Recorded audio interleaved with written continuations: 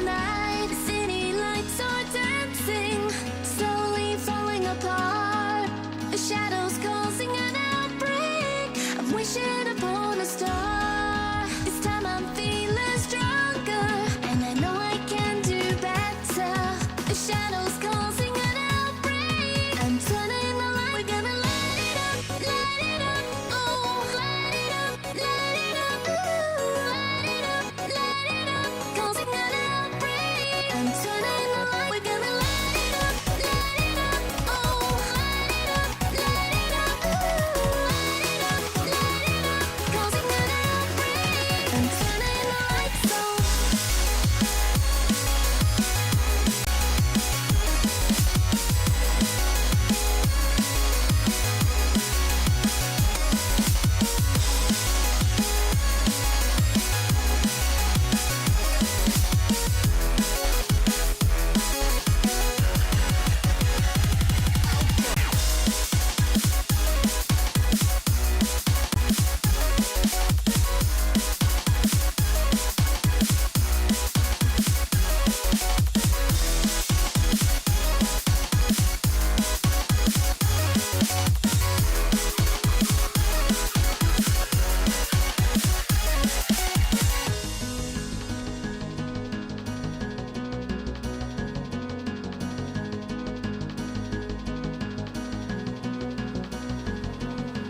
Open your eyes and see the people chanting, slowly falling apart. The silence causing an earthquake. I'm wishing upon a star. This time I'm feeling higher, and I know I can be taller. Shadows causing an outbreak. I'm turning the light. We're gonna light it up, oh, light it up, ooh, light it up, causing an outbreak. I'm turning the light. We're gonna light it up, oh, light it up, ooh, light it up, causing an outbreak. I'm turning the lights on.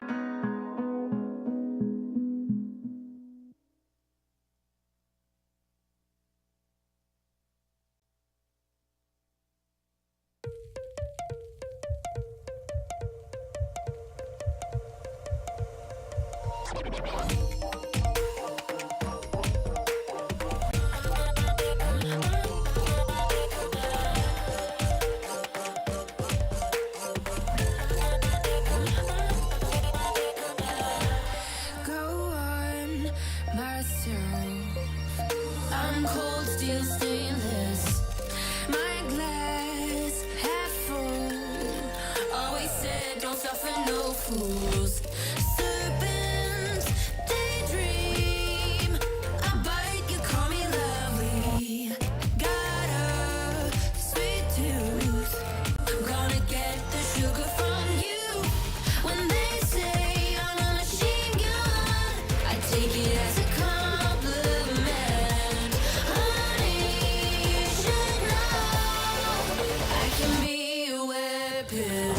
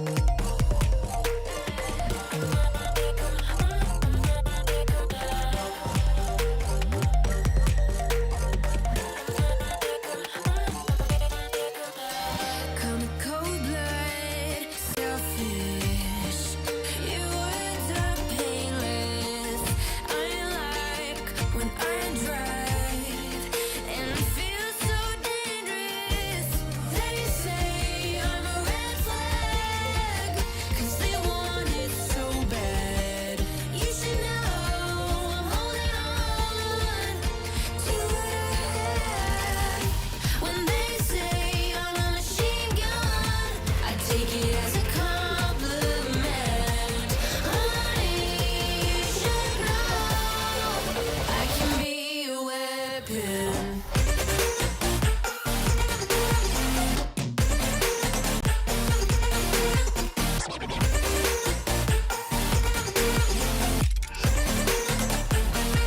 I can be your weapon.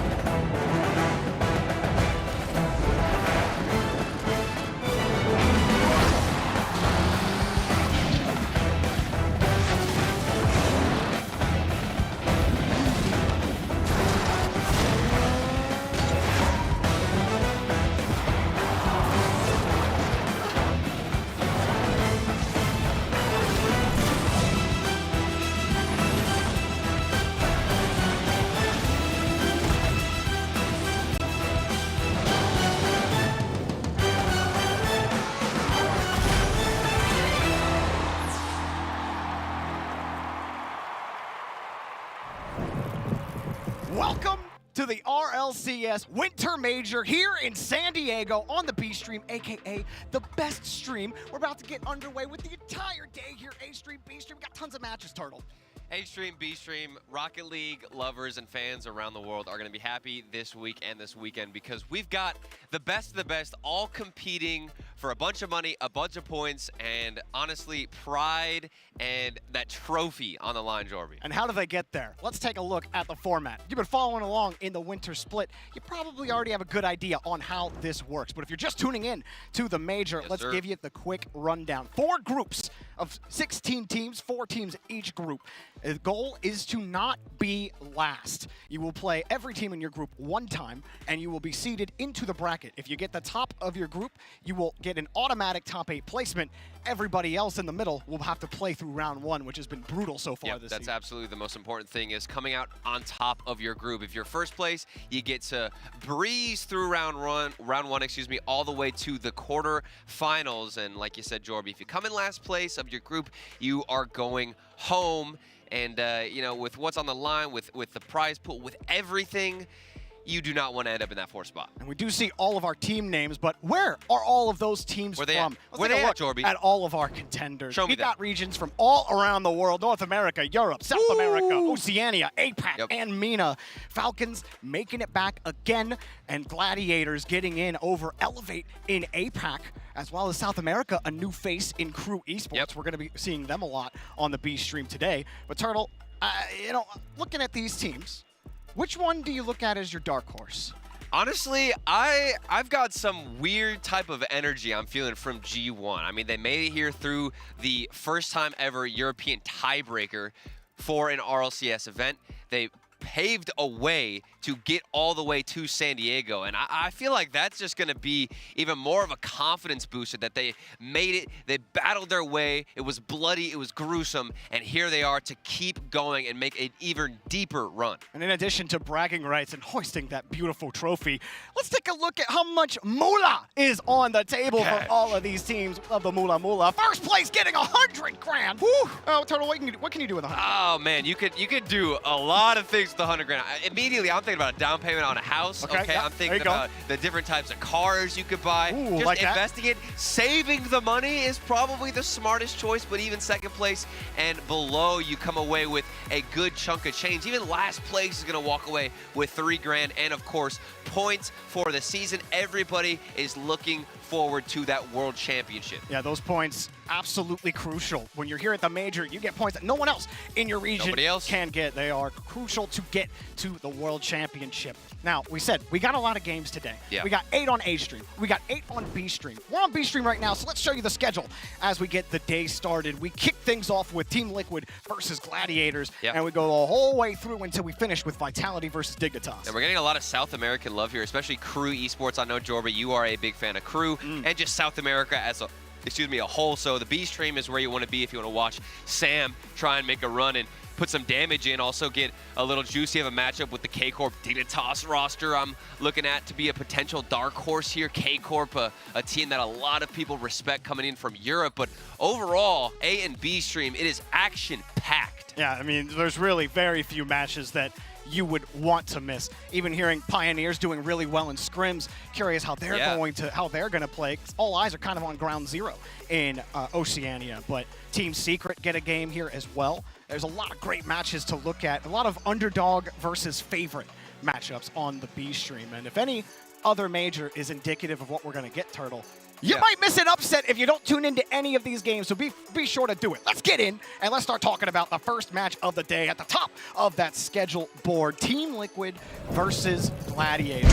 Gladiators making it to the Winter Major over Elevate, which, honestly, when Elevate joined APAC, I don't know if anyone thought that they were going to miss a major. But it only took 1 split for Gladiators to do it, and here they are. It only took 1 split, and that just proves how much potential and firepower comes out of this APAC region and how quick they are to adapt. So that region in and of itself is only growing and getting stronger by the day, by the split, and we've got new faces here to represent. But of course, Liquid, everybody knows that these guys are coming into San Diego as one of the favorites to take home that trophy and potentially win it all, Jorby. They are mechanical maestros for sure. Liquid, I mean, they're just so fun to watch, and they've looked the best that I think they've ever looked near the end of Winter Split, getting to the finals against K-Corp and really looking like like you said, they're a contender to win this whole thing. They might not be first or second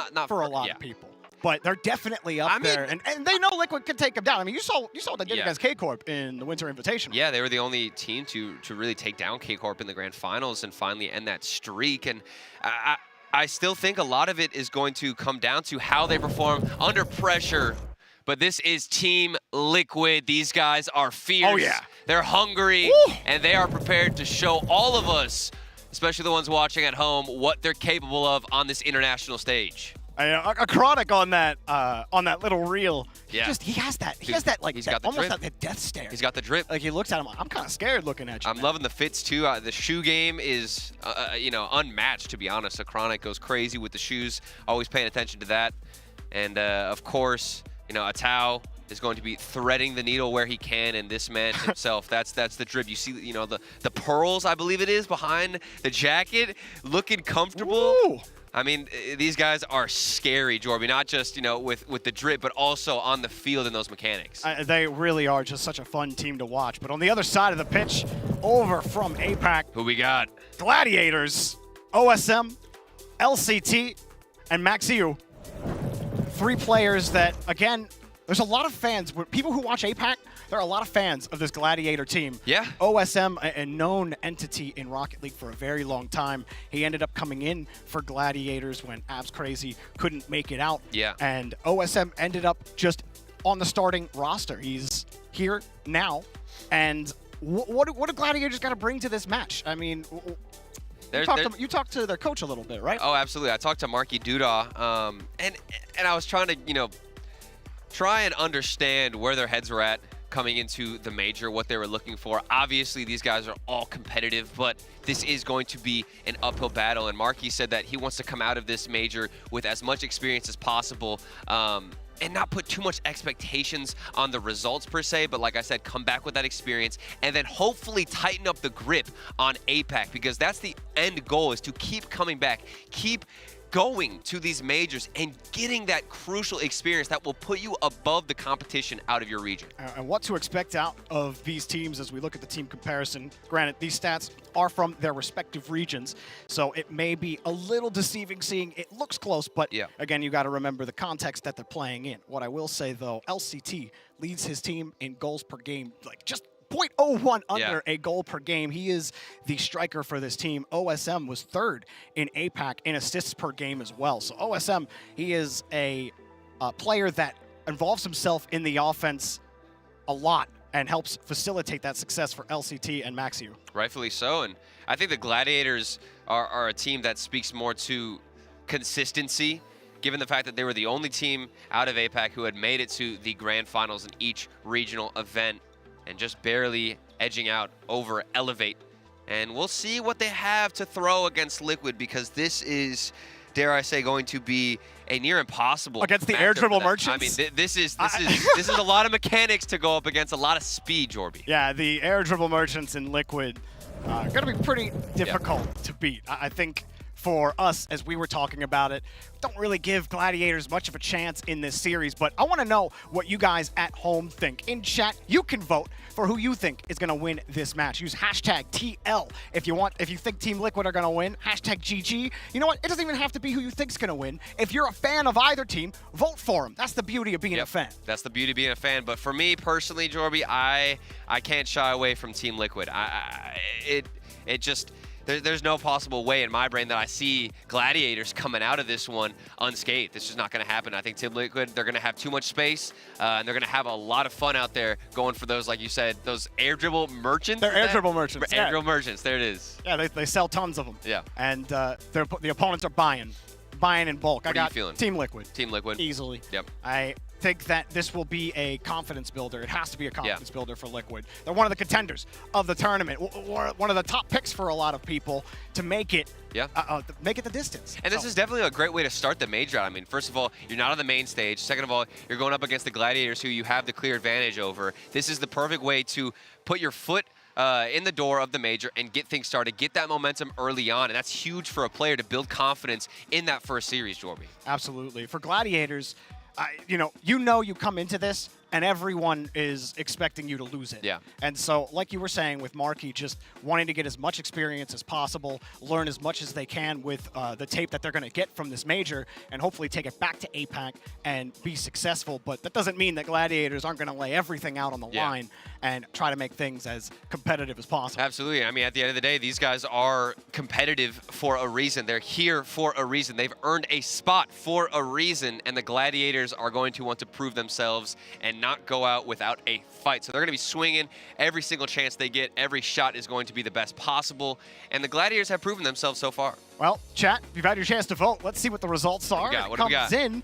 33%. I'm gonna be honest with you. That's pretty good. That's more than I thought was gonna happen. Yeah, I think the Gladiators would be happy to see that right now. A lot of people repping them. They have a lot of fans, and I mean, it's just in competition, you always want to root for the underdog. And we've seen Gladiators play in a couple of different tournaments or scrim level matches. And I think they've looked a little better than people were maybe expecting, but not, at least for me, I thought they looked a little better. But to me, there's still like this wide gap, especially against Team Liquid. Like, it's going to be hard for them. I want to see. Yeah. I want to see how they match up against Liquid, how they try to contend with such a high-flying mechanical team. I think the main thing is seeing how they adapt out there on the field. You know, if they're getting dusted in the air or if a lot of the boost is getting starved, how are they going to change up their play style? I think if they just stay stagnant and just, you know, drop the controller thinking, okay, we can't even compete with these guys because we're not on that level yet, I think that's where I lose confidence in this region. But I know that the Gladiators are going to come out here. They're going to adapt. Maybe they'll go for some more demos. Maybe they'll try and involve different aspects of the game. And that's where things could get interesting and really fun to watch there. Liquid, I think it's an effort in risk management here. You don't want to be too aggressive. You don't want to give away free goals, but you do want to test the waters with Gladiators. See what they can handle. Don't overstretch your bounds early. Don't get overconfident. Yeah. You know, because overconfidence could absolutely sting you early here. Absolutely. You know, it's kind of like cooking a steak. Okay, you don't want to plop the steak on the max heat right away. You gotta kind of let it get up there a little bit, 4 or 5 heat. What do you cook your steaks at? 550? Well, I mean, are you going for 600? Well, if you reverse sear, you first put it. This dude talking about reverse, bro. I just started grilling. I just started grilling. Oh, grilled steak's pretty good. Well, we're grilling up this match for you guys into the hype chamber and into the stadium. Team Liquid versus Gladiators will come out alive after this one in our first group match of the day. I'm not gonna lie to you, Jorby. I have ruined a lot of steaks in the past like 2 months trying to learn how to grill it. You ruin a lot of steaks before you make a good one. I'll tell you that. It's because you put the heat on too fast. I didn't know that was a thing, that you could put the heat on too high.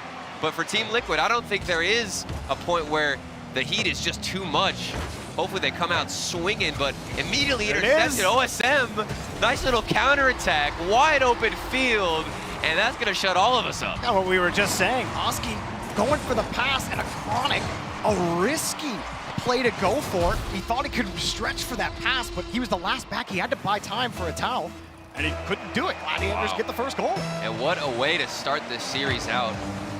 That'll give you confidence. Seeing your name pop up on the screen, but immediately turned around. A towel off the kickoff, good 50-50 to the sidewall, and this bounce, you saw Maxu going for the boost instead of the ball, and that is going to haunt him. And LCT was trusting that OSM would get that ball, or at least get a touch on it. That's why his second man position was so close to him.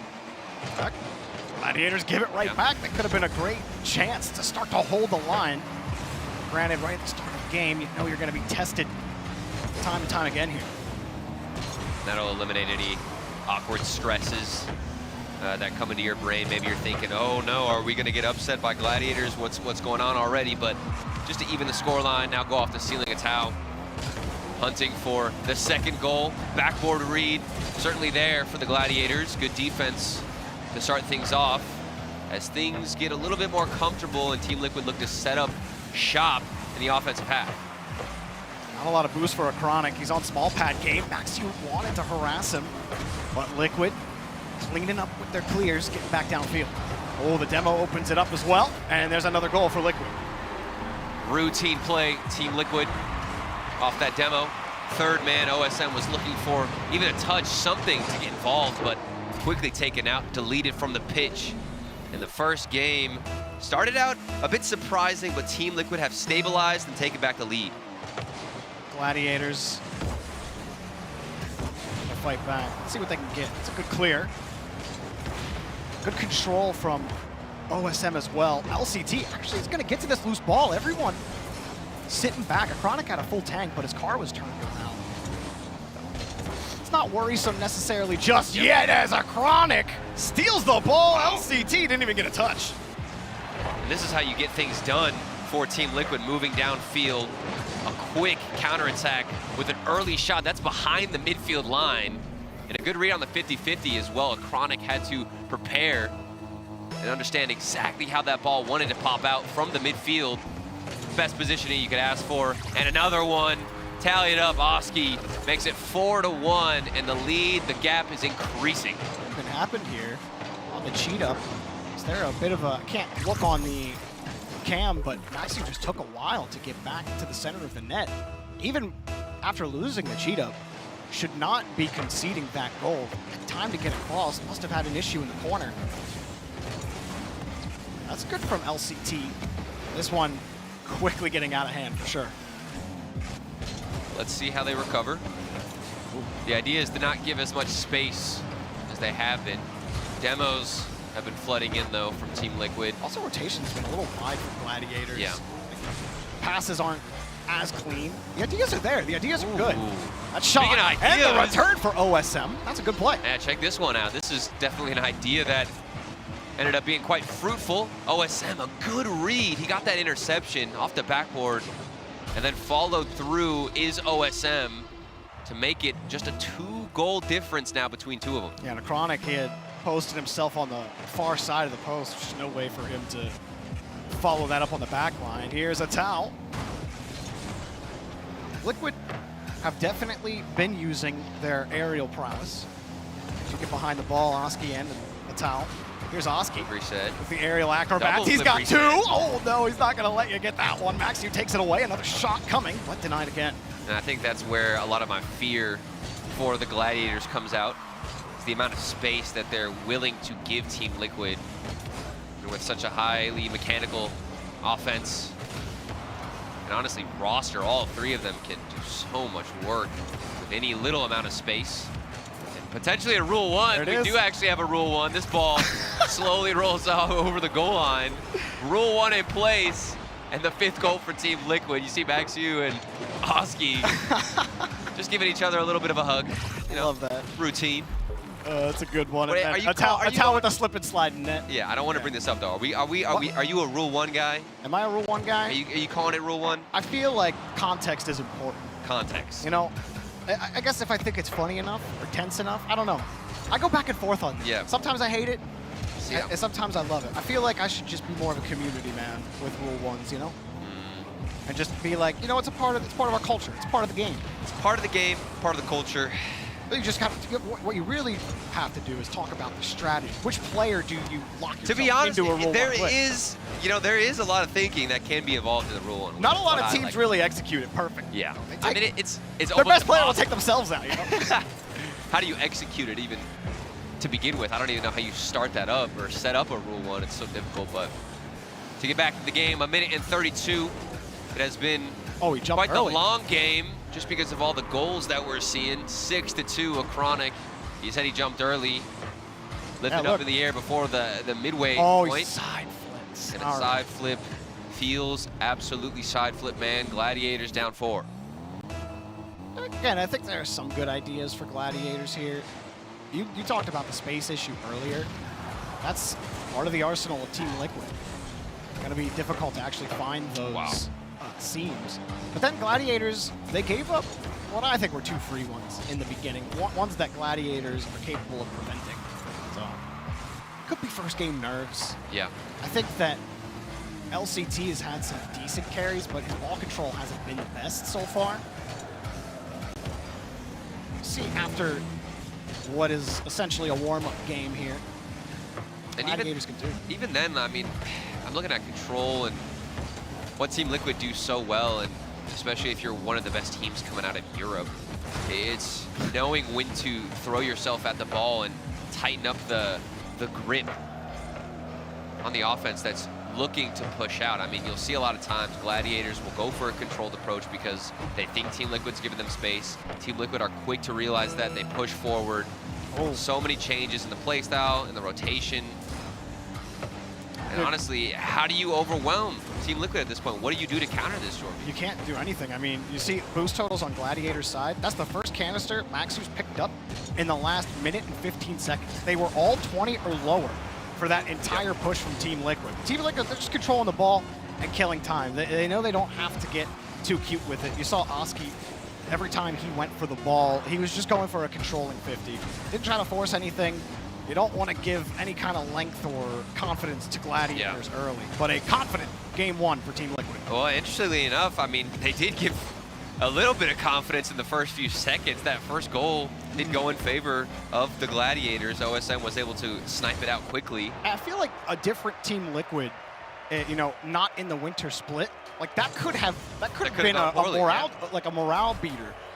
It wasn't though. Liquid, because Gladiators didn't let it happen, and that's kind of where I was a little disappointed with that, because that's a chance for Gladiators to actually force Liquid to make plays in front of the net, but they never really had to. And even just holding on to that lead for a minute, just a longer stretch of time, just that's got to be something that you're thinking about potentially changing moving forward. You have to have better kickoffs. You get the lead.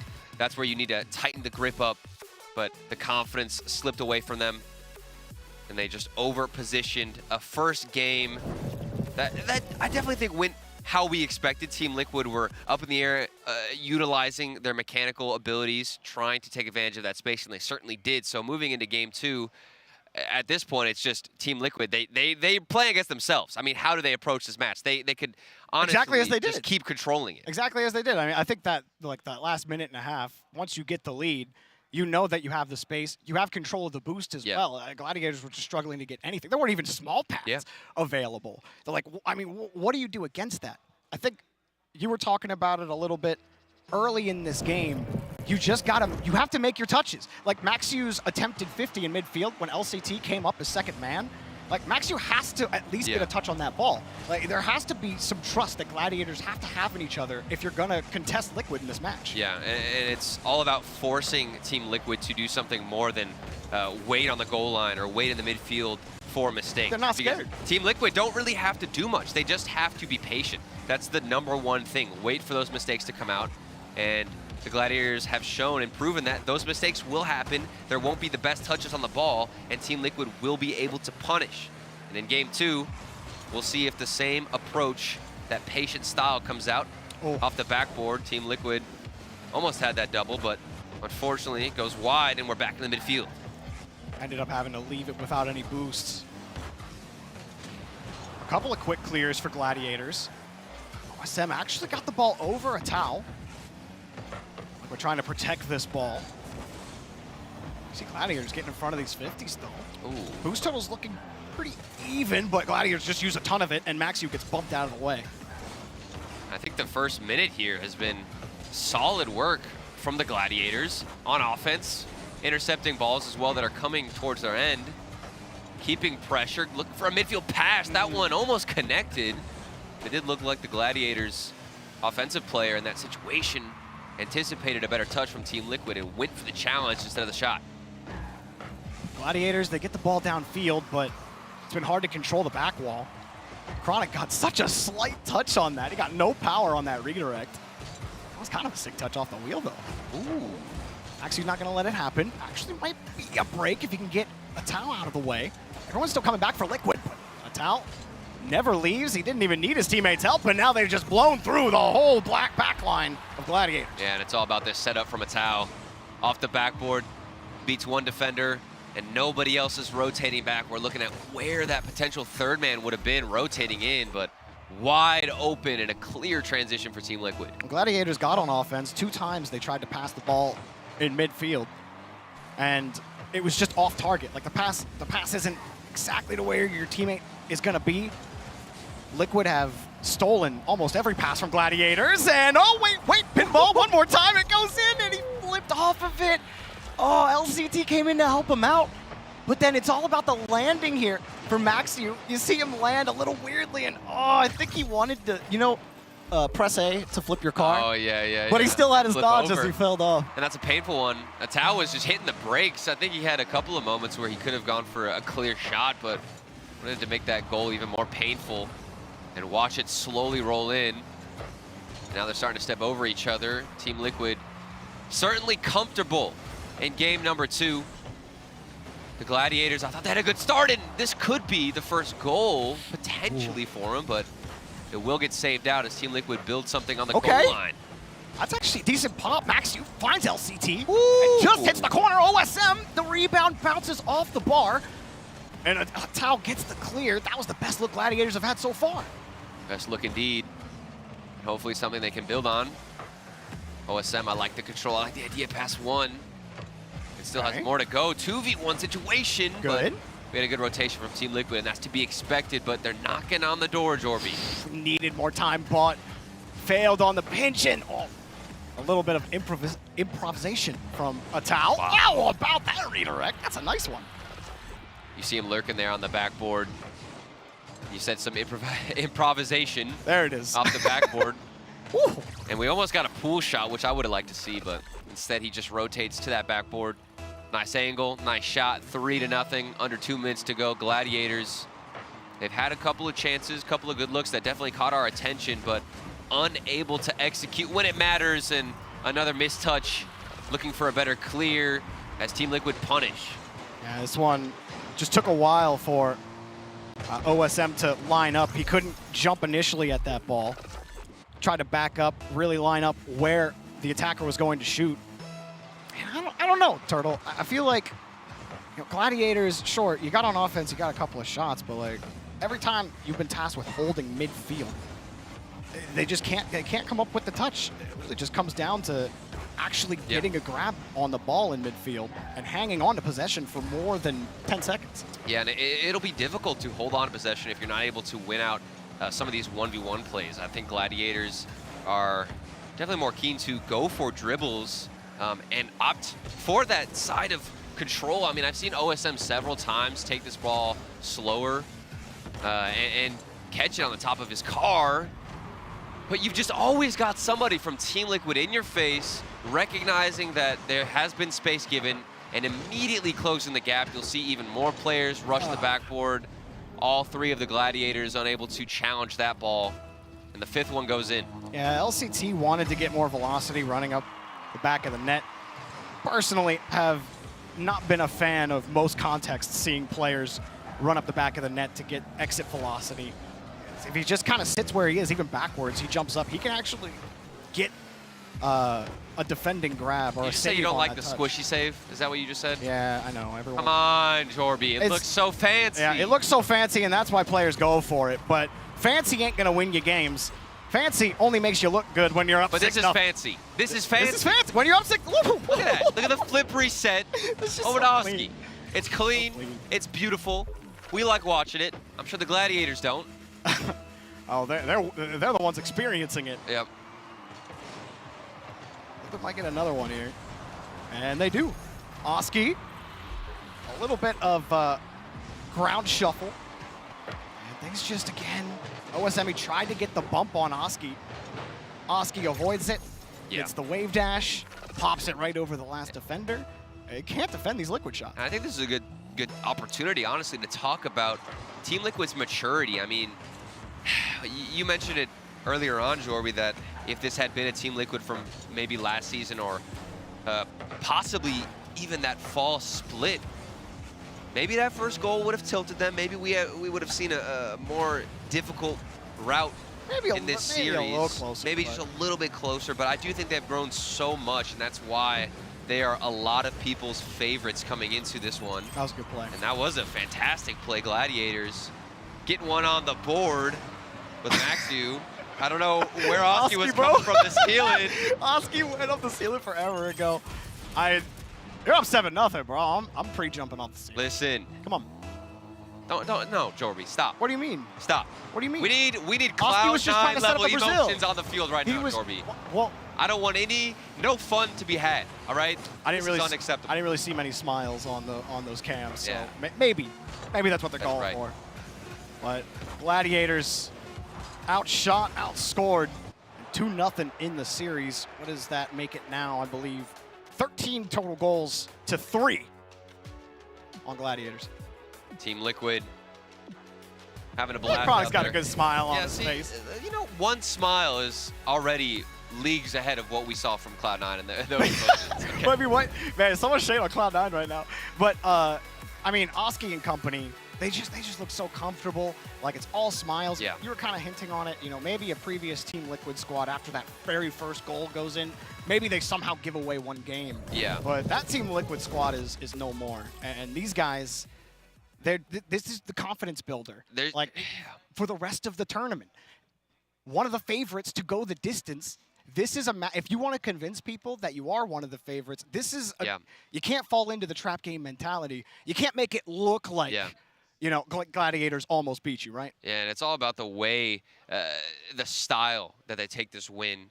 But OSM certainly looking to make some changes. Everybody, of course, staying competitive and staying hungry in this series. And maybe we see a change-up from the Gladiators moving into Game 3. But for Team Liquid, I agree, Jorby. They have changed and matured a lot. I think their play style has not necessarily slowed down, but just become more decisive on when they should and shouldn't go up for these solo plays or try to get involved with those mechanical abilities. And that's what's convinced me a lot more of them.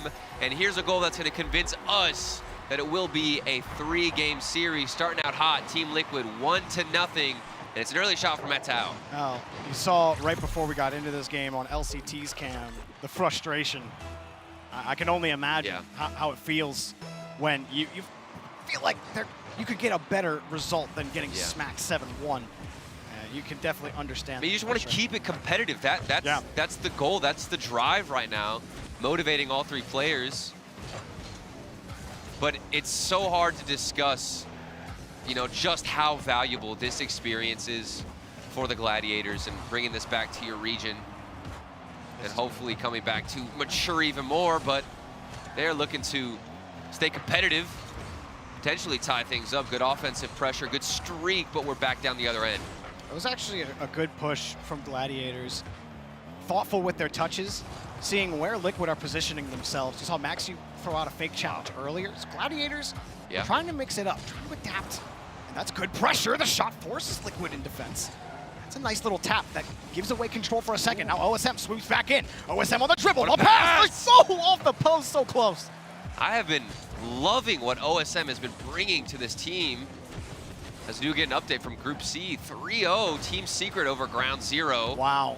That is certainly a statement from South America over OCE. I mean, they got top 4 in Rotterdam trying to keep it going. How about Gladiators denied, but the rebound is off the post again. LCT ruined twice. Look at the smiles.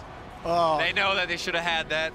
They got so close. They built it up. Just the finishing shot wasn't there. LCT's giggling because he hit the post twice. And you know what? I'd be giggling at that point too. You know, that's one of those where you're just like, why? Why does the post even exist? Why is the net not wider? Come on. Seriously. But credit to Team Liquid on defense.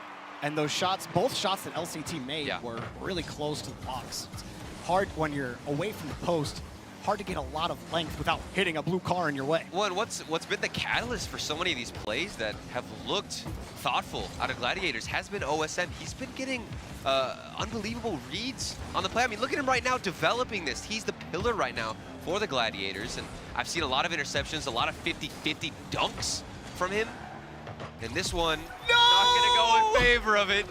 Jorby is crying, Jorby's screaming out loud. Oh no, Atau just slows it down, dude. Atau has done that on his last, 2 assists that he's had, where he's driving full field, and then he just stops. LCT stops, and then he ends up flipping around, and he catches him out so easily on these fakes. Now they go for the fake kickoff. Oski with the flick, and it's in Team Liquid rolling through game. I wanted to see it work, though. I like the fake kickoff, I like the idea, but it was definitely caught quickly. Atau just looking for a bump, knocks LCT out the way, and makes the lead, the gap that much stronger, that much wider between these 2 teams. A statement from Team Liquid. It's not over quite yet. You still got just a little bit under 3 minutes. And for the Gladiators, this is something that, you know, I don't think you want to get in your head too much about, Jorby. There we go. You definitely have so much positives to build on moving forward. Well, it is positive for Team Liquid, especially after hearing that 3-0 secret result. Yes. Liquid play Ground Zero next, and Liquid would probably feel that if Team Secret can beat them, then so can we. I love that 50 from Maxi. We had so much space, and his 50 said, I'm not losing this one. You will not get this car. That's right. You will not get the ball past my car. Oh, and it was a bit of a sneaky fake, too. You could see it initially looked like he was going to go for a flick, carrying it on top of his car, but opted to just let it glide down, get close to the floor, and have that safer hit, and then a good kickoff. 2 goals back-to-back for the Gladiators. That's interesting. Atau going for the fake kickoff. Oski also faking. You guys are absolutely trolling me right now. Y'all are absolutely What do you trolling mean? me, What bro. do you mean? You want to break that one down? You want to explain That to me what happened there? A double fake kickoff? Jorby, your I'm simple fooled. little mind They fooled me, Turtle. can understand the deep You can't disrespect LCT like that. plays like that. That's crazy. Look, Jorby. How about a triple Some fake? of us just can read the game way better than you, all right? That's what You're you not just gotta wrong. understand. Oh, man. And a demo on Maxiu undoubtedly would have had it. See what happens? They have the ball on offense here. Town not getting that midfield touch. Oh, good demo. The flick over another. Maxiu doesn't have a lot of boost here. Oh, he got bumped off at a little pass. OSM with a nice catch. And the low 50. OSM loves the low 50s, but was unable to get by. He's been doing that all series long. Taking it down, going for a slower dribble. And he sees the space, trying to make use of it. Here he is again. Look at him. Taking it down, catching it, and opting for a better 50-50 that's giving his teammates time to rotate back, grab some boost, and hopefully try and build something up. But look at the footwork from Matau. Past two players set up in the midfield. Follow-up isn't as strong to get through the defense, but they are hunting for the 5th goal. Minute and 8 on the clock, and you're just 60 seconds about from getting your first series win if you're Team Liquid. Those 2 goals have seemed to light a fire under Gladiators, holding on to the ball. And again, the thoughtful 50 game comes out, but Oski back over, a 3-point pass, Turgan away. Now 2 Gladiators run downfield, seeing a break, but Oski closes it up. LCT pops it up high and quick. Did he get that reset? Yes, he did. Was able to drive it, but it didn't force Liquid off their rotation. Right to a Chronic. Oski jumping for it. Last breath here for Gladiators. Oh, just nothing on the back wall, man. It's like, you start to believe in it. They move downfield, they hit the ball with purpose, but then the defense clamps up, and Liquid just show no respect to the threat. Yeah, and it's that flex on defense, that muscle of knowing right when you need to go up for the challenge to deny them. But 5 seconds on the clock. Whoop. 2-goal difference between these teams, and of course, Team Liquid gonna walk away with this sweep. And they do it in a comfortable fashion, Jorby. It was an aerial ace from Team Liquid, just playing really with their food that whole time. Gladiators could never get a wheel hold in the series. They got a goal here or there. They had some good looks, but mostly it was broken, and it was broken because of Team Liquid's prowess, their car control, their ability to show you a lot of threats and force you to panic. And that's what Gladiators did. Every time Matau slowed down, what happened? They panicked. Every time Oski came in and did some fancy stuff on the ceiling, what'd they do? They panicked. And there weren't a lot of moments where Team Liquid, or if any moments, or any moments at all, excuse me, where Team Liquid were forced to create opportunities themselves. They could just simply apply that pressure, Jorby, and wait for those mistakes to come out from the Gladiators. And like you said, the panic, that pressure definitely invoked so much panic and allowed for a easy cleanup game there for Team Liquid. And I think that gives more confidence to those Team Liquid supporters at home. There weren't any gaps that we're looking at that is alarming. No, they look great. To be concerned for. They look great. They look very poised on that stage, and I think that they're going to have a great major run. Well, Team Liquid and Team Secret both 3-0 in their group. Coming up next on B-Stream, though, we head over to Crew versus G2. I'm telling you guys, I know you might not be too familiar with Crew, but you do not want to miss that match. I promise you it's going to be a good one. So with that, we'll be right back.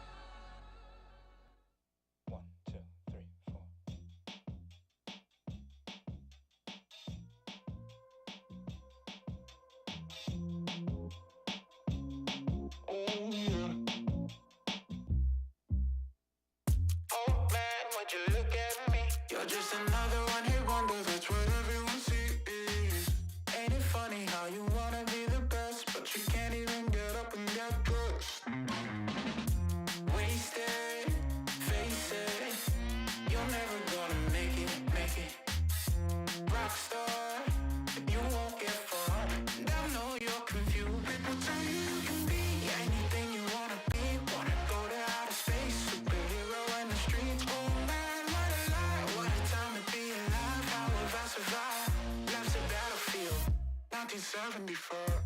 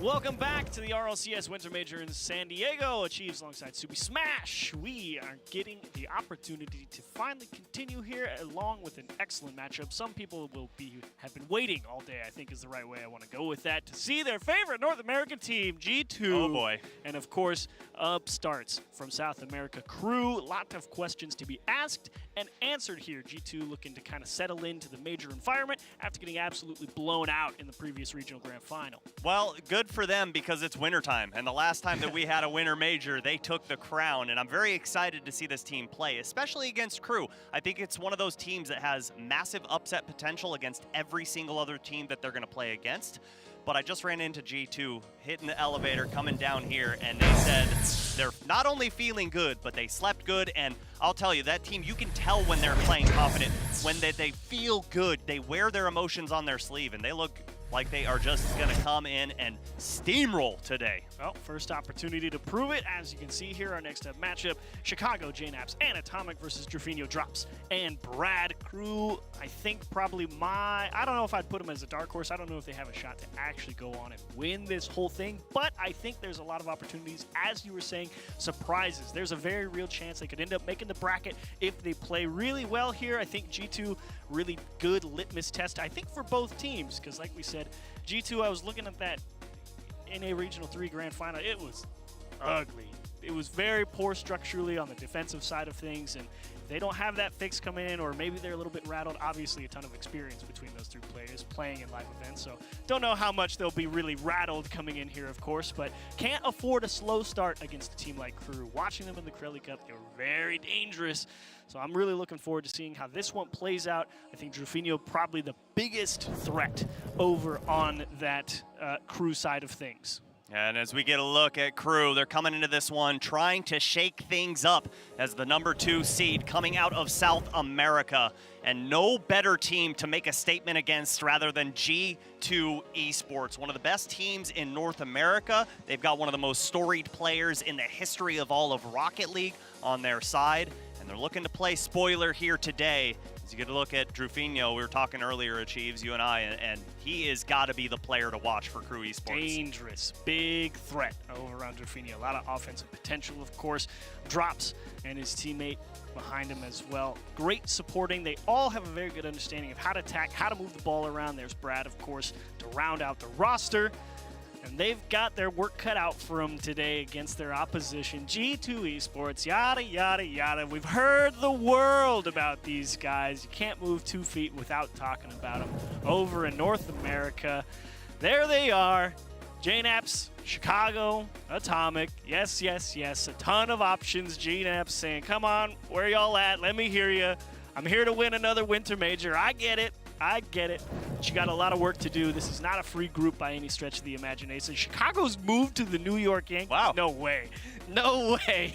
Didn't he used to wear a Boston Red Sox hat? I have no idea. I don't know. Either way, you know, I just feel like maybe it's the Chicago White Sox to match Chicago. Sure, but sure. Either way, Chicago going to come in, and he's obviously done so much for G2 Esports, but in my opinion, Achieves, this is the man you need to keep your eye on, Atomic. He has done so much in terms of offensive production for them, but he's also doing so much in terms of coming out of his own shell. He looks like a much more confident player playing in these live environments, and that spells nothing other than disaster for all the opposing teams. At the same time, sometimes a little bit hot or cold over on the Atomic side of things. They can always trust JNAPS to be, he tends to be more often than not guy come through, try and drop the hammer on a lot of people. He plays a very aggressive third man, so that can create a lot of opportunities, but also allow some very strong counterattacks if G2 start to constrict a little too much over on that attacking side. So got to be careful, got to be wary of the clears, have to be understanding of how Crew is trying to move the ball on their own side if they don't want to allow some dangerous counterattacks. And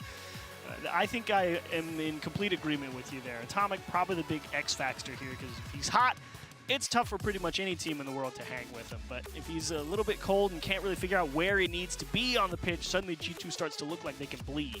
Yeah, if I'm G2 Esports, I'm doing whatever I can to get him the ball early and try and get him involved on offense. Exactly. You see that ball hit the back of the neck one time, it's going to do loads for your confidence. Like we were talking about, confidence is kind of where he lacked in the live environments, but now that he's been here a few times, especially after that disastrous World Championship performance. They don't want to replicate that again. They want to come in, make a statement. You got to realize how important every single moment is, especially at the beginning of group stages. Sure. Well, tell you what, let's give you guys at home an opportunity to cast your vote on who you guys will think over in the chat. Hashtags, or I don't know, it has to be a hashtag, right? Gotta Always be. a hashtag. Yeah. Hashtag G2, hashtag crew, probably, I don't know. Maybe. Either way, Maybe you it's an guys vote at @ sign. home. Who knows? Yeah, either way, put your channel points, do your thing. Yeah, there it is. Hashtag crew, hashtag G2. I knew it. You knew it. We all knew it. So go ahead, let us know who you think. And by the way, if you pick G2, don't think it's free. Nope. It's got a lot of dangerous upset potential, so be very careful, be wary, give a lot of respect to Crew, dangerous squad. Can't count them out just because of the number 2 team out of South America. A lot of opportunities, and I think for us, Subi, I think we want to pick Crew, but we're probably both going to lean G2 because we have to pick who we think is actually going to win. I mean, like we said, there's so much potential for Crew to take down any of these teams, and I would not be shocked if they take them down in this matchup, especially being the first game of the day, rather, for both of these teams. I think Crew can take it, but you just have to back G2 anytime that they're playing down in competition, and most of the respect behind that as well. I think maybe if we had now that's actually an interesting question. Would you have preferred to see Crew G2 later in the group or off the rip? Because I'm thinking about it, and I'm like, I don't know. Actually, maybe the first game. As a fan, I would like to see it later. I just mean as like an analyst, right? If you're thinking like, okay, where's the best spot for Crew to take down G2? Later. I actually kind of think it may be the beginning. Oh, okay, I can see your argument. You see what I mean? Because they're not warmed up. They aren't hot yet. You come out. G2's not settled in either. I get it. Like, it's still a live environment. Yeah, they got a lot of experience, but Crew may be hyped up and be like, yo, let's go. And go out there and really slam like Team Secret just did. So I can see that. There's an opportunity there, but you know, it's flavor text wherever you decide to lean on that side of the boards. Either way, I think we both go G2, so I'm with you there. I want to see Crew prove it more than I want to pick it, right? It's like there's upset potential, but generally I pick upset potential if I know they can do it. I'll tell you, if I was in chat right now and able to bet channel points, let's say I had 100,000 channel points, I'm probably betting like 25,000. That's a good bet. Like I'm not going like all in. No shot. You get the hefty payout if you win, but you're not willing to invest a large chunk of it. So I know what you're saying there. It feels good. Let's go ahead and see what you guys at home picked. I think Subi and I definitely picked. Oh my goodness! Now that's a lot. Well, no, I mean it's G2. They show up and show out every single time. But I am surprised 81%. 81. I gotta wonder, you guys not watch the Corelli Cup, or is it really just the G2 powerhouse fandom? It could be either one. It's got to be the latter. It could be either one. So a lot of questions, obviously, to be answered for G2. Again, you have to recover and show that you fixed your issues that you had in that NA Regional Grand Final. And if you're Crew, you're coming out here saying, let's go out swinging, really put G2 through their paces. You'd like to see Crew having a lot of offensive presence at first and force G2 to respect them. And really, like you said, we were trying to keep Atomic off the ball and prevent G2 from creating a lot of dangerous opportunities because of how aggressively they play. Yeah, and another thing they can do is really take control of midfield and not necessarily push G2 back, but at least make sure that you're grabbing those big boost pads more often than G2 are. That's how you're going to be able to slow them down, because I think G2 is definitely going to have the speed advantage in this one, but my, oh my, upset potential unlocked in this one. Crew Esports looking to put G2 on notice. Let's get into game number 1. Opportunities abound. Blank slate. Let's go ahead, get this one started. Strong kickoff initially from Jufinho, at least earning some early possession. We'll see how long they can hold it. In a large part, G2's structural gaps. We didn't really understand the spacing of their opponents, and if you're Crew, you should be looking here to figure out what G2 can and cannot cover. And if you start moving that ball into the empty area of the pitch, because there should be a lot of it, G2, like we said, they play very tight, very aggressively, trying to overwhelm you with numbers in a close environment. If you can find that space, you can get yourself out of a lot of jams. Yeah, there's two things that G2 do extremely well. One is their transition offense, the ability to turn those clears into immediate passes, then into immediate shots, and then what they're so well known for is those infield passes. You gotta watch out for those for Crew Esports. They're gonna be trying that time and time again. You're gonna see Atomic flashing in the middle, JNAP's trying to hit him, and already Demo coming out, and Drop's going to slow that one down, but wow, what a bad spawn for Trevino there. Really unfortunate. Kind of ties up this crew rotation, locks them into their own half with not a lot of boost in their own corners. It's one of the big tenets of defense in Rocket League. You have to make sure you're securing your own corner boost. You've already given up most of the pitch to the opposition. You cannot afford to also get starved out. There it is. Nice one off the ceiling. Trevino has recovered. Nice little poke down the center. It will force Chicago to slow play this one. He didn't really catch that one very cleanly, though, and Crew an opportunity to stay on attack, and there it is, dumping that ball to the open space, giving Crew time to readjust and reposition themselves and handle G2 in a more efficient manner. Yeah, that was a great read there. Oh no, big mistake on the back line, in Chicago gonna get a free open net here, sneak it under the crossbar. Oh, Trevino getting bumped off the backboard, and I think everybody on Crew thought Trevino was going to be able to get there. I think Trevino thought he was going to be able to get there, but turns out just that little bit of physicality on the backboard, slowing the timing. That Crew defense gave him just enough of an opening, and G2 opened up the scoreboard. JNAP's here midfield. Be aware of his vision all up and down the pitch. He's so good at reading not only his teammates, where they are, where he needs to be, but also the opposition. As Atomic tried to get a redirect there, not going to work out, but G2 slowly starting to back Crew Esports into their own half. Really like to see Brad there take that one on the dribble, actually manipulates another challenge. Gives Crew time and space to try and get set up on offense. Hopefully there's enough boost that spawns somewhere on the pitch.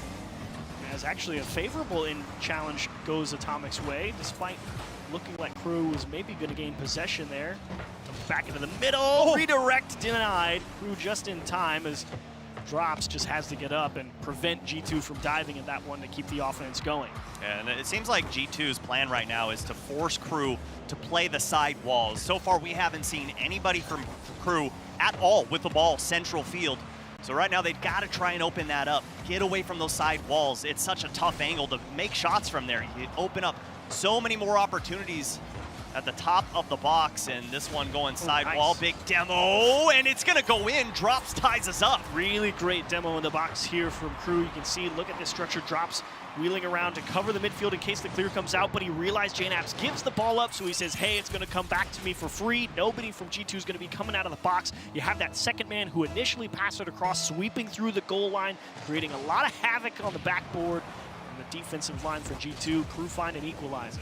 Love that demo off the kickoff as well. And Drop's gonna get the dunk to push it in. And just like that, Crew Esports take the lead. Great push there from Brad, realizing he's got the space. JNAPS is up late and Drops. That's just follow through. I mean, not gonna say it's luck per se, but you dive at an aggressive ball just to see if you can jam it home.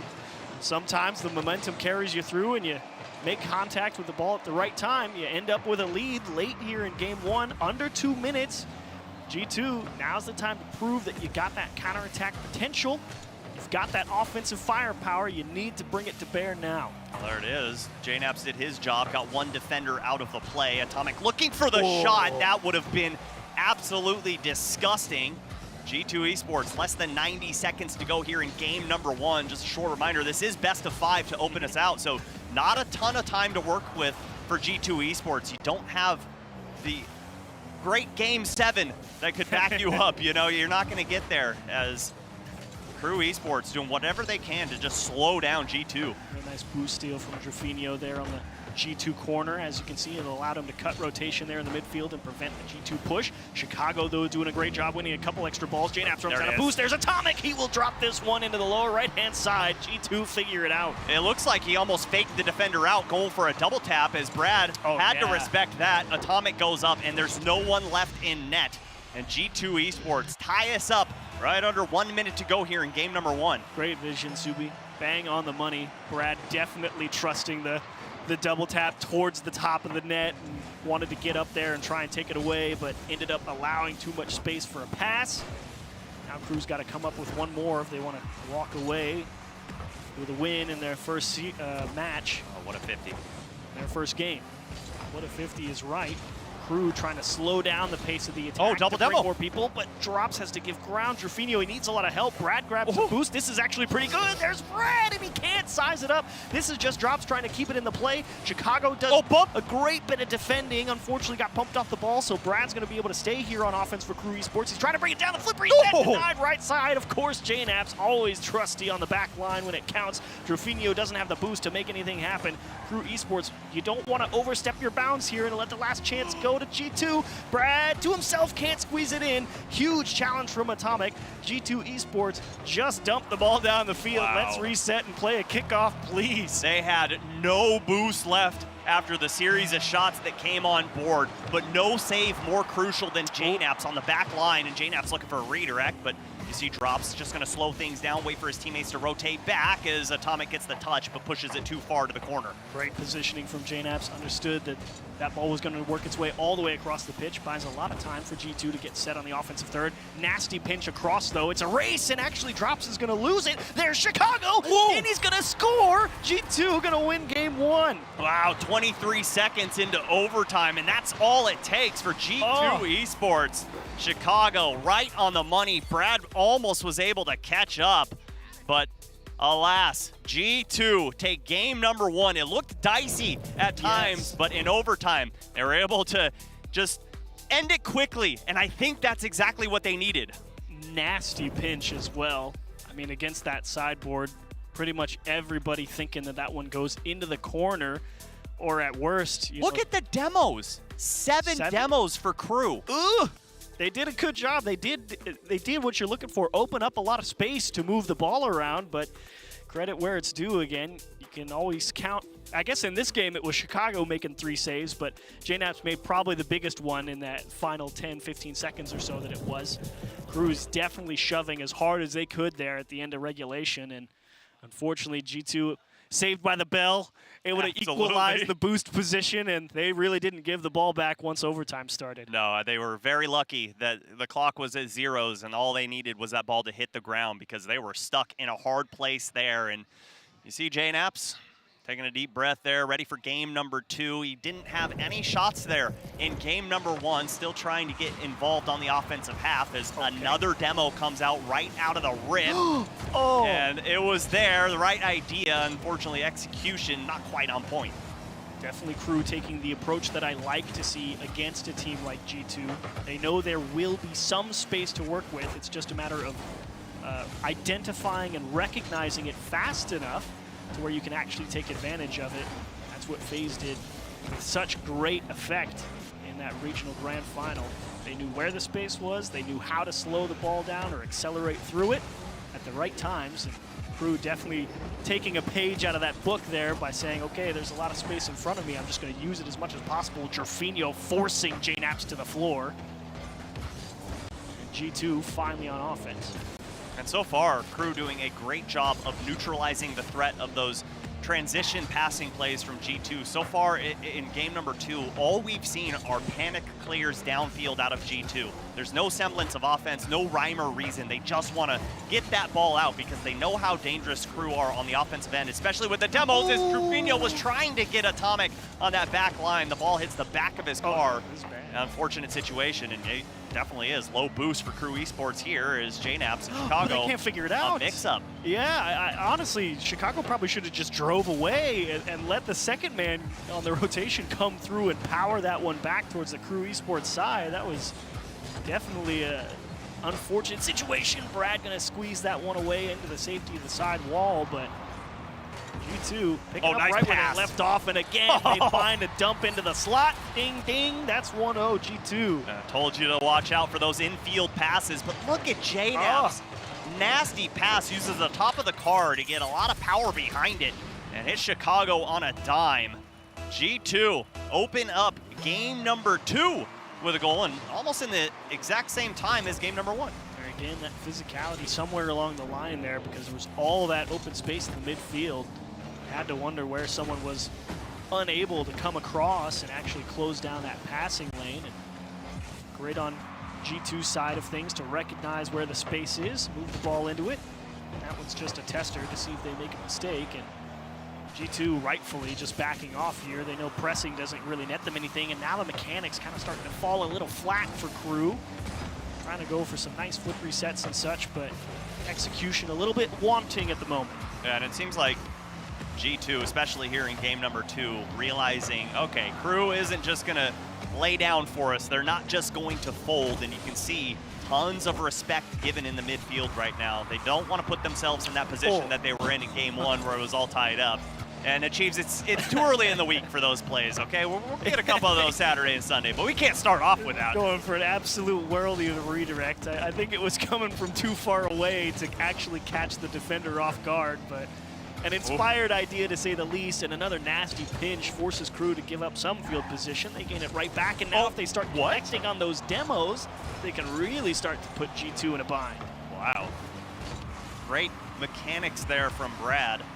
Catches the entire defense off guard, and yeah, he was definitely faking him out. I think he wanted Atomic to think that he had no boost left in the tank. Once Atomic goes, then he can kind of feather it to get it above him, but Atomic knew. Atomic was like, I'm just playing the ball. Yeah, go ahead, do whatever you want to do, but this is going to be dangerous. Waterfall's down. JNAP's going to get boost, and good 50 there from Drops to keep things in the orange half, but still, not a ton of offense here in game number 2 from Crew Esports. So far, they've netted only 1 shot on target.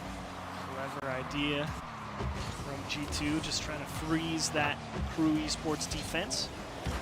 And this is some very aggressive positioning. You have to be able to hold on to the ball. Drufinho probably just gave up a goal here. Atomic straight towards the net, indeed. Got to be able to capitalize on every opportunity thrown your way. Atomic does exactly that. I'm sure JNAPs in Chicago were calling out exactly what you did. Hey, no one back there, just launch it on target.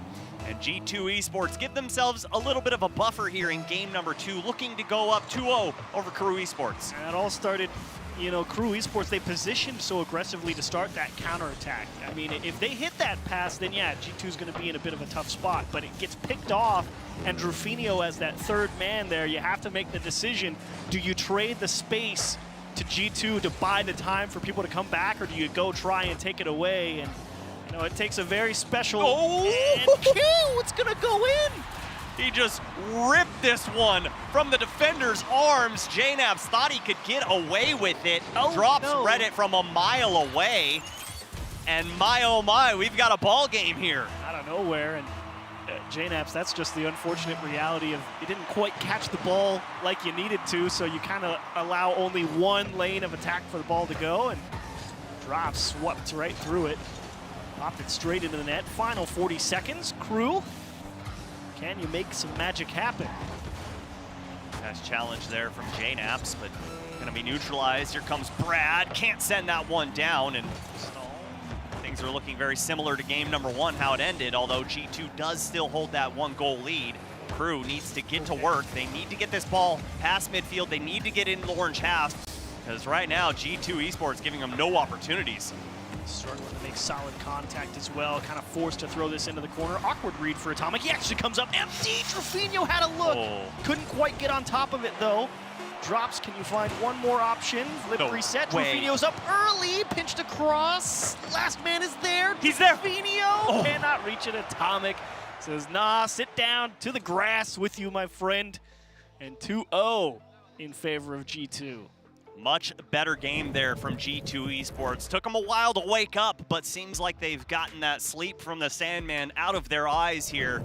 And G2 put Crew Esports on notice. Up 2-0, gonna force a reverse sweep from Crew to pull this off. But I like how they played in game 1. I loved the aggression that they had. They're trying to box them in, but one thing that was different here was G2 Esports didn't allow any offense from Crew whatsoever. Yeah, significantly more controlling game from G2, and that's really when they do their best work. Obviously, not a large margin of victory, but if G2's the one driving pace of play, more often than not, they end to be the ones who end up winning the game. And love the pressure, love the presence, and Crew also, I felt, kind of shooting themselves in the foot there a little bit throughout, because they had some opportunities go on offense, but that mechanical ability sort of floundering there in the middle of the game, not able to come up with some of the touches they needed, and kind of limited their options. I kind of feel like when they gave up that second goal to G2 that they went too early to go all in. They still had about a minute and 20 to go, and it's like, Didn't have to force it. You didn't have to force it there. You could have seen what could have developed, but either way, that's kind of way the cookie crumbles here in Rocket League. Is Chicago gonna slow things down, and let's see if Crew can get off to a hot start here in game number 3. Interesting decision there from Brad, looking for the backboard instead, straight into the middle, but all of G2 in the exact same spot. Drops is able to figure out how to poke this one through, and that's a great recovery effort from Atomic. Just dump that one down the pitch. Can always count on him to get some type of valuable effort down the field. If you find yourself in a jam, no boost for Drufinio, stretching, and if he had like 15 boost, he gets there. He's only got 7 and he can't do it. Unfortunate situation. Right idea for Crew as flip reset comes through the bump, but looking for the back line as Chicago can't find the open net. Crew super aggressive on that play. They left that back line wide open, but G2 unable to punish. Ooh, nasty bouncer really freezes the G2 defense, and a great stop from Atomic, somehow defending the top left corner. Ends up saving one right next to the floor as well. Talk about precision in your coverage from Atomic in a jam. Precision and accuracy, two of the most important things in Rocket League, whether it be on a shot, a save, a pass. As Atomic goes up, gonna launch this one up for JNaps, and JNaps gets beat out by Brad, and here comes Crew. They've done a great job for 90 seconds to hold G2 off. Dangerous ball, but JNaps cleans it up, puts it off into the corner. It's like Crew stretching maybe a little bit too hard right now. It doesn't feel like there's quite enough boost in the tank for them to really capitalize on some of the opportunities that they're trying to create. As you can see here, only 13 for Brad in the net. Just has to let that ball come to him a little bit more than he would have liked. Great idea though. Catch the ball in the midfield, go straight towards the backboard, counterattacking right down the center of the pitch. Definitely a strong way to force your opposition into a defensive stance on defense.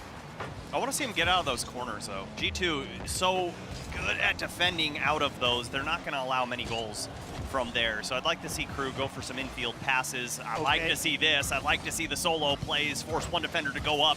And Brad pushes it yet again into the corner. JNap's going to get fully boosted up and drops. That's a nasty read. He pre-jumped that, too. Really just went in there to try and keep it going, but that's kind of the problem sometimes. Oh, they give it up. Oh, the Cardinal sin. Hard off the sidewall before any of your team is actually ready for it. Drufinio wants boost, Drops misses the touch, and Drufinio gets caught moving forward, thinking Drops maybe is going to tip that one sideways, and bing, bang, boom, in the back. That's how you get stranded on an island there. He needs to send out an SOS, but no help for him as Drufinio 1v1 versus Chicago leaves that ball, and Brad elects to rotate out. And again, it just seems like Crew Esports, the timing isn't there of when they need to do things. On that play, all 3 players pushing up out of the defensive half when there was no reason for it. Just cover up that back line. You're still all knotted up. Yes, you're down 2-0, but it's not imperative to score right there. Just missing some of those demos as well. Ooh, nasty bit of a clear. Atomic's first to win the ball, though, and that's his other superpower. Dude can absolutely figure out a bounce instantly. What's his first superpower? Can he fly? Yeah. Oh, wow. Boy, can he. Holy smokes. Atomic, absolute menace on the pitch. He can get anywhere at any time. As little backflip shot. Brad can't squeeze it through either. All of G2, really, they're just saying the only way you're breaking through us on defense, you're going to have to come get some type of demo because we're just camped back here. You're going to have to force a mistake out of us. We're not going to create it for you. You're going to have to do something to put us in a hole. And right now, it's not looking like it's going to happen as Atomic avoided it. Mid-air demo. Brad going to put that one top of the box. JNap's a little too high, and Chicago smartly just decides to rotate back, cover up the goal. We're up by 1. Great decision-making there from Chicago. Oh! That was, you're right. It was excellently played by Chicago. He forced the attacker towards the sidewall, trying to limit some of those options. The defensive principles were sound, but the execution from Crew actually coming alive there for a little bit. And again, little flip reset straight towards the backboard. G2 knows they don't have to press too hard for that. They're like, okay, just let it bounce. We'll go and get the clear, poke one towards net. And now you got to make something out of these counterattacks. Now's the time where you sit in the house. You let that third man be unleashed and say, go for it. Yeah, you got to send the house right here, right now for Crew Esports. He's got the flip. Yeah, and Atomic was wise to that. Such a great defender, especially on that back wall, as Brad gets that boost pad. Atomic just wrapping this ball around. All he's doing is killing that clock. His drops coming in. Chicago's got to avoid the demo, but no one there. Brad can't clean it up, and great defense from G2. Oh, and the demo. Tough ball here to handle G2. Look at Chicago. Look at him. Come get it. Come get it.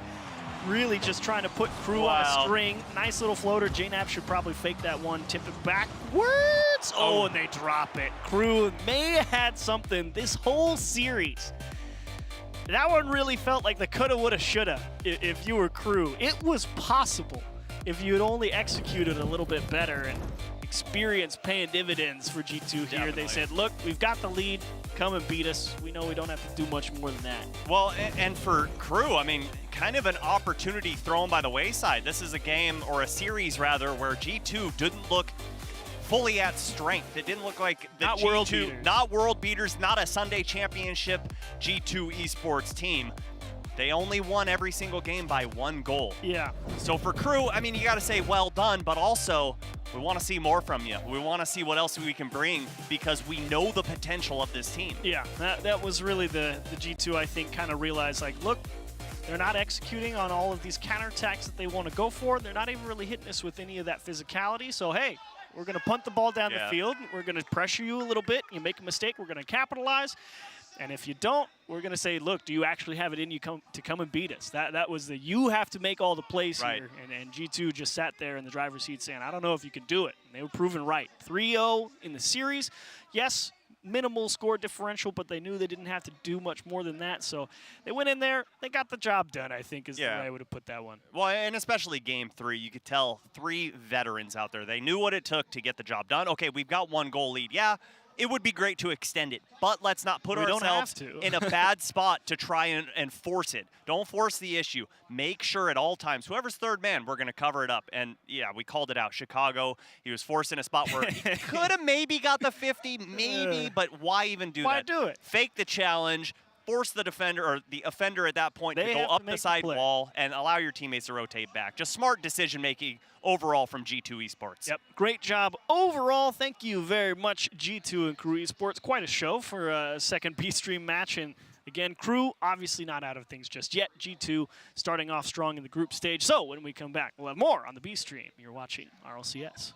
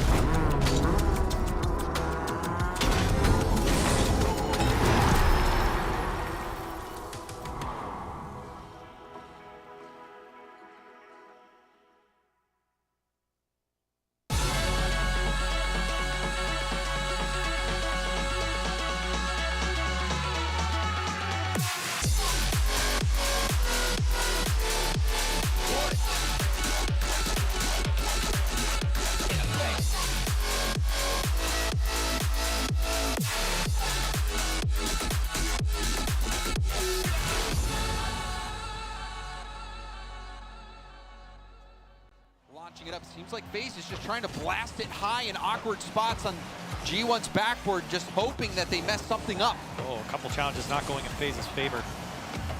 Luckily, that one came out the first killer. Great first touch. Some space here from Mist, but again, Dorito out of nowhere. Sip just trying to win this challenge. This one gets by Mark by 8. He's lucky Typical doesn't have boost.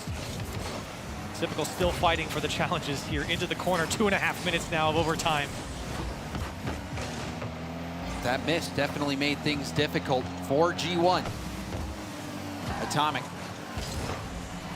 looking to get that out to the middle. You see Mark causing chaos. Atomic denied, but it's a scramble in front of the net. Cleared out to the corner. Still not out of danger yet. Finally, it's cleared out by FaZe, but that was a bit of panic. Yeah, I think First Killer was just floating to the far side and he blocked the shot. Now a pop up to First Killer, but you know you're not going to get there first. G1 so quick in the sky to deny FaZe any of this aerial attack.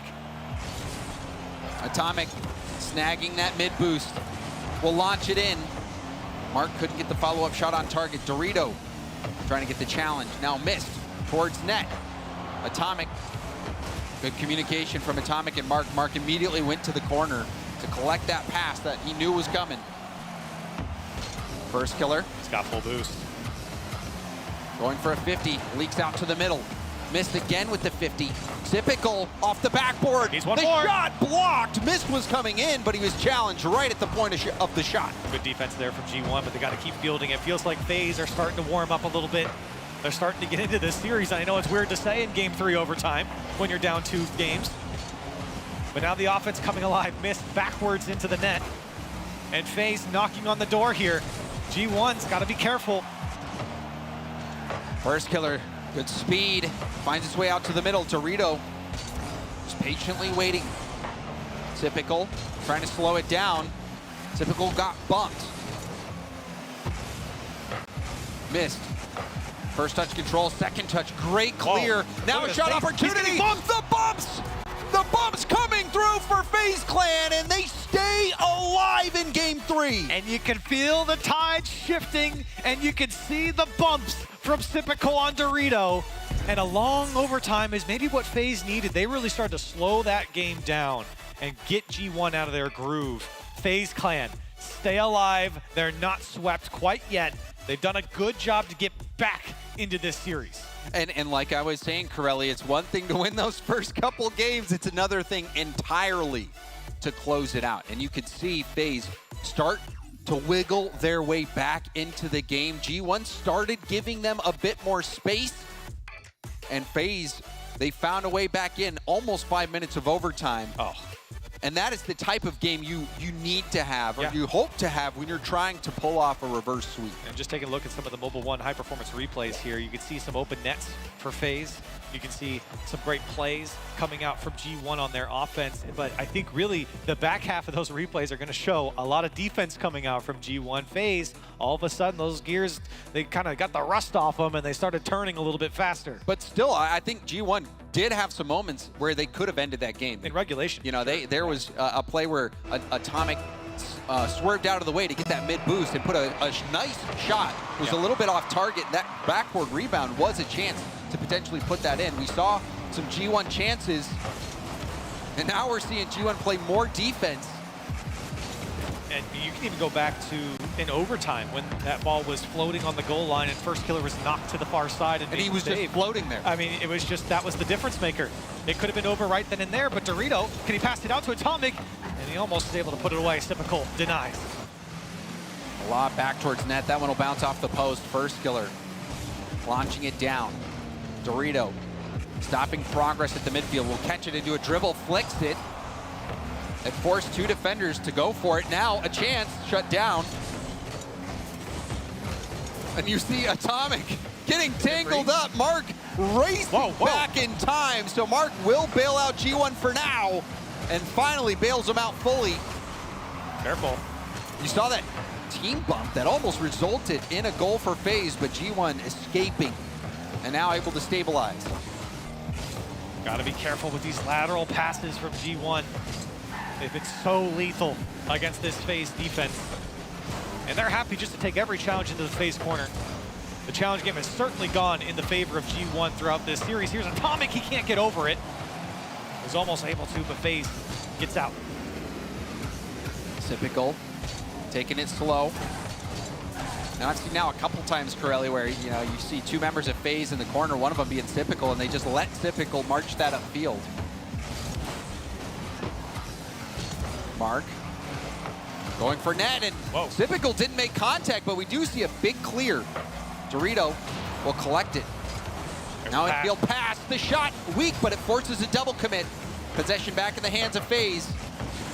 Oh man, that challenge would have been crucial there for FaZe after FirstkIllr did so much to win back possession. Both teams have had some opportunity. No one breaking through, but this one feels a lot different than the games before. It did. G1 in the first 2 games, Corelli, it seemed like they had a majority of the possession. And now, like a tug of war, FaZe slowly pulling it back. Cleared across the field, FaZe in their half. Clear it out. Typical will run it down. Lets it bounce off the wall and field, but no one's there. However, he'll stay on it. Gets a bump on Dorito. Miss went back for boost. That was the intended recipient of that pass. FaZe finding some opportunity. Just off on the execution, but here comes G1. Everyone committed here. As marked by 8. Has no options, gives it back to FaZe. FirstkIllr over 1. Follow-up was there, but again, Dorito, he's been massive to deny FaZe. And FirstkIllr, though he wasn't able to make much of a solo play on it, did have a window. And we're starting to see more windows open for the solo plays from FaZe. G1 cooling off a bit. There's a demo. Again, Dorito spawning back into the play and missed. Will launch it over him. FaZe with under 2 minutes left take the late lead. And you can see in the FaZe cams, the comms coming alive now. Great shot from Mist. Everyone was sitting at the net staring at it, and it was a tough angle. But you know, a kid like Mist can hit it. And FaZe now 1-0, finally in the lead here in regulation. Yeah, Dorito spawned on the opposite side of the play there. Maybe if he spawns near side, he might be able to get up on the wall to deny that. So FaZe, again, utilizing those demos beautifully. Even when they were struggling in the first 2 games, that was the silver lining in their gameplay. Now a shot, again denied. Mark, pop up. Mark also stealing that corner. Will stay in the play, but it's popped over his head. FirstkIllr shut down by Atomic. G1 could use some of that Atomic magic. Certainly would. FaZe with a monster clear. We'll ensure that won't happen quite yet. Less than a minute now on the clock, and it's G1 who's playing from behind. Dorito, huge win there. Another backward play and a panicked touch. 2 had to go, but it was enough to clear it out. FaZe, at times, their defense hasn't been pretty, but you can't deny it's been effective. At least for now, it's been effective here as this one drops into the box. 30 seconds now, missed. What a challenge, this one just wide of the net. And it's on G1. All eyes on Mark by 8, all eyes on Dorito. Wow. What a challenge from FirstkIllr. FirstkIllr not only getting that first touch, but following it up after Mark had gotten a demo. So there was time that needed to be bought, and FirstkIllr was able to put it on the credit card. FirstkIllr tip over, last chance in game 4 for G1. Atomic trying to go off the ceiling. Dorito jumping the lane, but Mark is there. Atomic perhaps chasing down a bump, trying to turn into the play, but wasn't able to keep it up. And now FaZe with back-to-back wins. Maybe a reverse sweep, maybe not. We'll have to find out in game 5. And now you really look towards the G1 side. A different tone with them sitting in those chairs. Not all smiles, not all giggles over there, as FaZe have really come back into this and started to look a little bit more like themselves here. A little bit, but I mean, still, Corelli, we were expecting, you know, the pre-jump phase, all-out offense, solo plays. It has been a grind, and I think that goes to show you what FaZe has had to resort to get around this G1 defense, because in those first 2 games, Dorito had the midfield on lockdown. And we saw in some of these pre-game interviews, the biggest thing that holds back FaZe, in their own words, is the mental, right? And when you're down, first of all, 2 games in a series, but you're getting slapped in some of those games, giving up 5 goals. That's where your mental's tested right off the bat. And it's a sign of growth for this FaZe Clan squad to get back to a game 5. Well, it will be decided on Champions Field. And an early goal, Atomic, 8 seconds into the game. A bounce shot right into the corner. What a touch from Atomic and missed. Just couldn't get there in time. It bounces to the top left corner, like you said, and G1 in 8 seconds. They put the hurt on FaZe. And it's so crazy, Corelli, how you see these games where a team gets shut out, and it seems like nothing they're doing is working. Then right off the bat in the next game, they score one. And now a chance to get another. And Mark will put in the second one. G1, they were starting to cool off, but now they're heating up once more. Oh my, what a way to start off game 5. You thought FaZe was getting back into it, and G1 says, no. Start down 2 goals in game 5, and then come back after us. G1 starting off the way you want. So now game 5, maybe this will be a microcosm of the series. G1, a hot start. Now FaZe has to bounce back. The question is, will they? Mark, launching it upfield, will stay in the play. Sip, trying to get it around him and does so. Now Sipical again will launch it towards net. Rebound out to Mist. Mist, a high pop. First killer trying to set it back down, but Atomic was ready and waiting. FaZe Clan now feeling a pressure again. That's Another double scary. commit as well. Here comes Mark by 8. Another shot to the same side. Double commit. Double up on the double commits from FaZe Clan, but they make it work, and that's what matters. They're able to slow down G1 for maybe the moment. Here comes Mark by 8 again. Hungry for the FaZe Clan net. Atomic denied as Typical able to get it away. Mist action. It was a double tap off a Mist. Mist blocking back-to-back hits. Typical controlling it, will pop it, but Atomic was there. Dorito doing his job. Dorito, light touch. Rebound opportunity. Mark puts in all the chips and is able to score it. And they're all over him again. Dorito getting a touch. Atomic there once again to pass it off to Mark by 8. The triple threat from G1. And Mark, he just saw both his teammates go. If he does not score, if that ball gets pinched out to the corner, it is an easy FaZe counterattack. But Mark read the situation perfectly. I mean, what do you do if you're FaZe? You haven't even had a chance to blink. You've just been feeling defense. The pressure from G1, typical to the backboard, and fortunately it's just not open for business at the moment. G1 have shut him down. And a nice read there from Dorito. First killer was threatening that double tap ball. Now a shot over the shoulder. Gets pinched there off the post or off the crossbar. Clear across. Mark up to Dorito. Dorito will launch it towards net. Typical up to first killer. First killer, he has a ton of boost. Might be going for the bump here. You can see Dorito already recognizing that play. He was able to swoop in and help. FaZe have only lost 3 series in this split. This would be their 4th if they were to fall, and they've got a long road ahead of them here with 2.5 minutes left on the clock. They really can't afford another goal coming out from G1, and you would love to see one earlier rather than later from FaZe. But right now, G1, they're packing it in. They know what they need to do, just not make mistakes. You don't have to overcommit on offense anymore. Seems like this has to be a goal for FaZe for them to get back into it. The flip reset pass, but again, Dorito breaking up the play. Dorito, he gets the counterattack led by Atomic. Atomic, a gorgeous flip reset. And you see even Mark by 8 making a play, zoning out Typical. That was a team effort. And that's why there was no challenge. Typical was there, but then he knew the second he cut in, he was being either bumped or demoed. One of the two was happening. And it looks like Atomic really just walked that one in the end. But it was that zoning on Typical that opened it up. FaZe, they find themselves trailing by 4. Less than 2 minutes left to go. First killer, he's reaching deep into his bag of tricks, pulling this one out. I don't know what that was, but it worked for first killer. Great little touch to get by the first man, and then holding Mark in space there just for that extra second. No flip reset, no nothing, just let it come down and snuck it in near post. Off kickoff. FaZe not able to get possession.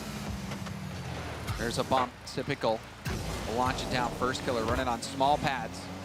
Typical up, scoring chance. Rebound out, and again, Dorito bailing out G1. Dorito has bailed out G1 so many times. He's been massive. I mean, really everyone from G1's played well, but Dorito might be an unsung hero with his challenge game and defensive work.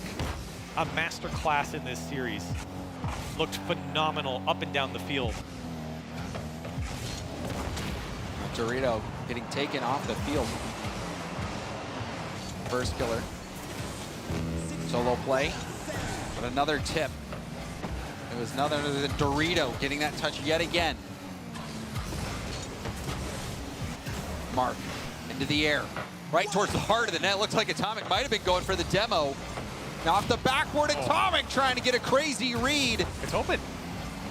Less marked by 8. No.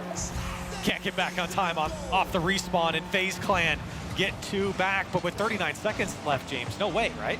I mean, I wouldn't count it out, Corelli. I have seen Turtle lose in this situation at an RLCS LAN, so you can never count them out. I'm glad you said that. Oh my, first killer off the kickoff. Can he put it away? He puts it up high. Atomic's got to become a big one. Miss! He put it wide. That was the goal that FaZe needed, and now marked by 8 back the other way. FaZe under pressure as players just back out from G1. Corelli, that was the chance. First killer, he did everything right. He put it up off the backboard, gave his team a chance at scoring, and it went wide. Final 10 seconds. G1, the team from Europe who had to go through the tiebreaker to get here, now in a position to take down the top seed of North America.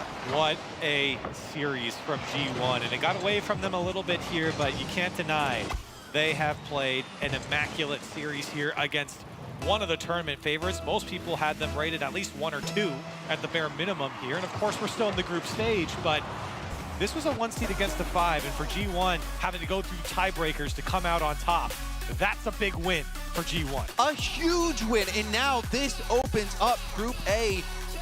G1, they're just going to show you, I think, Corelli, how deep Europe really is as a region.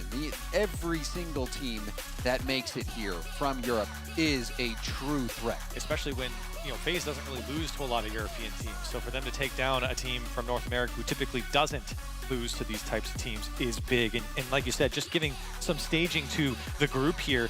G2 and Crew faced off. I think G2 3-0'd them, but that Crew team is no slouch as well. So with FaZe going down here, G1 is in a fantastic position. Yeah, things could really get interesting in Group A. And I mean, credit to FaZe, they did bring it back. Those first couple games were rough. You could see it, you know, there was not much communication visible. There was, you know, looked like that was reflected in the gameplay. There was so much confusion, but they were able to bring it back. But then in Game 5, a goal 8 seconds in. So it was a struggle for FaZe, but it was beautiful for G1. And to break down all the action, we're going to throw it back over to the desk. Thank you so much, James.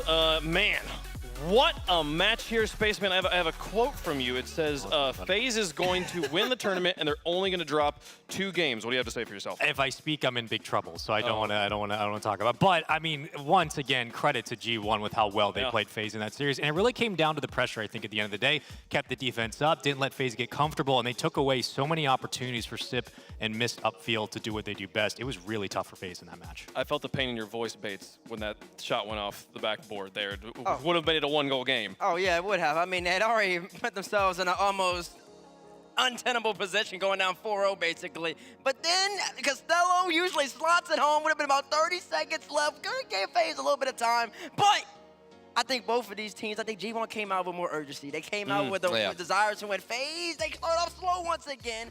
Picked it up in Game 3, but it's not good.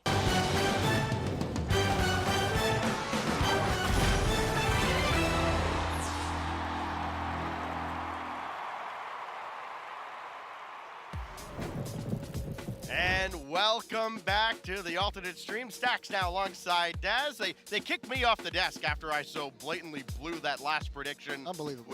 Well, hey, G1 came to play over there. Goodness. And boy, have some teams come to play over here. We saw We saw one really bad beating. We saw G2 get pushed a little bit. Yeah. And now we're on to our third match here with Team Secret taking on Apex Hope, the Gladiators. And this is, Daz, a matchup where you've got a team in Secret that is coming off a fantastic fall performance, looking to continue that on, but they played in a region where they had 3 different regional champions. You had Secret win the first event, Crew take the second one, they're of course here, and then NIP taking the third, the SAM Invitational. So there's a lot to go around over in South America. Meanwhile, Gladiators, they had to work to get here, but here we are. Exactly. I mean, on the side of Gladiators, they'll be able to take down Elevate. That's definitely a strong feat. And of course, they've also had some interesting showings of results in other competitions leading up to it. They went 5 games against Dignitas on a side stream. Shout out Corelli. And to see them, though, they did not have a good start to the day today. They ended up going up against Team Liquid. And I remember I was going up to the stage, and I saw Liquid coming back, and I was like, did you guys play already? And they're like, yeah. It's over. They said they had a little warm up. Oh yeah. That sounds like Liquid. Yeah, it was one-sided, of course. So none of those games were close. Team Secret, they're gonna come in. They're gonna show up and show out, I believe. This squad has definitely looked up to par, up to standard, and we want to be able to see just exactly what they can do in this particular match. Obviously, we saw them play against Ground Zero earlier on today. And even though Ground Zero put up a bit of a fight, you could just see it. Secret on another level. You see KV1 right there. He's definitely going to be a player to watch this series. Yeah, KV1, he's been the guy added to this Secret roster this season. And boy, you go back to his performance throughout the fall, he has paid for himself already, for sure. This move has definitely paid off. I mean, we already knew how good Sad and Knight would be, and now they are even more deadly. They feel like a major champion contender now with this current roster. They do, and they're going to be a team that a lot of people are going to be keeping focused on as this event continues on. Obviously, they have this matchup with Gladiators on the other side, but you can see the potential. I would be very interested. This Team Secret squad could win their group if other teams don't slow them down. One of these teams being the Gladiators. They had kind of a, like we said, not the best start coming into today, but now that they've got, their feet on the stage and they've gotten kind of land jitters out the way, we'll see how they adjust in this matchup.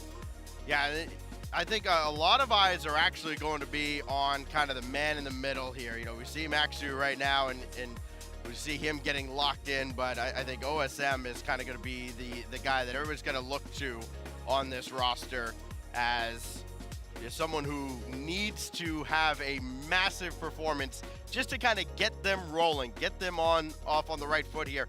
He does have an international LAN win representing APAC, of course, at Gamers 8, getting a win in that event, getting the first international LAN win in a series for an APAC team, if memory serves correctly. He's got to bring that kind of performance, though, to this stage, going up against just a very tough Secret squad. It's a brutal draw for this Gladiators team. Yeah, especially. I mean, you look at these numbers here, and I started to kind of do the number story myself. Gladiators have a higher shot percentage than Team Secret, but you also have to think the level of skill between the two regions is there's a gap there that the numbers only tell their story in their own home. In an international stage, Team Secret definitely are one of those teams that, they've had that experience with this. They've also been able to play against the top. You talk about the Rotterdam performance from them. And Gladiators, though, this is kind of a fresh scene for them. So it really just comes down to how they feel on the field. One thing for Gladiators fans to kind of hang their hat on, this team did get a very early start boot camping over here in North America, playing in James' studio and getting a lot of extra work in. And there's an opportunity for that work to have paid off. I think they've kind of given themselves as much of an advantage as they can. Now it's just got to translate, of course, onto the pitch. They, of course, end up in this very tough group with Liquid and now with Team Secret. Let's see what you think at home watching around the world. Do you think that Team Secret holds serve here, or can the Gladiators stun them?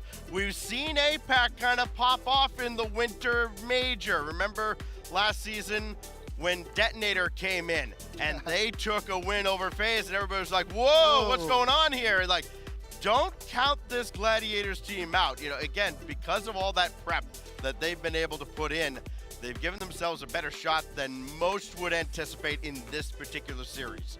What do you think here, Daz? You made a great point, but I'm still going Team Secret. I tried. I tried to sell them on it. I'm still going Team Secret. Now, keep in mind, I know Gladiators' potential. They have a very high potential, but they haven't shown us that today. And for me, if they want to have a chance of even making it out of the group, obviously that round 3 match against Gladiators will come up, or ground 0 will come up for them. They have to have a good match here. And I just don't see Team Secret slowing down. They've already gotten things started with a win. They're going to add 2 to that total. Well, they've got to get as much as they can out of this, but no, I've got Team Secret as well. It would just be foolish to go against the numbers and all the history that we have. Have to imagine that Team Secret has a strong advantage here. I think the key for Secret is to not let their guard down, because game differential being as important as it is in a small group like this, they've got to take care of business quickly. Let's see what you guys thought at home here. I'm curious to see just how much of a landslide this might be. 67%. Yeah, 2/3 going for Team Secret. There is some hopium there for the representatives of the APAC region in Gladiators, and maybe deservedly so with all the work they put in. I think there's one thing that's for certain in this event. There might not be many teams that have worked harder coming into this event than the Gladiators. But now it's time to put it all on the pitch here, put all that hard work to good use, and try to spring a massive upset. Come up with a moment that we'll be talking about for weeks and months and maybe years for the Gladiators against Team Secret. It's going to be a tough matchup for Gladiators, but if they've been doing the correct amount of prep work, then they should be able to come out on top of this. Well, at least make it close. And maybe, who knows, maybe even stun us, because it seems kind of one-sided, but we even have you guys at home who are fans that are definitely cheering for this team. We've got game 1 on the screen, Gladiators versus Team Secret. We'll see how quickly Team Secret can jump onto this Gladiator squad. Can OSM get them off to a fast start, though? Knight with the intercept. LCT waiting as Maxu will dive in on the side. Now Sad looking for Knight. Got KB1 all the way at the back, and he will recharge here for Team Secret. Yeah, Max getting bumped here. Good on LCT to make that save there. You saw it was looking a little bit close. Right now, Secret definitely starting with some offensive pressure as they are trying to see how strong the defense is from Gladiators, but they've been holding out, and you can see it even here. The nice pass out. Max can gain some ground here for Gladiators, and maybe there's even a chance to turn something in on offense. They got a double commit out of Team Secret, but still, that consistent pressure not necessarily fast enough to set a scoring opportunity. Well, Knight will dish this off to KB1. Here comes Team Secret. The preset to pop that over, and that's well defended on the backboard by OSM. We know this Gladiators team can defend until it kind of gets to be overwhelming pressure like we saw from Team Liquid earlier. OSM, quick outlet to Maxu, and that goes off to the corner. Knight might have been in a real tough spot there. Sad will pitch us across, and now it is KB1. Knight across the way. Flip reset, drop it off, and it's sent away. Sad with the rebound. Top right, no, it's off the post and away. Just off the post, but good pressure from Secret. Those shots were looking very dangerous. And yet still, Gladiators holding on. This game has only been 2 minutes gone by. There's still time, plenty of time left here, but it hasn't been necessarily too one-sided. They've been sharing the ball around a lot, and even Team Secret, no consistent offensive pressure here. I think Gladiators, they look so much better than they did in the first series, but that's a good shot. Oh no, it's gonna miss out. And Maxu will clear it away and lead the charge forward. Well, this is where the mentality of Rocket League comes into play as well. You miss a couple opportunities like that, and this Gladiator squad is hanging around here in game 1. Suddenly, all momentum can start to shift in a hurry. KB1 with a big clear downfield, and LCT is going to have this easily. Oh, he didn't get it out to the wing, though, and OSM has to come bail out the squad again. He's got a full tank of boost. Intercepted by Sadness, and Knight bumped out of the way, so now KV1 can bring it right back in, and it's always dangerous when you've got KV1 starting to bear down on you. In offense, though, Gladiators has not necessarily been there either. They've only got 1 shot recorded so far versus the 6 that Team Secret have been able to put on them. Still 2 minutes left in game, and even though Secret do have those shot totals, the defense from Gladiators, which I think a lot of people were questioning coming into the event, and even after that first game, has tightened up. They have not given too much ground to Secret. Knight waiting inside the goal, and he may be called into action here. OSM shot was blocked away at point-blank range, and now it's Sad trying to bring this across LCT, and LCT will at least slow down Team Secret. Bump KV1 back into the defensive end. Try and chase him down again. KV1 avoided the contact, got boost, and now he can charge downfield, but OSM's in the way. OSM from the corner, looking to center, got it through, and it's sent away by Knight. Got it through, and now we're approaching the final minute here. Knight's gonna try to lead the charge. Nice musty, but Max, solid clear to the side, straight to OSM. I like this from Gladiators. Being able to pass it in transition makes it so much harder for Secret to keep the ball, but KV1's got a shot! LCT, what a save on the goal line. And again, Team Secret come away empty-handed, and an opportunity for Gladiators to break out. High bounce for LCT to corral, and KV1 tried to take it right under him. He does. Now OSM comes in, didn't get that corner boost. Could be important as it goes all the way across. LCT couldn't get there. Another opportunity and a miss in the back line, and something, this looks very awkward. We're gonna pause this. Or we're going to attempt to. All right. That's like, okay, something did not look right. I've seen some strange things in the RLCS, but yes, indeed, we will pause here with roughly 40 some odd seconds left in a scoreless game 1, which is kind of already a story in and of itself. Right, exactly. I mean, we looked at the clock. It was somewhere around 50 to 40 seconds. Yep. And there was no goals. There was definitely a chance, but then you saw, what had happened there. Honestly, the biggest chance for Secret was the one where KV1 downfield looked like he had a cherry pick goal.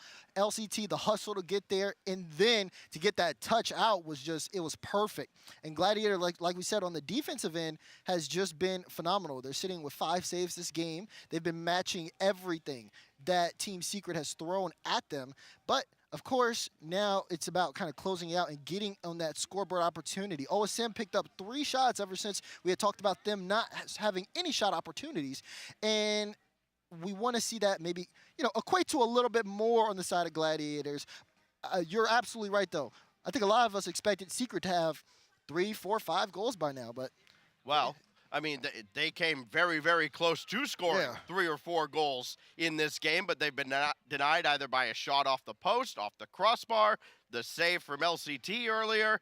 They have done enough to keep Team Secret at bay. And now, think about this. After this, technical delay, you're going to have a restart from a kickoff at about 45 to 50 seconds probably.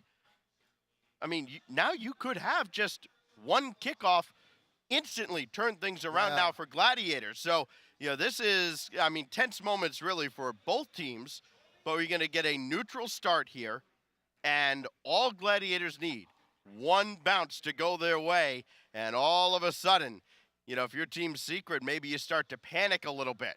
So both teams, of course, trying to keep in good spirits while we resolve this technical delay. Again, scoreless here in game 1. As we continue on here in this group stage, that is what we've got all day here with both the alternate stream and the main stream going on. You can probably hear some of it in the background throughout the day. Currently sitting on 36 seconds before they reset the lobby here. We haven't gotten everybody back in, it looks like. And one number that I find very telling in the head-to-head right now is the physical play here, the demolitions. Maxu's been kind of headhunting. He leads the whole lobby with 4 demolitions, 4 out of the 5 that the Gladiators have. There's only been 1 demo on the other side, and I feel like for Secret, when you've got the advantage like this team does seem to have on paper, you've got to just go after them. I think a couple of demos immediately induces panic, gets them to kind of start questioning themselves, maybe a little panic calms. there's been very little of that, and we haven't seen many bumps either. Yeah, the demo play has not been there necessarily, I would say. Looking, though, at this, I think you're absolutely right when you talk about taking these opportunities and making the most of them, really pushing through. I mean, just watching G1 versus FaZe earlier on the main stage, it felt like, you know, FaZe, after that game 3, they won that game 3 overtime. Next thing you know, they take the next game, and you think, oh, wait, maybe FaZe could come back and take the series. Obviously, great job on G1 to be able to hold that and close out the series. I think that was fantastic for them. Let's see who's going to close out this game, though. 38 seconds left between Secret and Gladiators to see who's going to start this series off with the first game win. The Gladiators content to let this ball come into their zone off that kickoff. Here goes OSM. 30 seconds remain in game number 1 after that lengthy delay. It is LCT trying to play that up for Maxu. And into the center, it's intercepted by Knight. More possession now for Team Secret. That's forced through. Maxu's got to deal with it. And a boost steal out of the corner from Knight. Still bomb downfield. Nobody to outlet to here in the final countdown. Boost steal for OSM is not going to yield much. 4 seconds left. Another one netward, easily dealt with by KV1, trying to end it here in regulation. And instead, it looked like Knight was going to get there. But now Maxu with the clear. Sadness will keep it up. Oh, it's awkward. Overtime looming, and I thought we were going to get there with OSM bringing it to ground. Instead, KV1 keeping it alive. OSM finally lets it drop. And now finally we go to overtime in game 1 with no score between Secret and Gladiators. I saw Marky clapping after OSM let that ball hit the ground. He said, thank you. You do not want to give that space, but also you start to see some of the bumps come out, like you said, Stacks. Secret, understanding. Okay, Gladiators, the rotation has been consistent. How do we break through that? By trying to push past them with some of these bump plays, but so far, the beginning of overtime was a little bit in favor of Secret. Gladiators now able to get some room, keep this ball on the blue half as Knight will try to set things up for Secret. Important moment now, early on in this series. Sadness bringing it in front. Everybody jumps for Gladiators. Could be trouble, but they get the clear from OSM. Now it's lobbed back in. Maxu forced to retreat. He's got that off to the corner, and that's well played by OSM, using KV1 to get it downfield. See Knight looking to grab this. Good 50 there from Maxu. OSM with a crazy dive, and now it's going to go the other way. KV1 looking to apply the pressure. Gets this out in the midfield, but OSM, great recovery to be able to shut down any potential shot chance. Gladiators have to be sure not to get too comfortable. Secret are waiting for them to make a mistake. They've been so consistent, though, in this first game. It would be a shame if they were able to drop this, but they so far keep things settled. Good clear from OSM. Maybe we can see a chance for Gladiators up in front. Looking for maybe one of those shot heard around the world type of deals here for Gladiators, trying to get an overtime winner in game 1. Knight gets this downfield. LCT is right there. Maxu diving into the net just to avoid contact. And there's Sadness trying to start it back on the other side. KV1, quick reflex. Got it under the wall. LCT missed. KV1 did not. It goes under the bar, and Team Secret survives game 1. I mean, this one, Max, he's playing that third. He's expecting a touch from LCT. No connection there. Max too far forward, and just a quick catch out. Big on KV1 to be able to come through and secure the game from Team Secret. But even for Team Secret to take this game, it wasn't easy, and that could be something that we look towards later. Definitely not the start from Secret we were expecting, but you got to give a shot to Gladiators for making that close. Hey, at the end of the day, when they look back at it, a win is a win. They had them where they wanted them the whole time, right? 12 shots for Team Secret in a game that goes 6 minutes and 50 seconds before KV1 breaks the scoreless deadlock. And now Gladiators have to find a way to bounce back after, you have to call that kind of a heartbreaking loss, right? I mean, you played these guys as tight as you possibly could all the way through. They just could not get the critical touch they need. They had a few chances in regulation. Now we go to the Forbidden Temple for game 2. We'll see if the momentum goes squarely to the side of Team Secret, where Gladiators can rebound and maybe get one in this series. Already start in favor of Secret. see KV1. Oh, that's a great touch. Looking for the bump. Got the demo as well. Sadness a little late, but it doesn't matter. Back of the net, Secret on the board. Sadness coming on, and this is exactly what Secret needs to do. You've got to go after physical plays. We saw that in the overtime as well. They were much more aggressive. They get a demo, they get a goal. Team Secret trying to get the snowball rolling downhill. We've seen Gladiators very slow to these kickoffs. Maybe trying to just kind of invite the ball in and get a quick counterattack on an unsuspecting foe. Maxu now will bring this to the corner. It's a good win in the midfield. Then Knight, very patient defense. Now Sadness. Gave that one away. LCT couldn't get by KV1. OSM will try his luck with no boost in the tank. Got friends in the middle, but can't quite get there. Now Maxu will try. Just Team Secret inviting Gladiators to try and center time and time again. They've repelled them every time. OSM, there's a rebound, but Sadness got it away, and Maxu couldn't get a clean touch. This one will turn out. Sadness downfield looking for a demo. KV1 is gonna slot it, and Secret get another goal. This one, I mean, you gotta give credit here for Sadness. That lead block forcing OSM into a tough spot. Even though he has the boost, it doesn't matter because he's got somebody right on top of him opening up a lane for his teammates. So 3 goals now for Secret in the series. The overtime winner in game 1, and again, no kickoff there from Gladiators. Is let the ball in. Against these South American squads, I don't know that this is necessarily the play, but it's the plan they've gone with. Now it's KV1. He's got Knight to the right, but he's kind of out of the play. KV1 leaving it available, Knight back in. And Sadness lurking at midfield. He's gonna be called into action now. What a win by Maxu. Full tank of boost at midfield, but taken away by KV1 again. Well, KV1 was trying to dish it out to Knight. A little bit of a double commit there from Gladiators, and maybe some of that frustration kind of setting in, wanting to get things going. They have to stay locked in and on the same page. A couple more of those double commits come out, Secret will capitalize on those opportunities, but also Gladiators' offense has slowed down dramatically. It's been a much more controlled game by Team Secret. Infield pass, Sadness low and right through him. Oh my God, he didn't have to do him like that. Oh, brother. Bring it right down. That's a nice little dish off too from Knight. Oh, and Knight with the bump as well. Getting Maxu in the air and making things very awkward for the Gladiators defense. Add all of that up, and it's a 3-goal lead now in game number 2. Still yet to actually reach the halfway mark. So all that work from the Gladiators to keep things close in game 1. Secret might have just solved the puzzle. Need more pressure here halfway through this game. OSM gets a demo to create some space. Gets another demo, this time it's Max, but the ball's still on that back wall. Plenty of time for Secret to get boosted up. It's KV1 again, just keeping this in their own end. Getting another bump, that was almost another goal. Sadness plays it across to just kind of keep that possession away. And Secret are just so much faster. All over the field. 4 goals in game 2, and yeah, they will go. I think Gladiators kind of had him fooled early in this series, and Secret have certainly figured it all out. 12 shots in that overtime extended first game, 8 shots now, and 4 goals in game 2.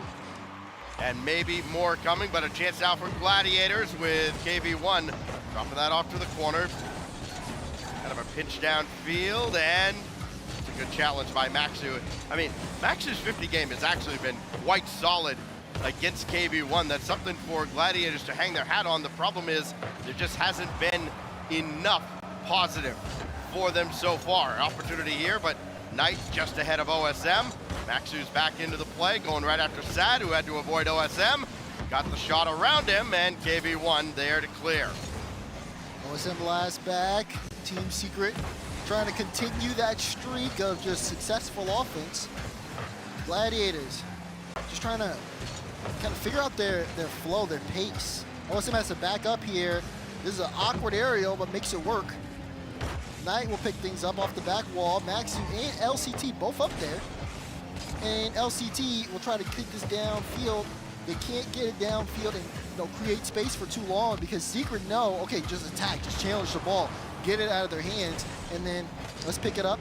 Let's move downfield. If you're off the ball and you're up in front, go for a bump or a demo, still some boost. Anything to make these guys uncomfortable. KV1, oh, line it up. Put it in!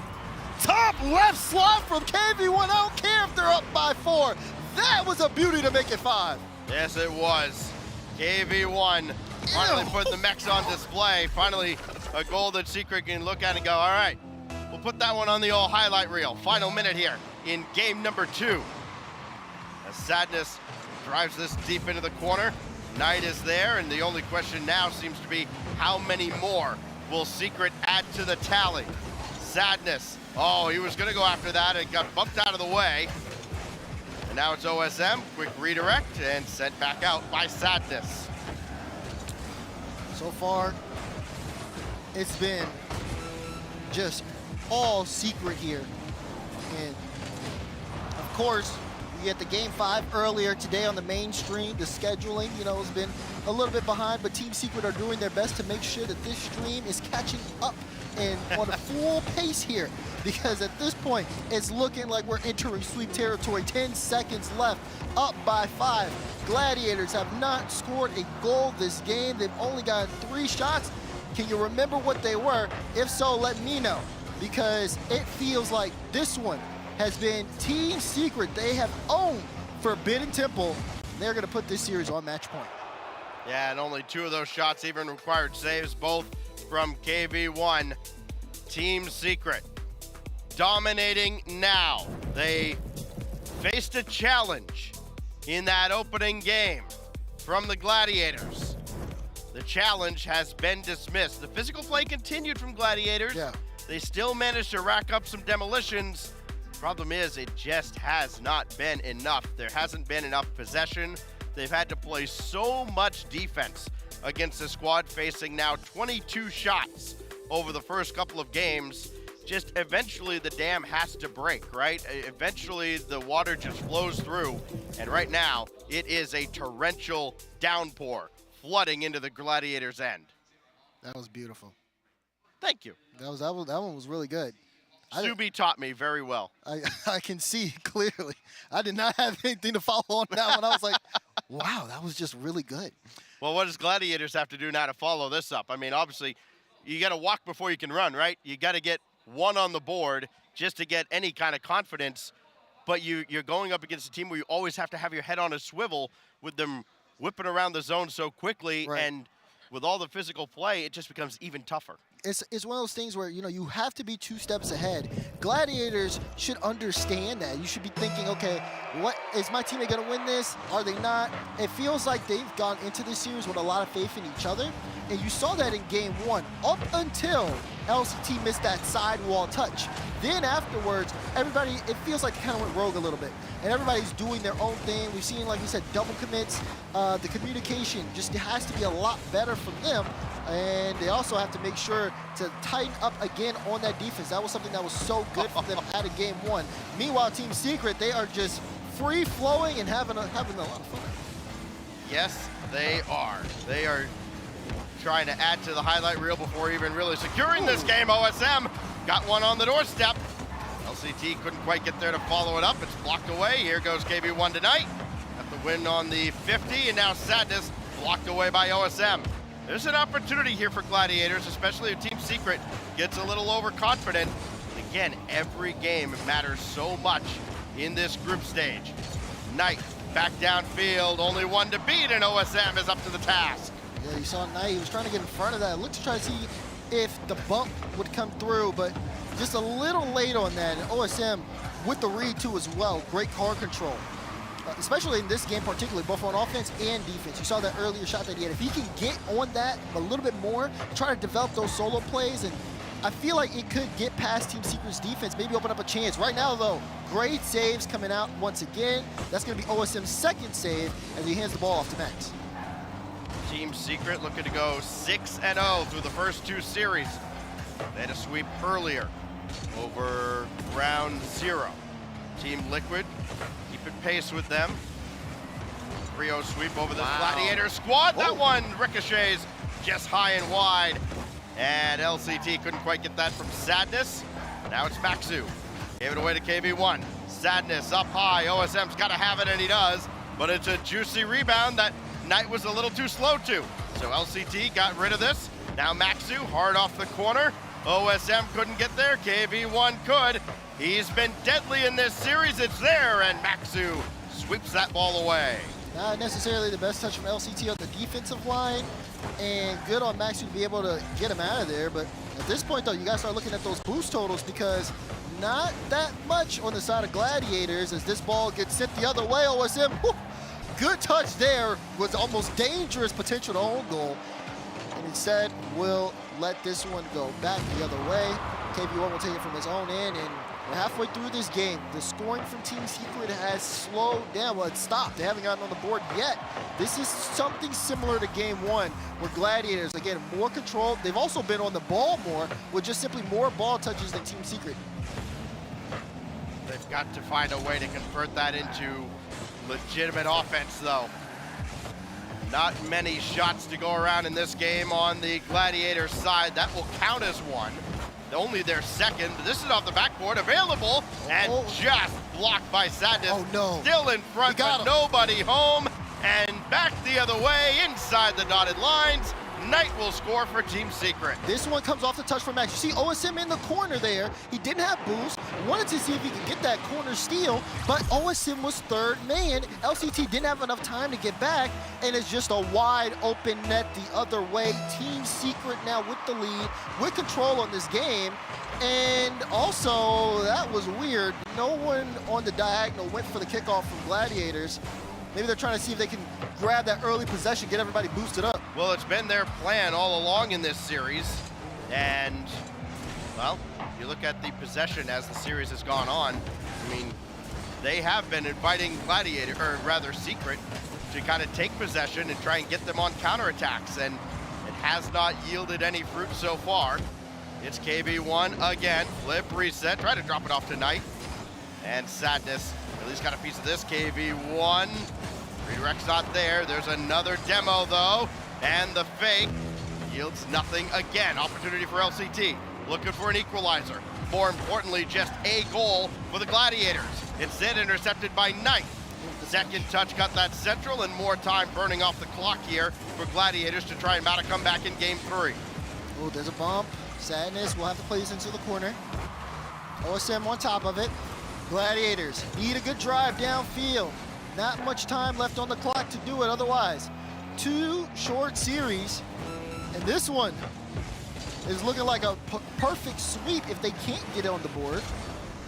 24 seconds remaining. Secret can keep this a 1-goal game if they play the 50 game correctly. We'll see what Gladiators can do on their final push.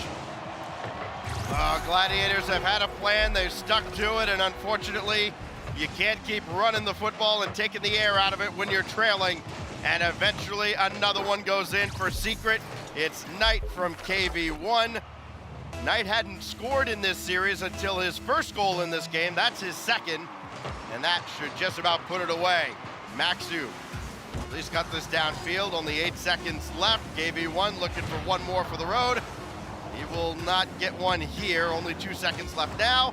And it is indeed a perfect sweep for Team Secret. They go 1-0 in overtime, 5-0 in the second game, and then just 2-zip. All they needed was 2 quick strikes out of Knight to put the series away.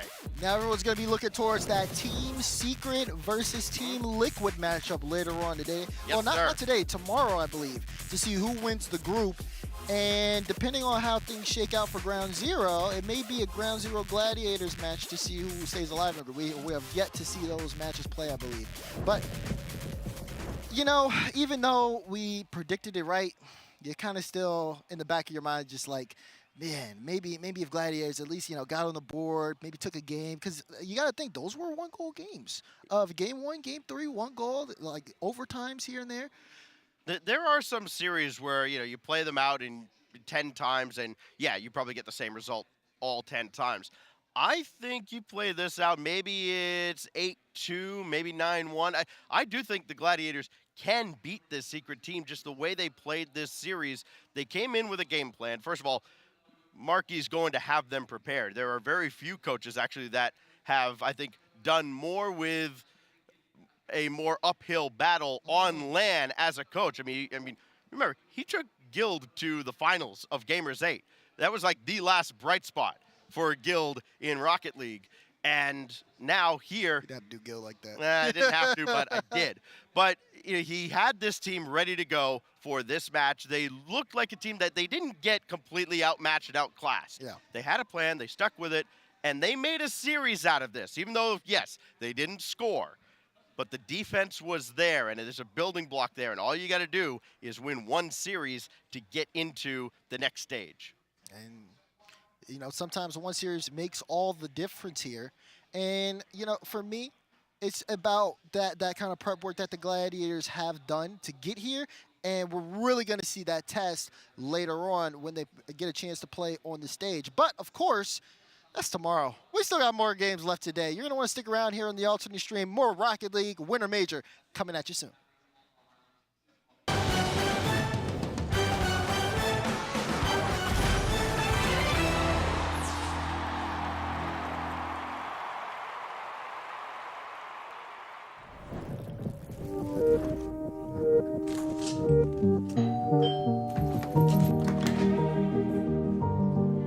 You can save an average of 2 times more with our smart savings tools. For everything we want, we're all better off with an ally.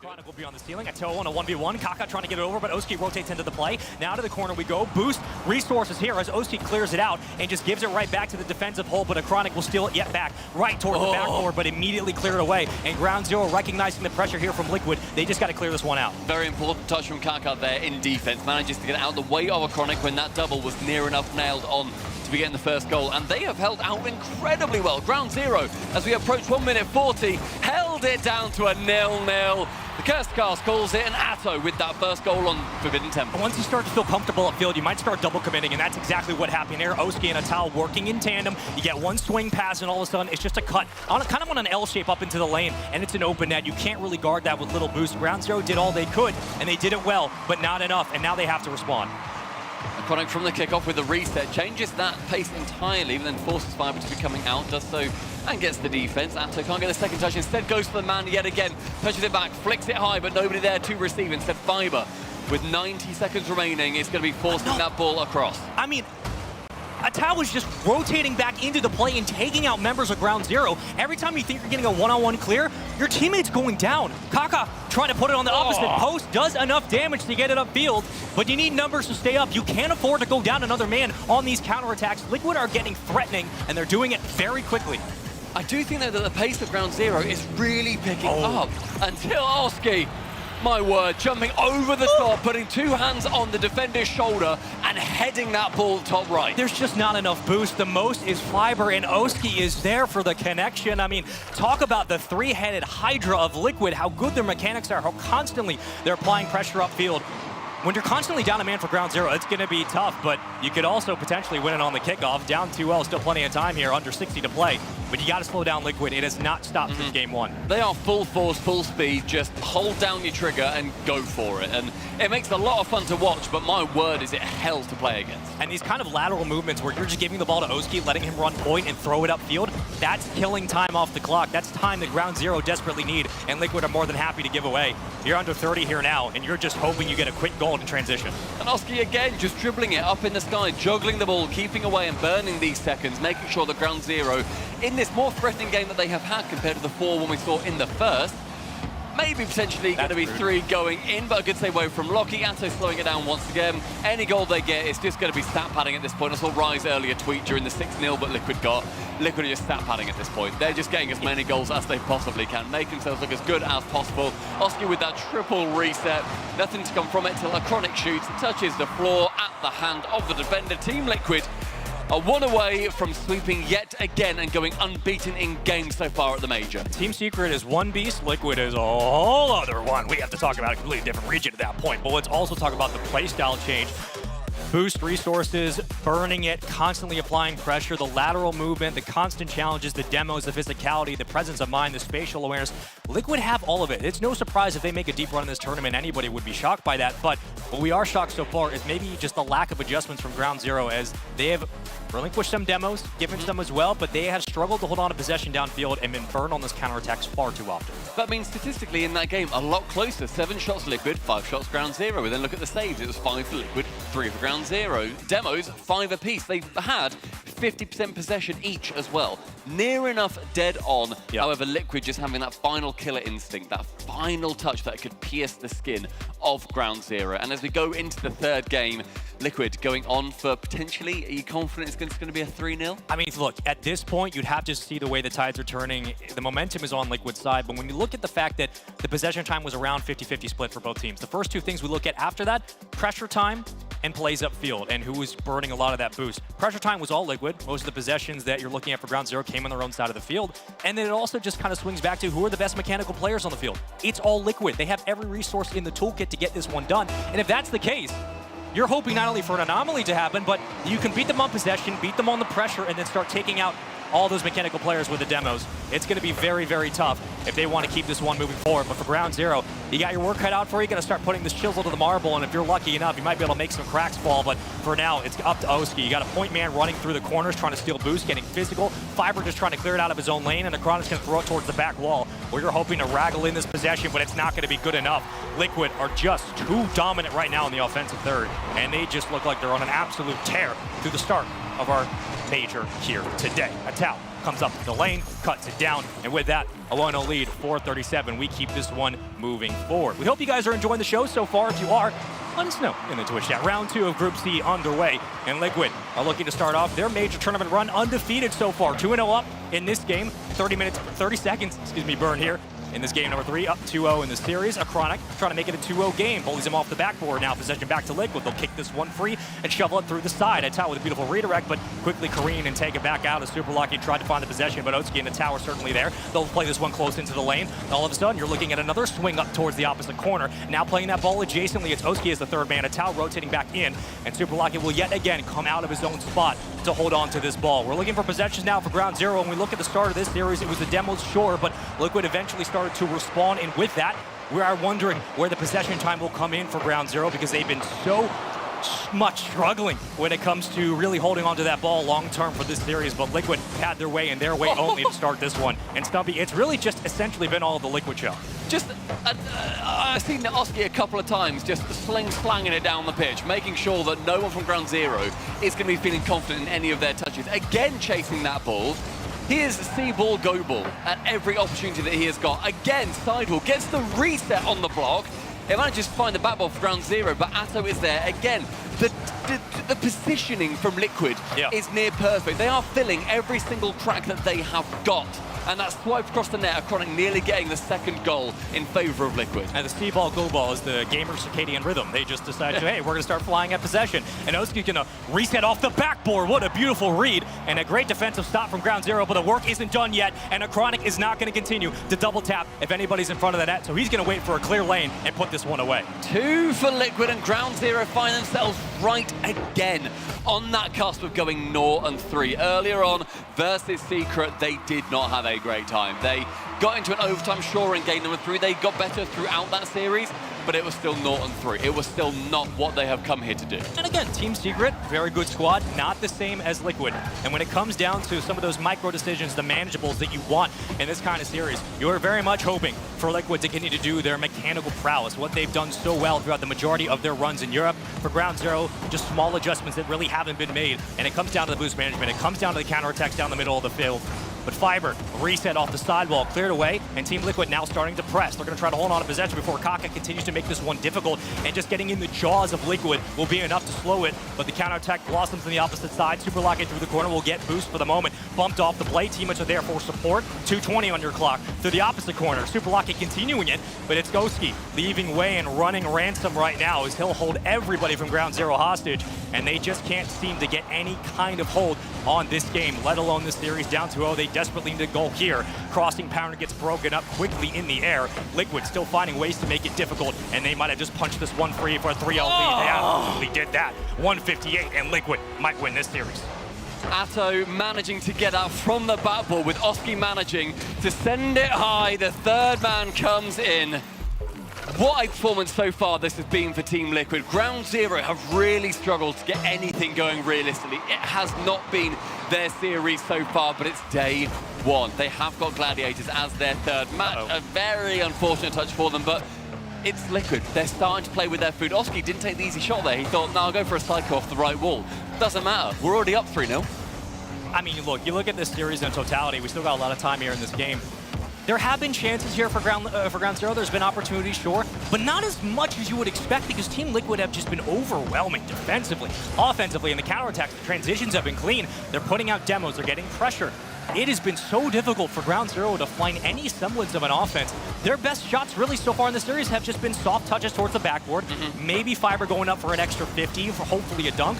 But after that, they're losing possession. They're getting beat on these transitions. Oski's overextending upfield, getting boost, and taking resources away in the corner. I love that he was just waiting there, thinking, well, the ball's going to get her at some point. There's no point me coming all the way back and then managing to then get that second touchdown. It's just making those movements down the pitch show sheer, utter, undying confidence for Team Liquid. And why would they not have it? A fake out, and the pass central again from Atto with 50 seconds remaining.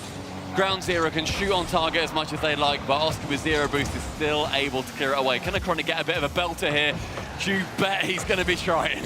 It would almost be fitting if this series ends on a 3-0 game 3, but right now, it's just absolute pandemonium on the goal line. It is chaotic. It's a cluster. We're stuck in traffic right now. That ball will finally escape, but not before Liquid get their hands on it. And Atto going to slow it and play with his food here. 20 seconds to go. Want one for the road, a doggy bag goal, something to give the morales a boost. Ground Zero hunting, thriving for something, but it just isn't there, and Liquid are just playing with them right now. 10 seconds remain, and Team Liquid managing to 3-0 Ground Zero, going completely unbeaten thus far at the Winter Major. Congratulations to them. And Ground Zero, they have got a lot of work to do. They couldn't even get a garbage time goal, unfortunately, at the end. And everybody, you may have noticed that we're having just a few technical difficulties. So what we're going to be doing is we're going to be showing you the beautiful B stream. So keep your eyes on here, and we are going to be back ever so shortly. So hang around and keep watching that B stream.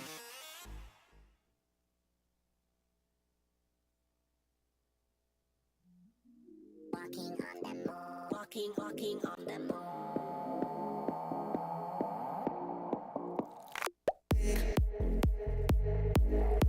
One moment to escape.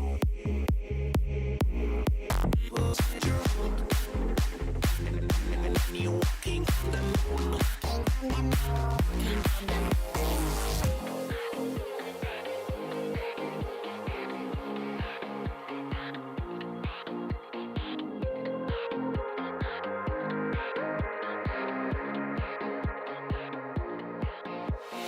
This is how I feel.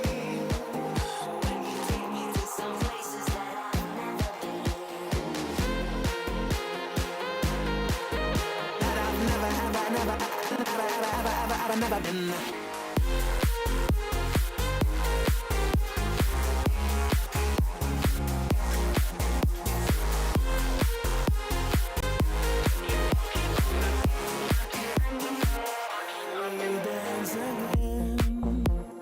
All our trouble seems to fade away. This is how I feel when you take me to some levels that I've never been.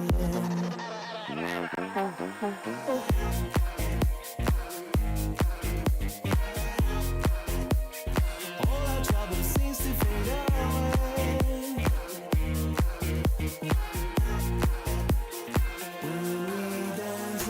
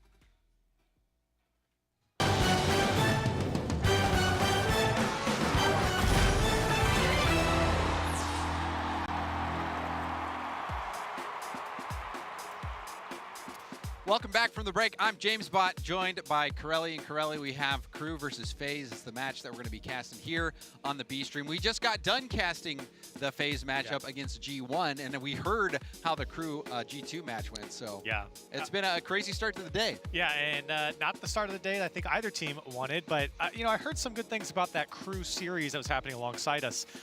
Crew versus G2, they were swept out of that one.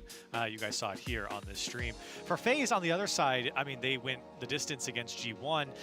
Not the expected result on that one, and I think you really saw something different from G1, and you might start to worry about FaZe. Yeah, I mean, people were talking about the group of deaths, group of lives, whatever you want to call it. Group A is actually a pretty stiff group. You know, there's really no team that you look at and you're like, wow, they're weak. I think this matchup right here, you know, especially after seeing the G1 FaZe matchup, much more possible for Crew. FaZe, they're in a vulnerable spot. So let's go ahead and start talking about this matchup, Corelli. We broke down and we got to cast the last match. First Killer, you know, he's really the person that you look to in this matchup to be that player who stands out. You know, we're you know talking about how there's, you know, who are the best players to never win a major. First Killer's name up there at the top of the list. Got to be at the top. I mean, especially with how consistent I think FaZe has been finishing, you know, in places like top 4.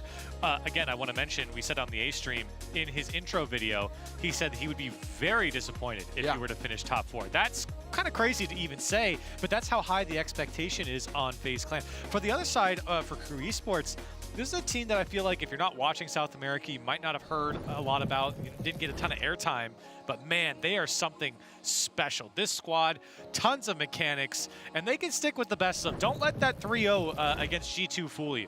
Yeah, and I think it just shows you that South America is a breeding ground for raw Rocket League talent. So we take a look at the players. Drafinho sitting down, getting ready for this matchup, a matchup where they are certainly the underdogs. I don't think there's any doubt about that. Sure. Brad, all these players coming out on Crew, you know, they had to battle themselves. They had to go through their own tiebreaker to get here. Yeah, I mean, it has not been easy, but they have earned their spot. And, you know, just to kind of like give a tag on each of these players, I mean, Drafinho's kind of that beast, right? Brad throws a lot of those big fakes and drops, man. He's got the mechanics. Flip reset behind every single ball. He is an incredibly mechanical player. And I don't think we got to see that in their previous series. With the way FaZe plays, you might get it here. FaZe, we got to see them on the main stage, on the A stream.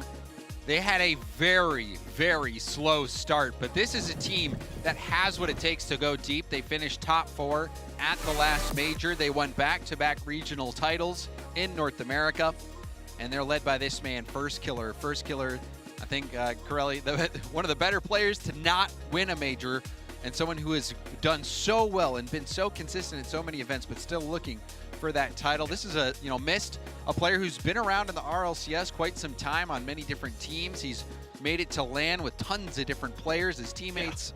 Yeah. And the same can be said of Sipical. Sipical, another player with a lot of LAN experience, but they're all just trying to get that major win.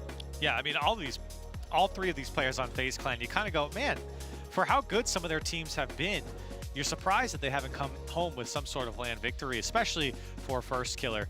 And you can see the team comparisons there on your screen. Pretty close, all things considered. But I think for FaZe, this is one of those games where you have to come out and really set the record straight. Right? This is a game that they are, again, expected to win. I mean, they're probably the best team here. They're kind of expected to win every single series, but especially against Crew, this is a team that you feel like you have to win now. That when you lose against G1, you have to bounce back. It really is a must-win, because when you look at all the other teams in the group, with G1 already getting a win against FaZe, G2 versus G1 later, I would hate to cast that. That's Jorbian Turtle's problem. But this is a matchup for FaZe where it really is a must-win for them, and for Crew, this is an opportunity to put FaZe and really blow up the group as a whole. Man. If Crew can pull off an upset here, it would be absolutely. And they can. wild. And that's the thing. They can. They are good enough. It's just, are they going to be able to find that space?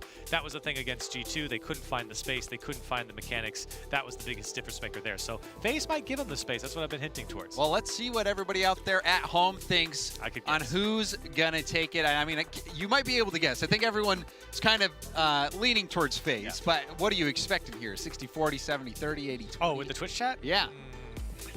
I'm saying 70-30. Okay, I think so. I think it could be. I think maybe 65-35. Okay. Especially after seeing how FaZe dropped that first series against G1. But also, to their credit, G1 is a very good team. Europe is a very good region as well. And we didn't get a chance to watch closely the G2 versus Crew series. But I think if we had to pick Corelli, we're going to have to. So I'll just go ahead and say it. I'm thinking FaZe here. I think FaZe is going to lock this one. I'm going FaZe. I'm going FaZe. I think it's going to be close, actually. I think it's going to be 5. I think another 5. Okay, so all right. Yep, there we have it. It's officially in. I thought I saw the Crew logo down there, and I was like, no, you're going to switch it up on me? But no. So, and then I don't know if we have chat's numbers in yet. I don't think so quite yet. Maybe but we do. Okay, Ooh, 70. Almost on the money. Right. I was almost there. I was almost 71-28. So it's growing up a little, a little bit. Oh, there we go. There we go. See, they did it for me. Yeah, there. Close enough. All right, there. Freeze. Stop the count. Stop the count right there. We're good. We got it. And so, what do you think about that? Are these numbers accurate? Do you think? I think that's fair. I actually think that's really fair, because when you think about Crew and you think about South American teams, I think a lot of times they don't get the respect they deserve. I think it's totally fair to pick FaZe here, because they are, again, a top 2 team bare minimum here, in my opinion, at this major.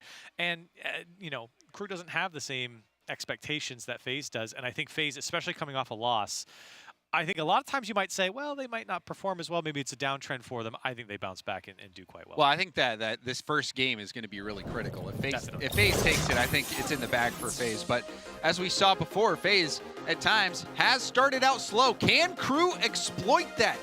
the team from South America who had to fight through a tiebreaker to be here. You know, that's also some similarities to last game. So let's get into this one. FaZe versus Crew, a battle of Group A. And this is a very important game for Crew, for FaZe. It's starting to get must-win at this point. Game 1 is always so important, but for both these teams, trying to set the record straight on who they are. FaZe going down to G1 in Game 5. Crew being swept out by G2. Game 1 is here to set the tone of this series. Already First Killer getting bumped. And 2 players miss. I think Drufinho was expecting a touch there. First Killer. Let Sypical take it. Good speed from Drops. Drops going for a pinch pass out, but it just stays close to the backboard, easily handled by Mist, who double taps it down. Sypical actually hits it back to First Killer. And they're really looking towards FaZe to find that not only individual play, but also the team play, especially in these positions from the corner and across the box. That was what was lacking against G1. That was because of how fast G1 was the challenge, and you might get some of that here against Crew, so FaZe have to look out. They might field against the same type of defense. We're already seeing much more space given to FaZe than we saw G1 give in that last series. Crew will have to pick up the pace, and there's a way to pick it up. Drops right over First Killer's head as we take another look at this one on the replay. Yeah, caught out here on the transition. Great touch from Drufinho, and then, of course, Drops so quick to get over that. And G1's already shown us when you're quick to the ball like that, you're going to be able to take over games. It's what they did against FaZe here, and now Crew doing it quickly on the counterattack. It's already starting out nicely for Crew. This is exactly what they needed. FaZe, do not forget, Corelli, the #1 North American seed. Back-to-back North American champs. Well, we've seen in so many of these international events that there's magic in South America. However they play down there, they come out and they just get results at land, no matter who it is. Yeah, and I don't really think they're scared of anyone. They know that their skill level is inching closer and closer on the whole to North American and European teams. Furia's been proof of that. Team Secret's been proof of that. Why not Crew is right now. They get demoed, and Sypical will put it away to find the equalizer. It's a nice response here from FaZe. First, working in the corner, and you see this a lot from FaZe. The demos, the bumps, the grinding in the corner. And First Killer getting his hands dirty. What a way to find a response there from FaZe. Now Drufinho got a little bit of boost to work with. Can get it over Mist. Good block from Mist, but it's not over quite yet. Crew looking to clamp down early after this kickoff, but Sypical, plenty of space and plenty of time. He's given the whole left side of the field. Crew there finally able to kind of clean it up in the corner. But you see Brad only had 7 boosts there. Drufinho out as well. This is going to be a solo play opportunity. First Killer going to the backboard, dropping it down. Well touched by Brad, but you see the bump come out. And it's a physical game from FaZe. They're getting their elbows out and getting First Killer space to make those plays. Yeah, and anytime First Killer can get to the backboard clean like that, that's where FaZe's magic really happens. Even if he's not scoring. Even if he's not scoring, he's so much of a threat that he makes defenders go after him. And you can see that there, even with the touch from Crew. FaZe was perfectly positioned. They're able to regain the lead here. Crew trying now to respond. So Crew, they scored first. They caught FaZe out, but FaZe has come battling back as we approach the halfway point of the game. Drufinho off the backboard. Ball back to Drops. Drops hitting it to the corner. Sypical popping it up. First Killer coming in late. We've seen, even in the last series, a bit of confusion here. Now a good demo from Brad is going to slow things down, but First Killer eating up time with that air dribble. Taking it all the way towards Drops. Drops giving some space here, a little bit of respect coming out from FaZe, and the pass over to Drufinho. That one comes back across the box. No one from Crew able to capitalize. Here's First Killer again. A lot more chances for First Killer to pick it up into a solo play. Well, went backwards. Sypical panicking a bit, but he recovers nicely. Actually finds Mist. And now the tough backboard read is missed, and First Killer will have an easy tap in. First Killer has this uncanny ability to not only get up so quickly, but he kind of just knows when people are going to miss, and he just ignored Brad and drops it down 3-1 now for FaZe Clan as they're starting to widen that gap between Crew. And kudos as well to Sipical. I think it was Sipical who hit that back pass after he wasn't able to get the challenge at the midfield, was able to pass it back hard, and that kick-started the whole counterattack. So FaZe, the communication is looking to be on point. But Crew, they're still in it. There was a bit of a panicked play. The shot gonna force 2 to go. Placement there from Drops on the shot. Had options with the pass. Crew being a little predictable there. Even though FaZe made it look a little bit more difficult than it was. Opportunity for Crew, and that's what you'd like to see. Trevino trying to control it off the backboard. Now Drops. Tip over into an air dribble. Will pinch it across. Sipical will have to beat out Brad. Brad got the demo, but Sipical has done so well to burn time. But First Killer will have to turn around, but still will get there. For a challenge there from Trevino. Just stops everything that Sipical was doing. It looked great from Sipical, but one challenge is all it took to send it back the other way. Here comes Brad, a big drive, but immediately saved by miss. Trevino tipping that away from Sipical. Nice first touch from Brad into a flip reset. Wave dash pass attempt. Drops will tip it up, but couldn't get control of the ball. And now we see a double commit from FaZe. FaZe is playing with a lot of confidence, and they're willing to double commit. And First Killer has a great read there. The difficult reads they're making. Yeah, a couple of big-time saves there from FaZe as well. Crew definitely testing the defense. Here comes Drops, trying to push it through. 9 seconds left. One more would do, but there's no follow-up. Everyone committed. Crew backing off now, and time ticking down. FaZe looking to close out game 1. And they do. FaZe Clan, despite giving up that first goal, they fight back, scoring 3 straight.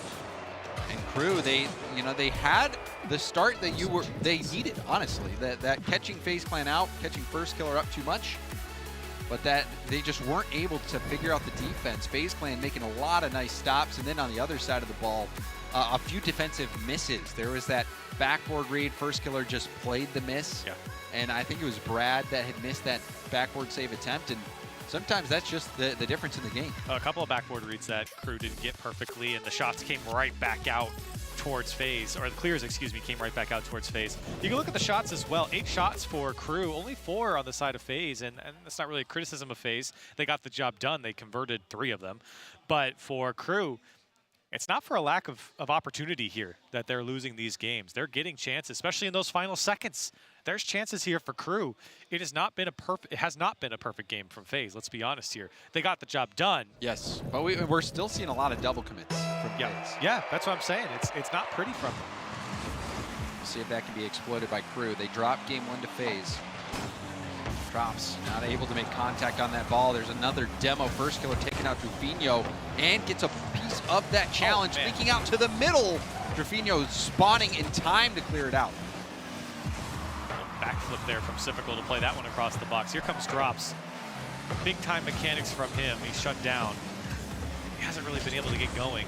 A couple of decent chances, half chances maybe. Here's a big drive off the crossbar and in from Mist. What a shot. Mist really banged that one. You can see smiles all around. And Zip just going in for the 50. Wow. Mist playing close, and you can't shoot it much better than that. No, and he was excited about that one. That was a big smile, like you said. Hyped about that. You can see FaZe certainly feeling better about this series. They're up 1-0 and a great start to game 2. Now is when Crew's mentality will really be tested. They were swept by G2. They scored the first goal, but still ended up dropping game 1. And now they're starting to get demoed. Sipical with a nice demo, almost in position to score it. We're seeing so much possession, and Mist will solo play it in. How did he make that one work? I think he tried to go for the flip reset, but he kind of messed it up and then went straight into Defino, and it just bounced in off the challenge. His momentum carried him through. And FaZe Clan double up. It's up 2-0 now here in game 2. Brad winning it to the corner and steals that corner boost. This is a nice attack opportunity for Crew. But Trevino bumped off the ball. Look how much space Sipical has. Drops will jump early. Does get a piece of it. Good speed here from Brad. Mist alone in the air, double tap towards net. Drops doesn't have boost. What? Drops he was hustling to get the corner. He didn't think Mist was shooting this in a million years. Look at this shot from Mist. Are you kidding me with the angle? And it's right over Trufino as well. He was flabbergasted that that one went over his head. Trufino, he dropped the sticks as soon as Mist got that double. That was crazy. A hat trick for Mist. And that third goal was an absolute beauty. He's rolling in game 2. I mean, Mist is, that's for certain. Mist is looking great. And FaZe are happy to see it. Now it's on Crew. They've got 3.5 minutes left. Plenty of time to get back into this one. Again, opportunity is there, but just can't break through in a quality touch and a quality shot. FaZe's defense have blocked him every single step of the way. Drops going for a flick, but we've seen over and over again FaZe's willingness to double commit on defense. Oh my. Nice pinch out, and that's going to be poked in for Mist's 4th goal. We're not even halfway done. He's 4 for 4. Look at this though from First Killer. Look at this pass. Are you kidding me from First Killer? The air dribble over one with the flip, and then a second touch off the back wall to play it to the far post to his teammate? Come on, man. That's just not fair. But that's just what he does. That First Killer, when you give him space in the air, like you were saying before, even if he's not scoring, he's setting his team up. That's the epitome of what we've been talking about. Just so much from First Killer. Oh, that's good from Brad, though. The flip reset, taking out the oncoming challenger. Ball locked in the corner, but Mist again clears it out. You saw Drops was thinking about challenging, but ended up not going in for the 50, and now FaZe battle all the way back. Crew on their goal line, and that is not where you want to be. Sipical wins the challenge right on the goal line, and FaZe are up 5-0. And what happened here, Trufino, I mean, he certainly meant to go across his net here, but very ill-advised. You know, you FaZe, have to be behind the ball. Yeah, well, it has to just be quicker, too. I mean, he knows FaZe just came from that spot. And I guess he felt like he was forced to touch that ball when he certainly wasn't. He could just let it go. His teammate was looking at him, and now a 5-0 scoreline. FaZe smothering Crew here in game 2. And you see Mist, as soon as he recognized Brad waited off the ball, let that go back down.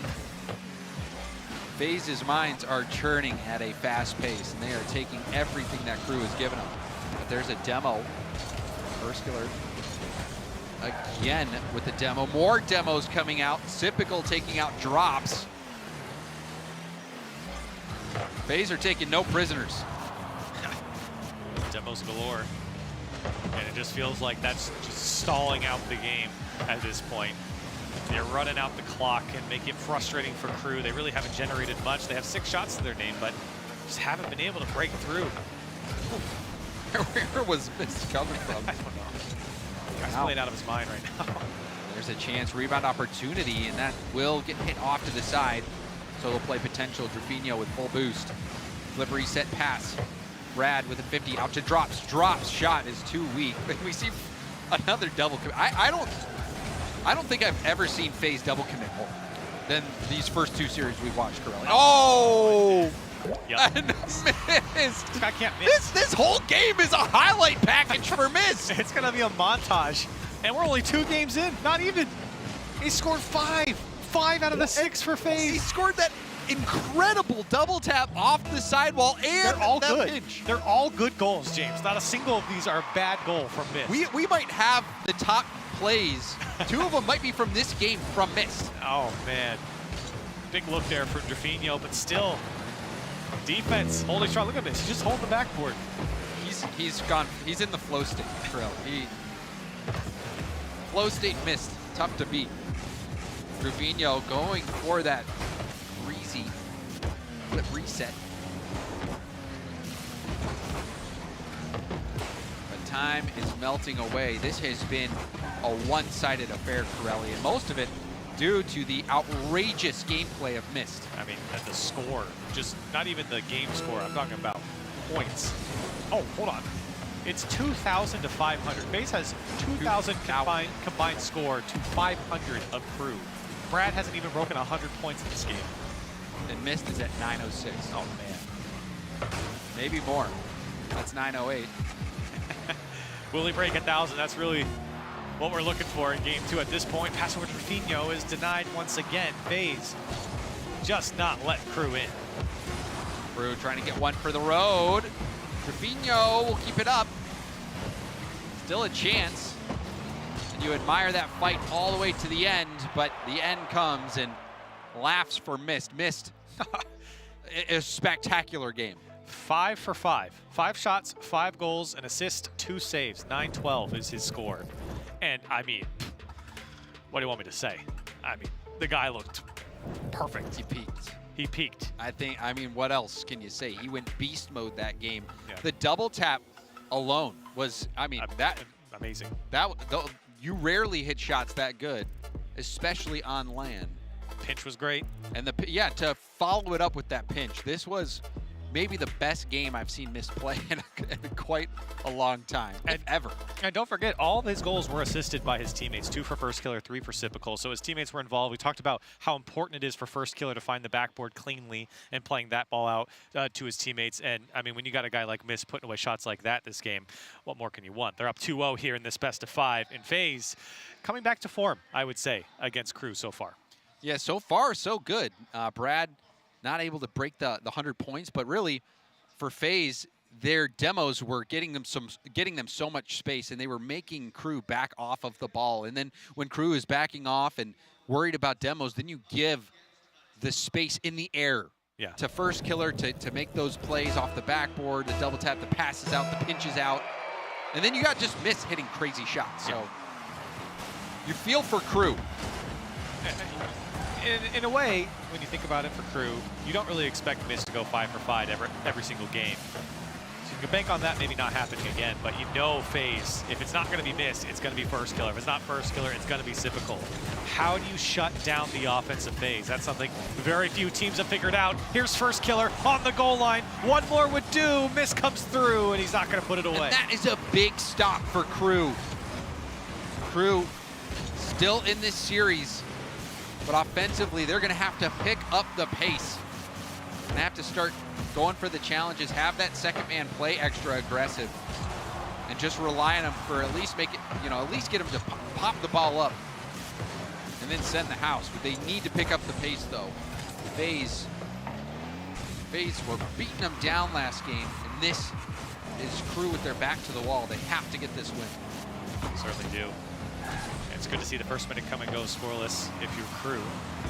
Not letting FaZe right back onto the tracks as they were in game 2, especially Mist. But you got to find a way to break through FaZe. Brad, nice juke there. Sipical, though, with plenty of boost, able to get back around it. You can see boost, a problem for Crew. The back pass from Drops, intercepted by Mist. Mist going for the backboard. Mist! Denied, but the rebound goes in. First Killer picking up the scraps after Mist tears apart the D. Well, it might not be going on as highlight reel, but that was a crazy double tap from Mist, and the follow-up from First Killer is exactly what FaZe wants. Back to business. FaZe Clan on the board first. What a series Mist is having so far. See if Crew has a response. Still early in the game, but it's been a while since we've seen Crew really threaten. I think they got that first goal, and we haven't really seen anything since. Nope. It has been a struggle for them. That's been the name of the game for Crew. I think that's something that's plagued them in some of their series. They're in a really tough group against either very highly organized teams or just teams that are so aggressive, so mechanically skilled. This group is a tough one to do well in. And for Crew, coming in pretty green to this one. It doesn't get easier for Crew. Like, FaZe just got beat by G1, who Crew still has to play. You feel for it. It doesn't get easier at all. In fact, you might say, this is the easier part of it. The way G1 was playing, it's going to be tough.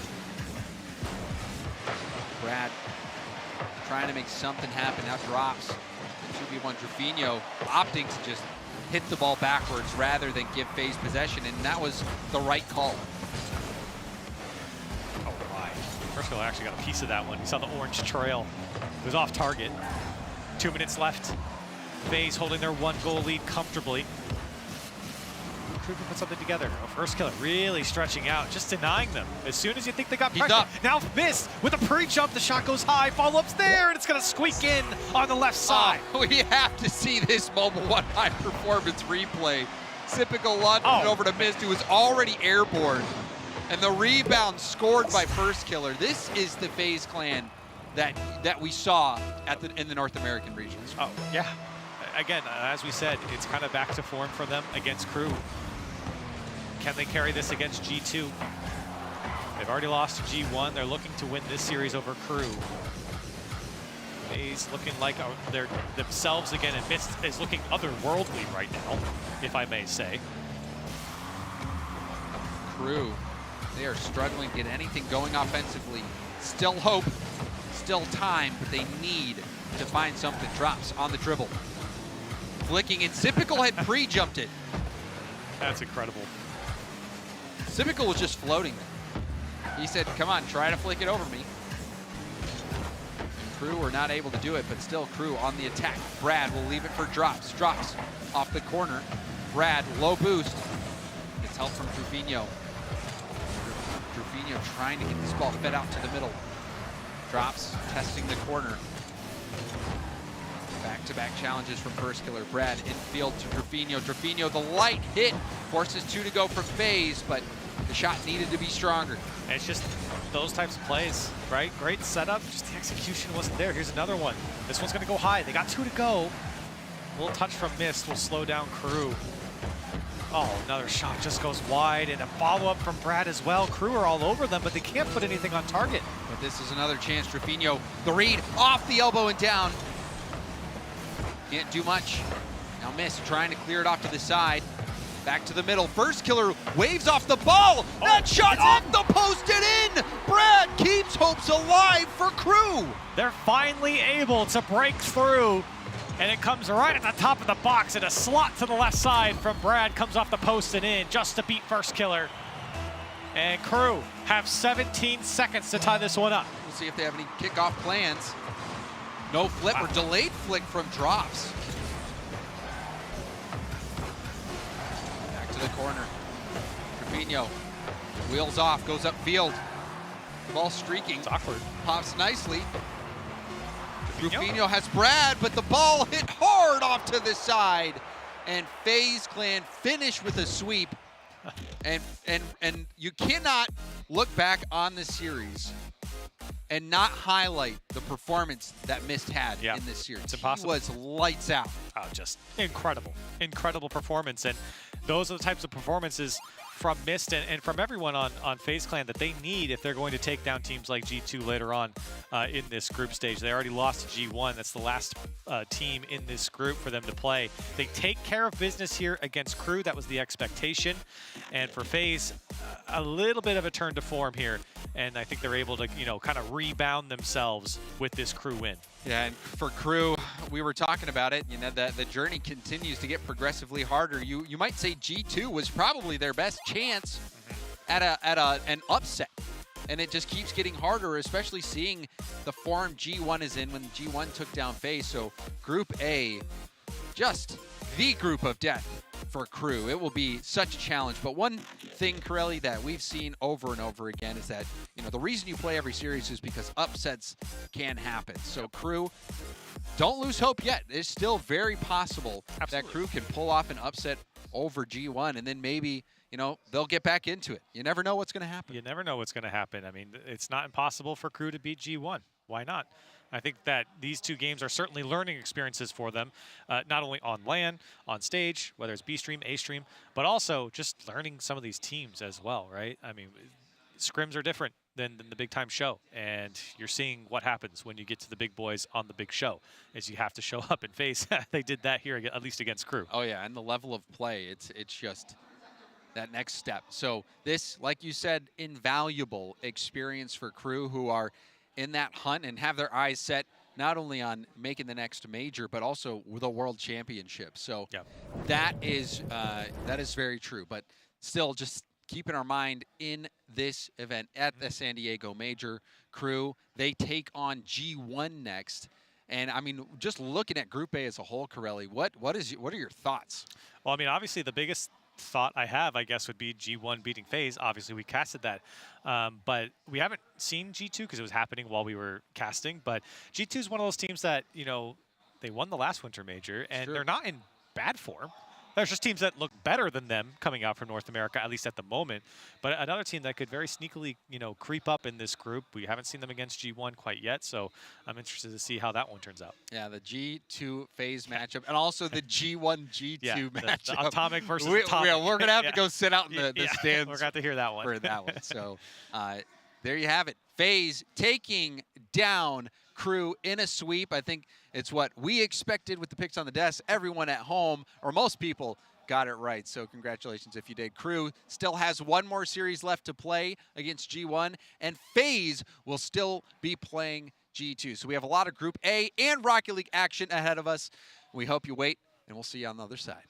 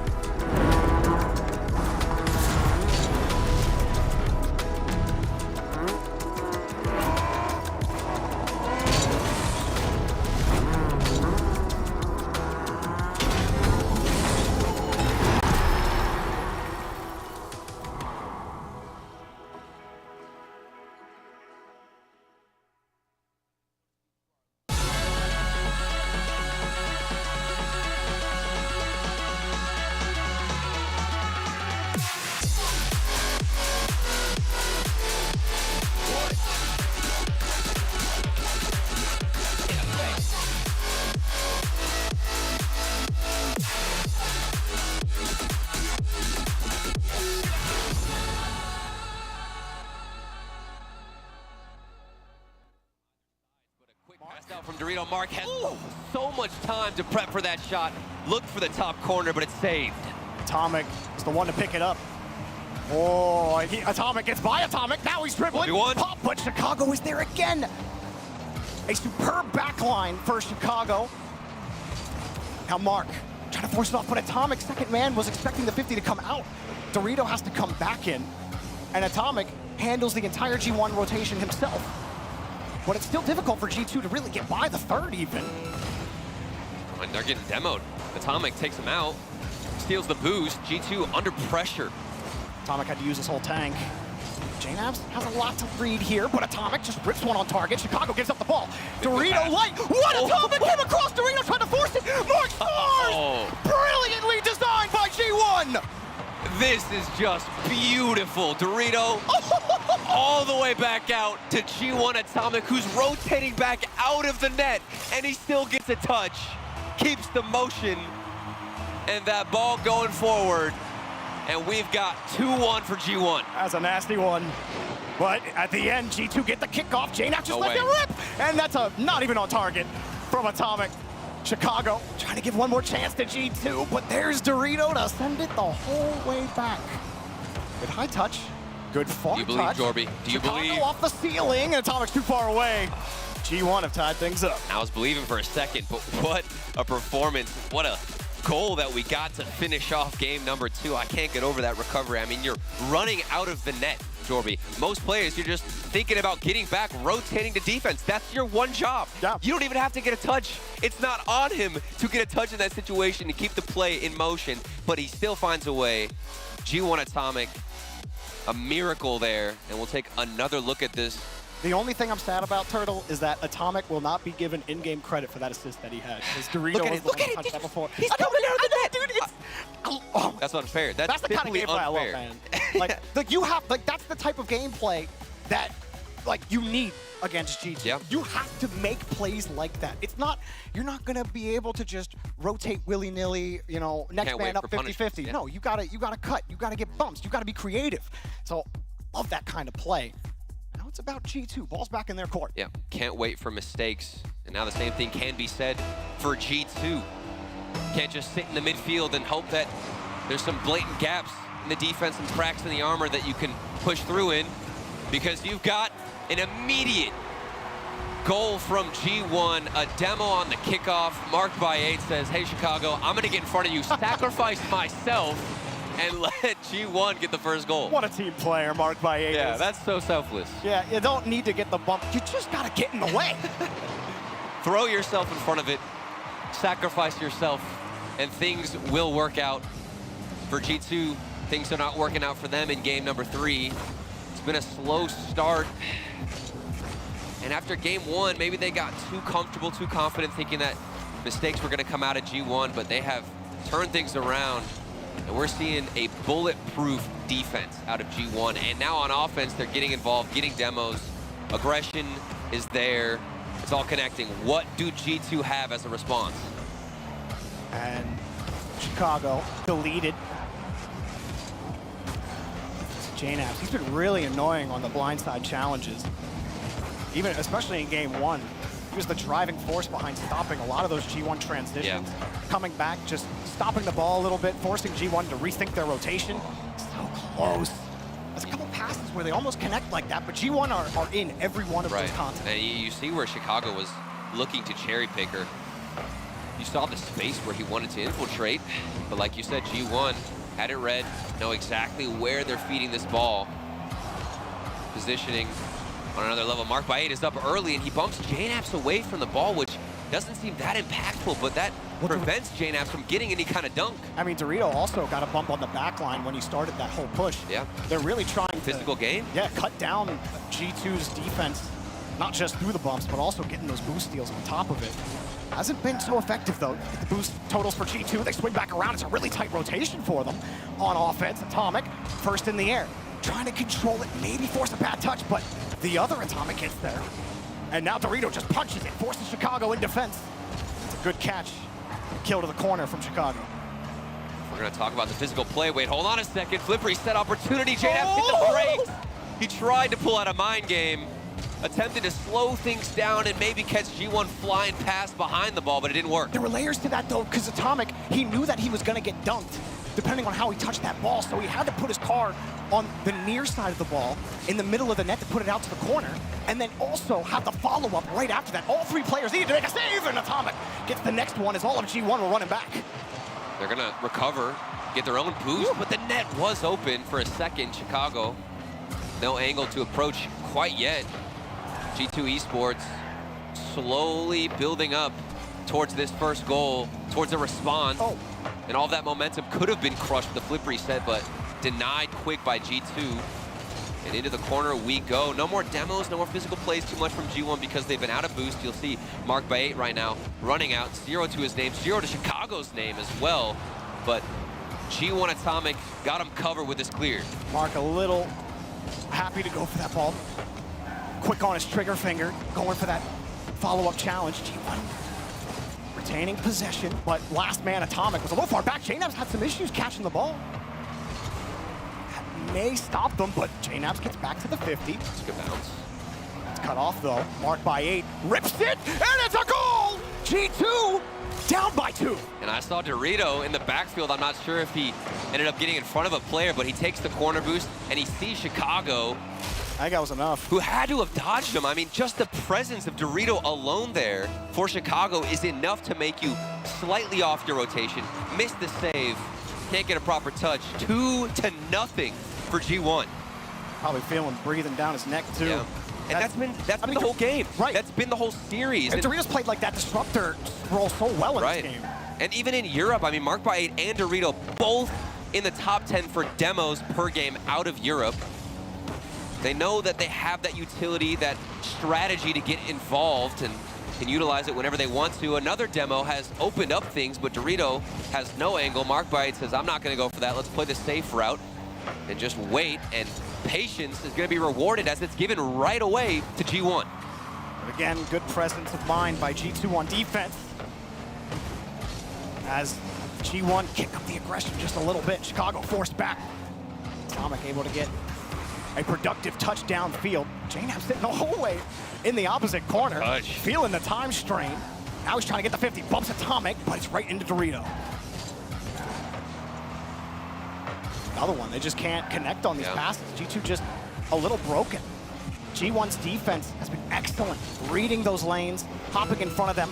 Atomic in Chicago, it's just a constant bump fest. It is so physical. It's like a brutal hockey game, waiting for someone to drop the wheels and start fighting here soon. And while we've seen a lot of physicality from G1, I haven't noticed it's ruining their rotations. They're getting bumps, and they're also putting themselves in the space where they know G2 are trying to infiltrate and trying to put themselves in. They're reading the play, finding predictions, knowing exactly how G2 want to maneuver downfield, and that's created a much easier game 3 that they can take lead of. There's been some tight defensive stands for G1 too, because, I mean, for G1, I mean, G2, yeah, it's fun. That's the first time where I'm just like, man, you know what, we made it this far without messing it up. I see your brain just like trying to make the connection. G1, 2, like, wait. But no, what I'm saying is like G2 that gets so aggressive in the way they rotate on offense. You see all 3 players really tight together so they can respond to things really quickly. And I don't know what it is about plays like that. It just takes so much poise on defense, man. And I think that goal where Chicago was able to actually get a touch on the save represents where that mentality is right now. I mean, he should have gotten the save, but he was feeling the pressure. He panicked a little bit, hit the backflip, and unfortunately couldn't get the touch. And like I said, that shows just how much pressure is being thrown at the G2 defense. And they've got to recover. They've got to get their nerves under control because things are getting a little bit out of their hands. Remember that one transition near the end of the game, JNAPS had a breakaway. Couldn't quite get the catch, he had to stop. And that was like one time they were able to find a hole through G1 on game 3, but G1 now in position.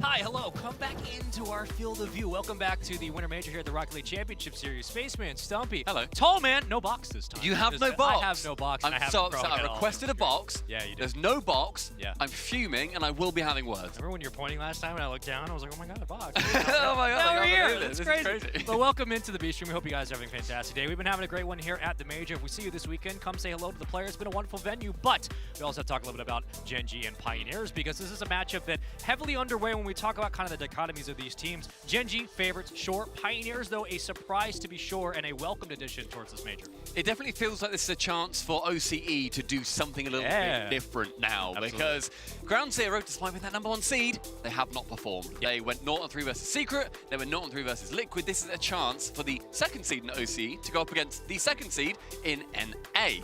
So, are we going to be seeing that? Because GenG also our reigning champions so far.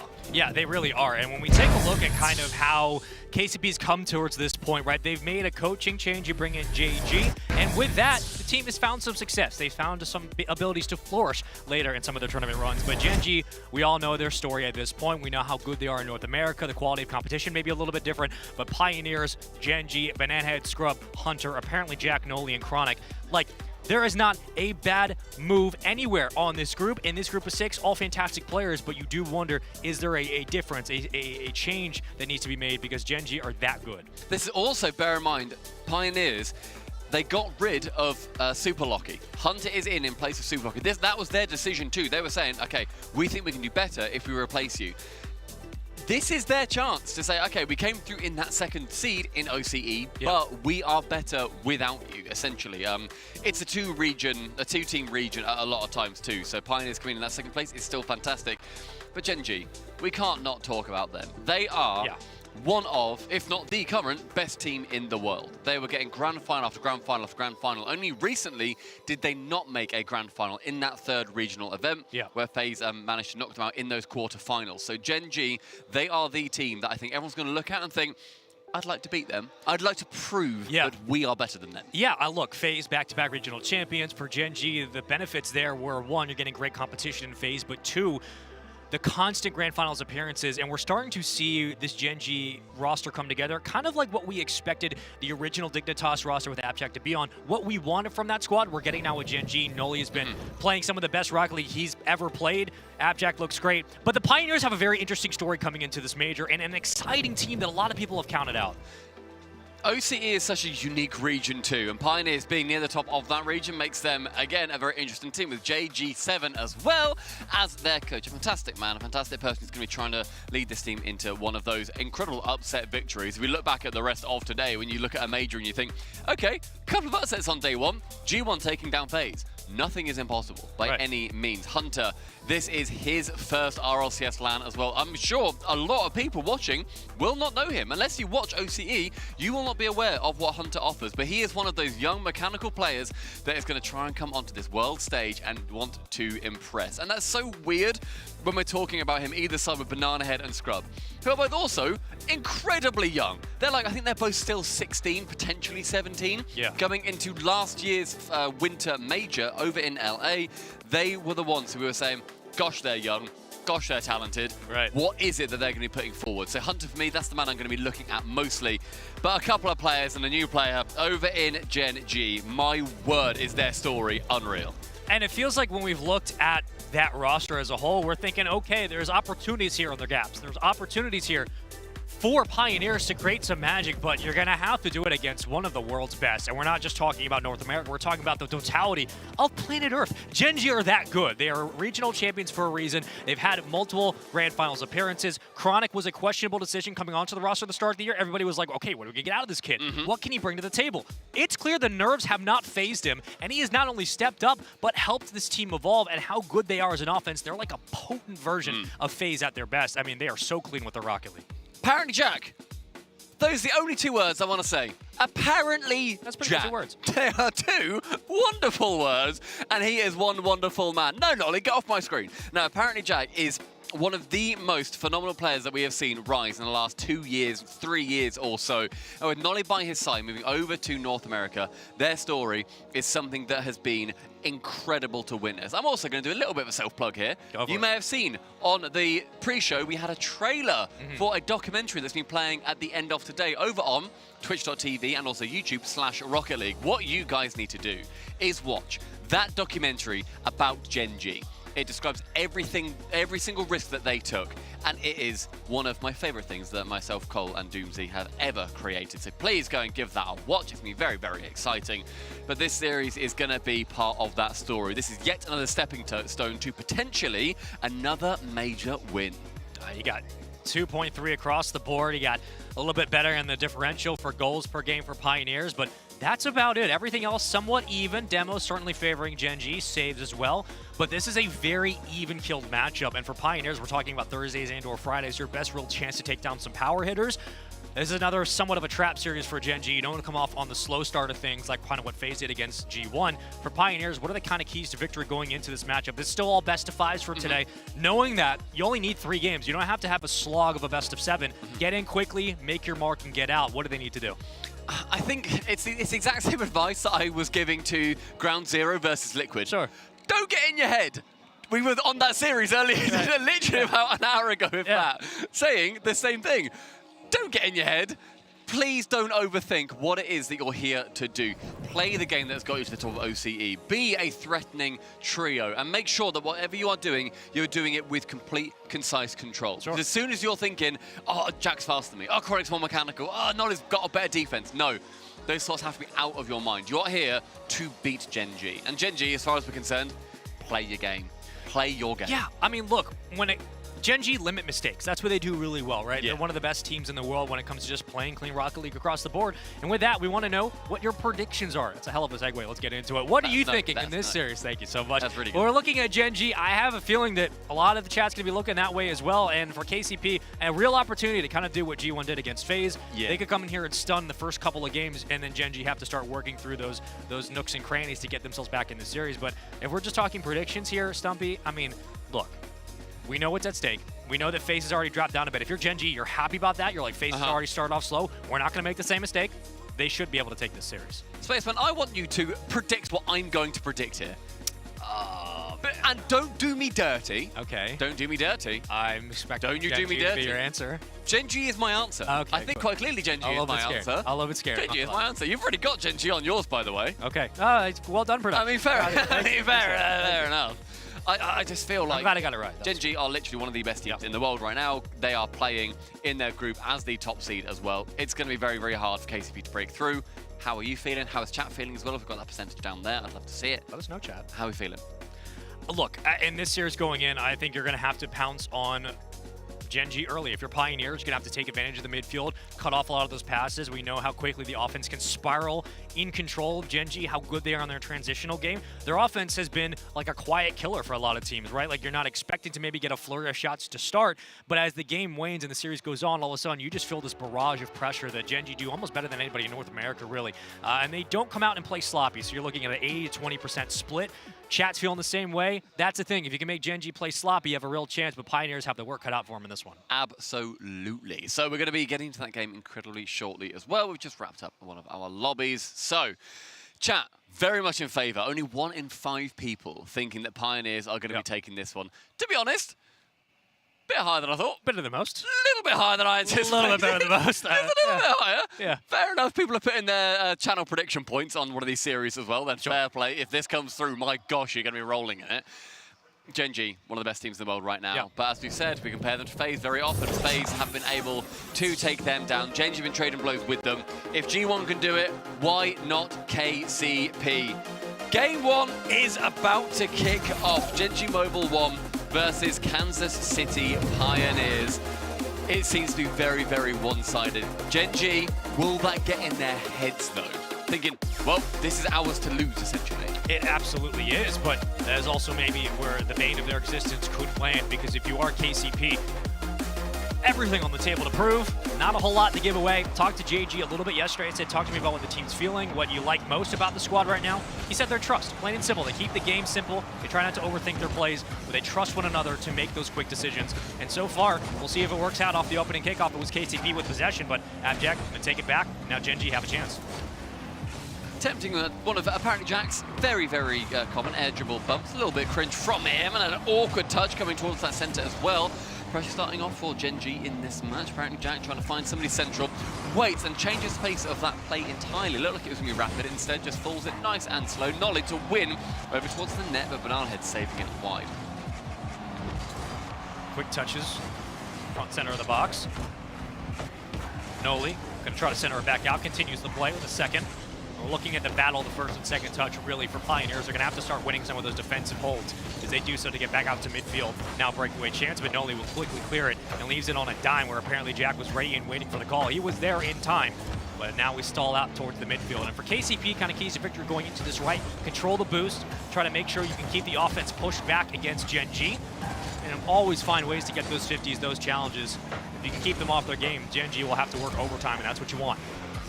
Yet again, GenG trying to go for an attack. Nolly passing over towards apparently Jackson, able to get anything from that chance, however. Chronic high up, challenging against Hunter, that young man who we're going to be looking at a lot. And finally, Nolly with a massive goal to start it off. And you see how much that means to him immediately. Yes, it's a series that they think they're going to win. Yes, this is going to be one where they think, well, if we lose this is devastating. But that is a huge reaction route from Nolly. And if we just think back to the Rotterdam Major as well, there were times where we saw, literally their first series was against an OCE team. And GenG smashed it. And then their second round in that Swiss, they went up against Oxygen and got embarrassed. It was not a good result. There was 3-0. There were very, very few goals in the way of GenG as well. And KCP, they're already changing that script, different in winter potentially. Just looking at the positives on the last goal, you're thinking, okay, I can see the communication here. You can see it right here on the other side as well. Like, we're going to put it off the back wall. We're going to hope for a 50. If we get lucky enough, then we'll fill in the gaps, try to make sure we put this one on target, play through the congestion, and with that, we now have ourselves a tie game. But very early on, we are looking for when maybe the GenG offense will come online. Yes, they just scored a goal, but as the series continues, that's where GenG start to get very potent. They start to get very aggressive, and Pioneers have a real chance to jump out ahead in these first 2 games and bring the fight to them, to force GenG to overcommit on some of these transitions, like we're seeing now, as Scrub will go up towards the back wall, leaves it off the post, a big demo to clear lane, but nobody with possession for the moment. There have been some good chances, I feel, for Pioneers so far, too. They've had, I feel like, a couple more shots, too. I mean, coming in, they've had 4 already. Chronic, on the 3rd shot, manages to make it the 2nd goal, and the demo on that goal line is going to be opening up. GenG looking much happier. And Nolly clearing it out with the double demo, too.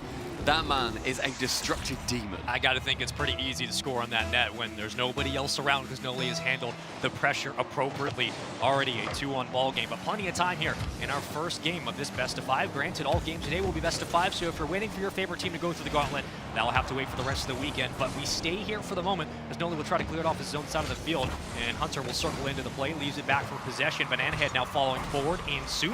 Tries to run point, will be unsuccessful. Scrub leaving it. Soft touch, front box. Banana Head tried to get up in time, but a good read there on the defensive end by GenG. Scrub has had some really good chances. I feel like he's been facilitating a lot of opportunities for Pioneers. He's passed a couple of times. He's been getting some shots towards the middle too.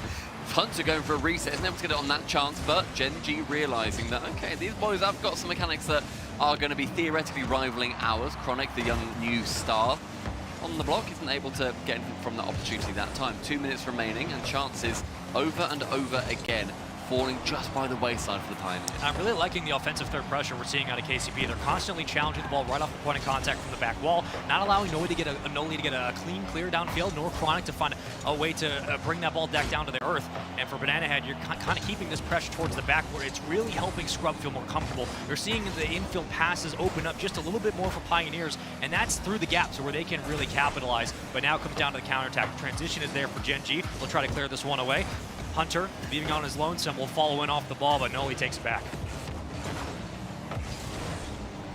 Midfield sees Chronic get faked out by Banana Head, with Nolly sending the ball back towards him. Hunter, though, intercepting. The speed from him has been impressing me as well, positioning, making sure that any opportunity that he goes for is going to be at least somewhat threatening. Scrub with a challenge in the midfield, goes long, back towards that halfway line. Hunter up into the sky, but with no boost or 30 boost. I feel like he could have challenged that, but didn't fancy it. Instead gets outsped. GenG very low themselves. For a minute, they had about 30 between them. Then Nolly and Jack in tandem picking up 200 between. This one is still winnable here if you're KCP. We already saw a demo at the midfield, so numbers advantage for the moment. The Pioneers now trying to press. It's going to be Scrub getting the call, but yet again, Noli cutting down and intercepting that ball. Chronic burning all of his boost and a reset just to keep the ball alive through the corner.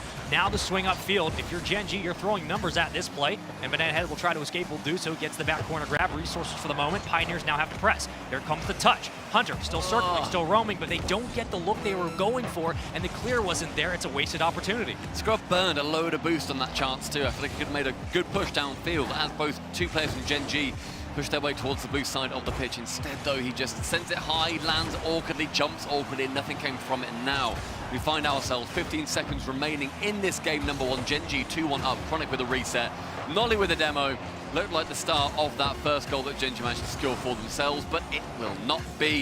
Final push for Pioneers. Banana in the sky with one reset. Gets the second one bumped by apparently Jack, and Nolly to touchdown. GenG, Mobile 1, game number 1. I love that play from Abjack at the end, right? Rather than just try to challenge the 50 and hope for an awkward bounce, he just bumps the card. He's like, nope, you're not going anywhere, and that ball's going to hit the pay dirt. And it does to start. A very close game one in this series. What you want from KCP, just showing as how this one might go. But for GenG, calm, cool, collected. They didn't look like they were under any pressure really throughout. And they handled their business. This is what this team does best. They play clean, consistent Rocket League, and they never look like they're in over their heads. I feel like also when you look at how GenG want to approach a game, they try to make it as... They're very intelligent. They try to make every play the best one in that given moment. They've said to other teams, like they've said, okay, why have you come to North America and just beaten everyone? They're like, well, nobody thinks. No one's thinking. No one's thinking, how do we beat them? They just do the same thing over and over again. That's how GenG managed to manipulate other teams into essentially beating themselves. They're like, oh, okay, well, you, in 9 times out of 10, when the ball's in this position, you send somebody in this position and somebody in this position. So therefore, we can counter that. Just think when you play them. It sounds so simple when you put it like that, because then you're trying to beat 3 of the best players in the world right now. And with GenG taking that first game, it's going as expected, but Pioneers with absolutely a couple of decent chances and not going ungoalless. And look, It ungoalless. is ungoalless. What does that hang on? I think Let's just talk about goalless. this one for a Ungoalless second is as Abject one, scores. and GenG, they are very much goal-full. Well done from Abject and you. I'll give a nice round of applause to the British men. As there it goes. It's a 1-0 lead quickly for GenG, but I mean, for Pioneers, look, outside of maybe that missed opportunity with the counterattack at the end of game 1, there weren't a lot of mistakes. Defensively, offensively, they didn't maybe get the looks they wanted, but they played GenG close down to the ground. They played them appropriately in the air. The contests were there. Transitions were good. As Abject almost puts the second one away. It was a very clean game 1 for Pioneers. They have to be feeling somewhat good going into the second one on Forbidden Temple, hoping that they can potentially notch up the series. 30 seconds gone with GenG, continuing pressure too, but with apparently Jack getting bumped over and over again. Scrub giving so many other players chances. Instead, he takes it himself this time, bouncing from that corner and getting rid of Jack, who actually passes the ball on from that bump too. Great play from Squad. What a guy he has been in this game so far. Hey, he's been waiting to break open from that game 1, and he finally gets his opportunity, gets a nice little assist there from Abject, and just takes him out of the play. But you're going to get burned sometimes if you don't pay attention on the kickoffs. Very quickly, GenG capitalize on the mistake. You've just got to think. You've just got to think sometimes. And Nolly able to, seeing that ball go very nicely towards him on the cheat. Apparently Jack is able to have it land wonderfully as well, because the man, the myth, the 1v1 legend in Apparently Jack 2, kickoffs are his absolute forte. Yes, he complains a little bit in his YouTube videos that First Skillers was better than him at these kickoffs, but he's not too bad himself. What a nice center there from Chronic, and it sets up Noli for the immediate 50 win. And now possession through the corner, GenG can start to press and build that offense up time and time again. They do it so well as the pinch will lead way to a clear for Banana Head off the back wall. It's trying to get it laterally, will do so. And an adjacent push. Scrub clears it off the crease. Hunter now following through. Has to burn all of his boost to keep this one forward and corkscrews his way down to the ground before Banana Head gets the call at midfield. An immediate redirect there from GenG. The offense is up. Chronic gonna play towards the side wall. Abject falls off the play, back in rotation. The island is there, and GenG can try this yet again. I admire what Jack did on that play too. The fact that he went for that double tap, realised I can't get this one, so I'll leave it for my teammate. Nolly also does the same, realises I can't get this. Maybe it bounces into a horrible position for my teammate too. It's better for me to just leave this. Did so, and then no goal came from it, but also no goal came against them from it either. And that's the kind of play that GenG are so fantastic at. Well, you still got a lot of time here in Forbidden Temple, but you're gonna have to start working back slowly but surely if you're Pioneers. We saw them with a 1-goal deficit in game 1. It didn't lead to anything. And now a chance, another one dangerously thrown towards the net. And here comes Chronic. He's just going to rip it towards the opposite post. It's not enough to go in, but it is enough to at least get Pioneers off their lonesome to start following in on these challenges. These are down at Banana Head. Chronic following forward. GenG one at a time, taking their opportunities, their looks. They're trying to feel comfortable right now on the offensive third, but a breakaway finally, and a big clear. Pioneers need to clear the pressure. It was a great beat too, as Chronic now able to air dribble towards the middle of the pitch, but has to challenge. Apparently Jack on the open net yet again. 3-1 Pioneers beginning to fall the way of their oceanic brethren. I saw CJ earlier today. He was been wandering around a little bit. He was wearing some shorts and a hoodie. And on the back of his hoodie, it says, "We are OCE." And he was saying to me, I might take this off, you know. Didn't really feel too inspired by his countrymen of saying, okay, we've currently gone 0-6 on the day. Maybe it's not the one so far. It's currently not 7. Ooh. Yeah, I mean, look, there's plenty of time to turn around. And so far, Pioneers look like maybe the cleanest team to do it here at the moment, but you're certainly going to need a complete momentum shift because it's really just been all of GenG. They've capitalized at those midfield shots when there's been space. Pioneers have given them an opportunity to take a risky challenge. They've done it. On the last goal, Banana Head goes for a bit of an interesting 50, and it does not pay off as he gives possession right back. and Chronic going to try to punish, will do so, leaves it on the center, but couldn't get the extra touch to eventually fall through on the play, and Abjack can just play a 1v1 here. We know how good he is at that, killing a lot of time right now. Pioneers can't get out of their own side of the field. Yeah, and regardless, Chronic, didn't get a goal, but he burned, what, 4, 5, 6 seconds on just floating somewhere near it, and then going for the bump on Hunter, burning yet another couple of seconds on that too, with him having to reposition. Minute 45, 2 goals that Pioneers are going to need to try and bring back and wrestle home on Forbidden Temple. Hunter in the corner, challenging alongside Chronic. Banana Head to receive, can get one flick away, but apparently Jack stays nearby. He is a nuisance of a man. Those clears are really great, but not if you can't continue the play, not if you can't start pushing those into second touch wins to opportunities downfield, because it gives the ball right back. The possession is still there for GenG, and that's a problem right now. They just don't have enough to clear this away. That is a ridiculous 50, Chow. Abjack centers it back out, still 1v2ing in front of the box, and now you're just looking at a scramble of a clear here for Pioneers. You're losing time very, very quickly, and it's starting to trickle away at kind of the mental they built up from that Game 1 success that they now need to show up in this series, Pressure. and they aren't doing it. It's 4-1, and GenG are pressuring the life out of Pioneers. It's pressure over and over again. There was no time in the last, minute or so where GenG were in their own half. It was just time after time, shooting, shooting, shooting. We can't shoot on this chance, we'll go to the side, we'll go to the ceiling, we'll pass it instead. And it leads to their 4th goal. Pioneers utterly suffocated and going blue from the lack of breath. 55 seconds to play. You would love a bit of a miracle goal here just to get the troops back on your team. That might do it. That save is ridiculous from Chronic. He literally dolphin dives back to the opposite post just to keep it out. A 4-1 ball game. We got 40 seconds to play. You've got to be joking. Hunter able to put it through. Sustained offense. Pioneers finally. Seeing what GenG did so fantastically in trying to emulate it themselves. KCP Hunter with just a flick over the top, and apparently Jack, backflipping, making an error, forcing Nolly to try and get up as soon as he can. Isn't able to do so. Pioneers reducing that deficit to just 2. You think it's the start of something. A kickoff goal would have been great. Still have plenty of time on the clock, but Abjack in a 1v1 quickly denied, hand up to block. Banana Head will clear it, and now fight for his life with possession as well. Under 30, back to the midfield, right back to GenG's hands. Every time we've seen it clear from Pioneers, it's gone right back to GenG. There needs to be an adjustment made in the midfield. Noli trying to put this one away. Oh, I wanted that to go in.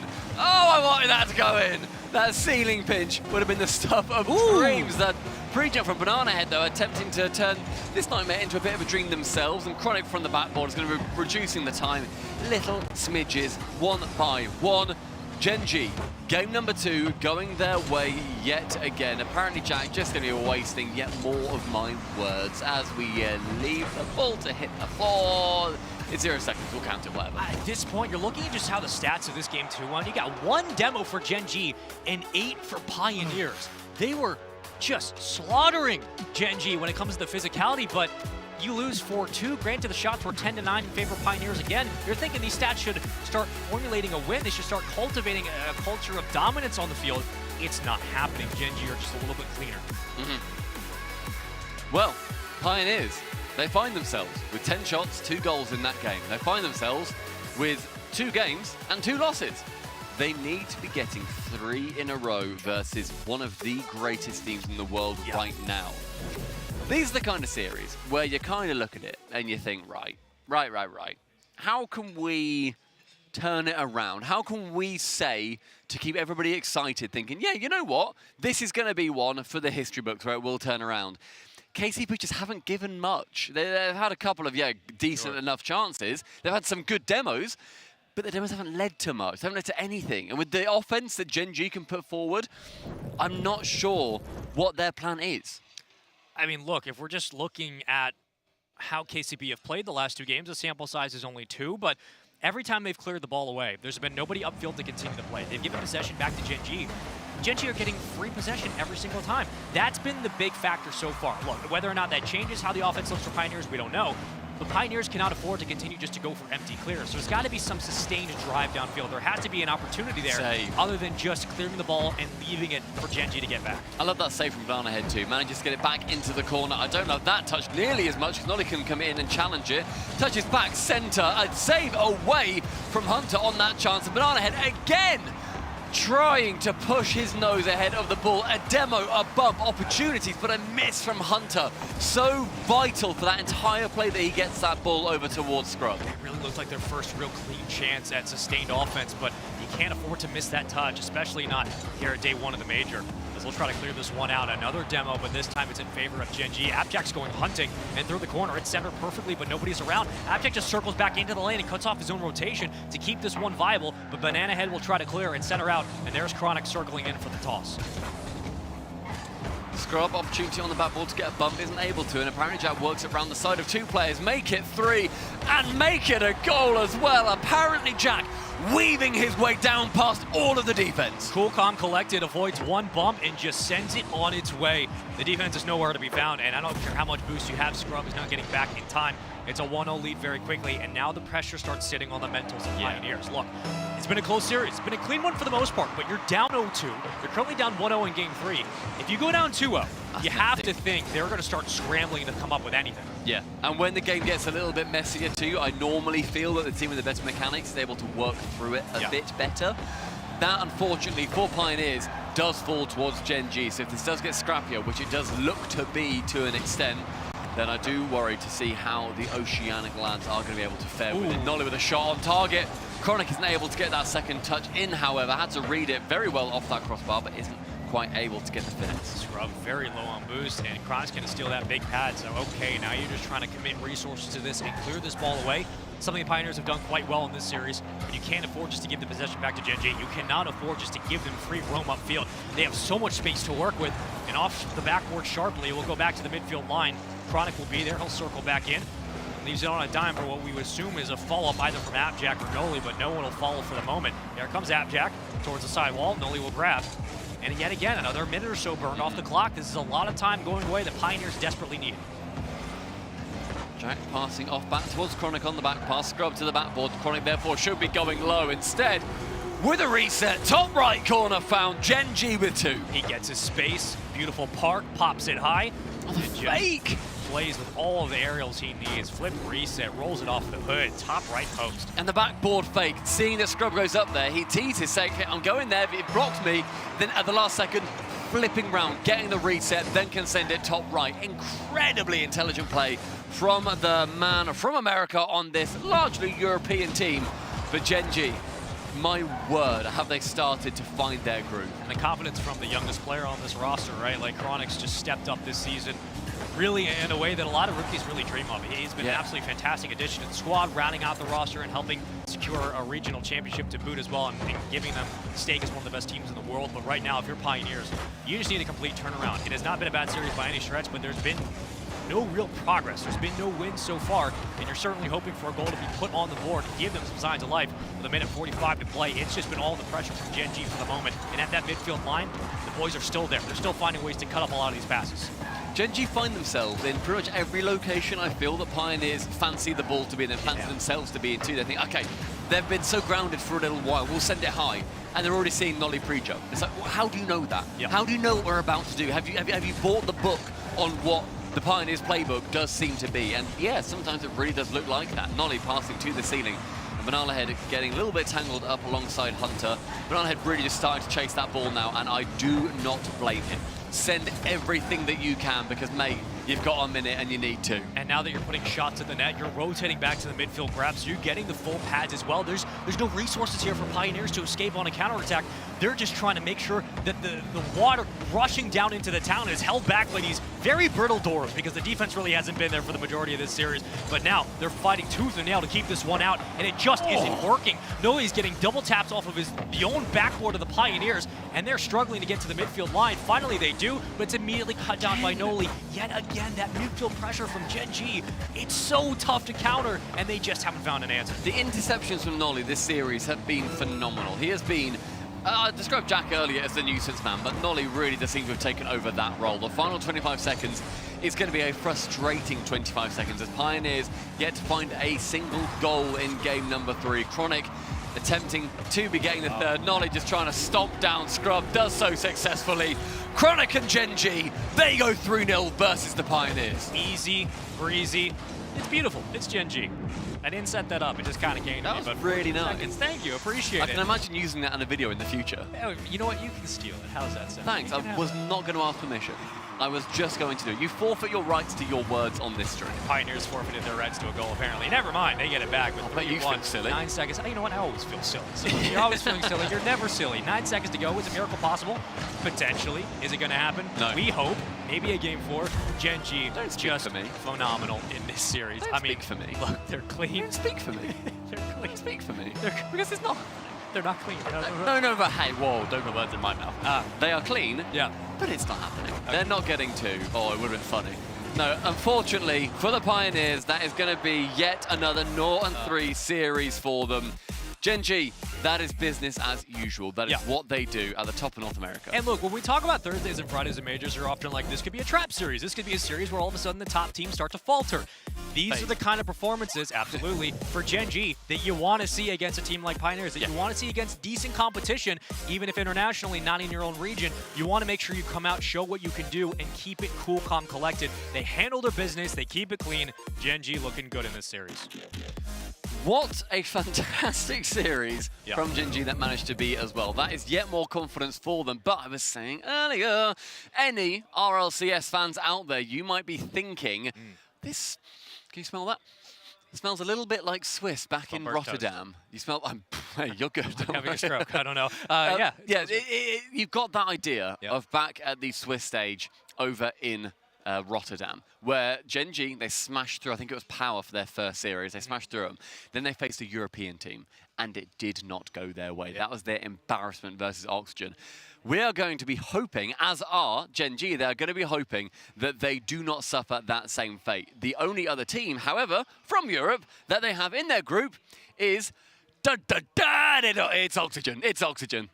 They will be facing them later in their group. It's just, I always look at those parallels and think, are GenG also thinking of that? Or are they just thinking, take it a series at a time? I mean, yeah, like you're telling yourself that, but subliminally you're thinking, oh, it's also Oxygen, right? So, look, a good series all around for GenG. They handle it 3-0. Make sure you also check out the documentary coming later on GenG from this tall British man. And if you want to see more, stay tuned as well to the RLCS Championship Series because we got a lot more action coming your way. And that does it for GenG. 3-0 sweep. Let's go to a break. When we come back, more Rocket League here on the B Stream. Don't want to miss it.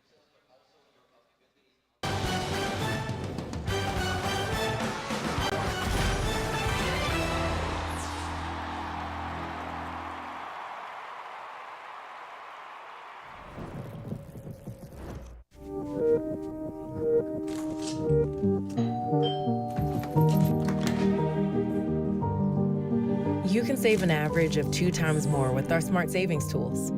For everything we want, we're all better off with an ally.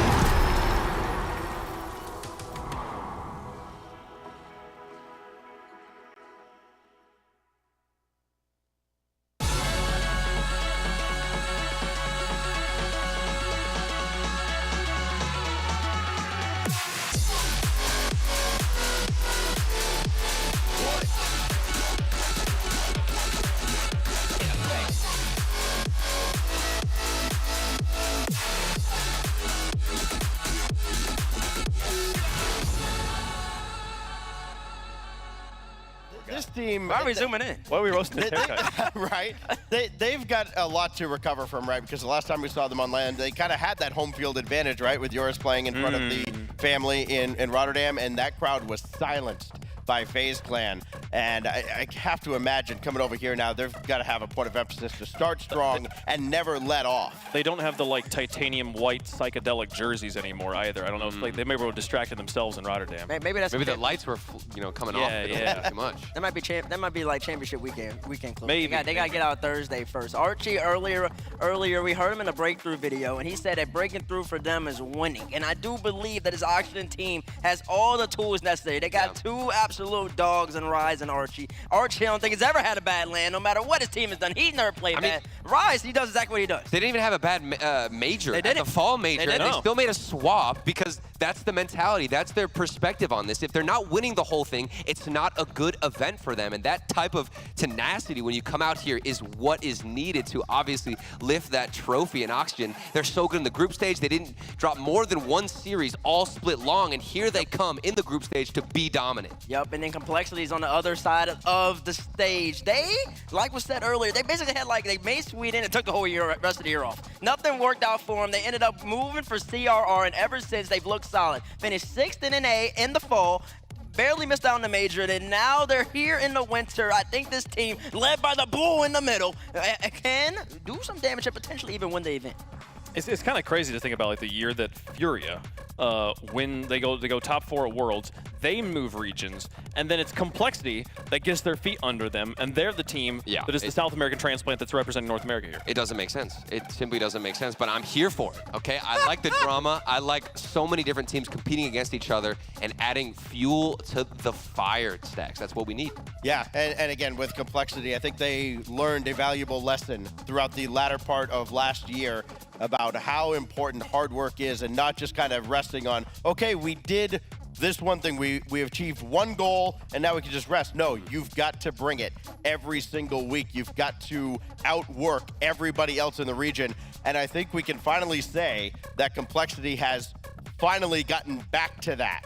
And for them to defend the way they have, I think it's one of the hardest things to do. I know Bates will disagree with me, but I think it's the hardest thing to do to play top-level defense on a consistent basis against the firepower that exists in NA. Yeah. Oh yeah, I do disagree with that one. Yeah, I most definitely disagree with that. Offense clears defense, and his offense is way harder than defense will ever be in Rocket League, especially right now. I could debate anybody on that. But what I will say is, as a Complexity team, Stacks, they are balanced, and they're one of the few teams in NA that has been able to go up against GenG consistently, at least. The last 2 times they played, they won them both best of 7s, but before that they were 0-3. They're a team alongside FaZe that can go up against arguably the best team in North America and actually give them run for the money to the point of beating them. G2 hasn't been able to do that. Just Complexity and GenG. So we got to keep that into perspective when we're going to talk about this matchup. Hey, think about the bloodbath that South America would be if these teams didn't come to NA. Yeah. Only having 2 spots with like Furia and Complexity still down there, it would be insane. It would be terrifying. Making space for Secret to come here and do what they're doing already. We've been seeing them play very well as well. So speaking about this matchup in particular, though, Oxygen versus Complexity. We've seen what Complexity's been able to do this season. We've seen the power from Oxygen as well. We've already also seen transitive property to be included here, even though you probably shouldn't. What G1's been able to do against the top from North America.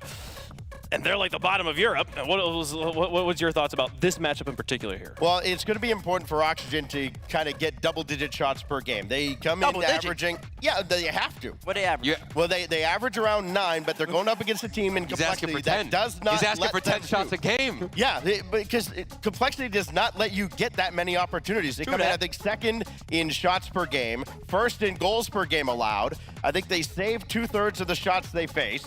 This is a very efficient defensive squad. They do not let you run up the score. They don't let you camp out in the zone and get opportunity after opportunity. You've got to cash in on the chances you get, or you've got to find a way to overwhelm them. Well, I think you make a great point there. I do want to talk about like the mental though of playing at LAN versus online, because we're always talking about like here's what they're doing online, here's the stats are put up online, but now we're on LAN. And Turtle, like we talk all the time about like Rise being a LAN player.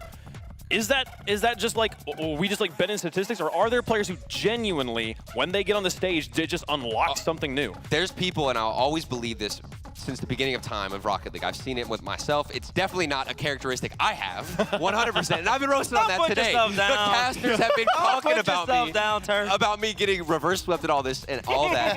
And it's true, because there's some players that you get on this stage and there's something about their brain, there's something about them processing what's going on, and they lock in on that stage. And it's even better with a crowd. And Rise is one of those players who becomes an absolute monster on the pitch whenever the pressure is there, when it's alive. We've seen what he does in OT and overtimes online. And then we've also now seen what he can do on LAN, on that stage, and it's ridiculous, the shots he can put up, the quality he can put up. And I agree that, you know, complexity, that defense, it's well balanced, but when you've got a player like Rise, even if he's not getting 10 shots a game, one of those opportunities is all he needs to make a change. And on the other side of things, can you possibly create players who are good on LAN? I think Complexity is doing the best effort that any team can with the way they boot camp under blue LEDs at all times, like trying to replicate a LAN setup, folks. The matchup is about ready to go. It's time to find out what you at home think is going to happen. Let us know. #COL, #OXG. Stacks, we'll keep going down the line here. He's cursed. See, here's the thing. Wave's been perfect all day, and I've just been a hot mess. This whole spot on the desk has been awful. So I'm sorry, Complexity fans, but yes, I'm picking Complexity here because I do think that that defense is going to continue. They haven't faced a team like Oxygen, of course, because they're European, but I think that they can keep Oxygen in check, and I don't think Rise dominates quite the way he has been throughout the split. I think that Oxygen, especially this early on in the tournament, where they've consistently, with several different iterations of the roster, have been performing well. I don't think that stops here. It's only excelling forward, and I think that Rise is going to make it that much better, and that's going to be an Oxygen win here. Yep, broken hand, don't care. Broken wrist, don't care. Matter. Got sliced fingers, don't care. Rise is a dog on land. That's all I need to go with. Give me Oxygen and the Complexity. I really love and respect what y'all have done, but this OXYGEN team is just too good. I mean, the trick is just predict whatever that seat doesn't say, right? So give me Oxygen as well on this one, folks. Pretty easy stuff here. I mean, hey, he's going to gain a spot back here. This is where I'm going to get it wrong, because obviously that's what's going to happen, folks. The Oxygen, the favorite on the desk, also the favorite in the chat. It's time to find out if they're the favorites on the field, folks. Match number 1 of Group D underway. We're halfway through the day. Make sure you got your snacks on hand, because we got a lot more Rocket League to go through. This one's going to be a banger, though. Complexity taking on Oxygen. Get up and get loud. It's game day.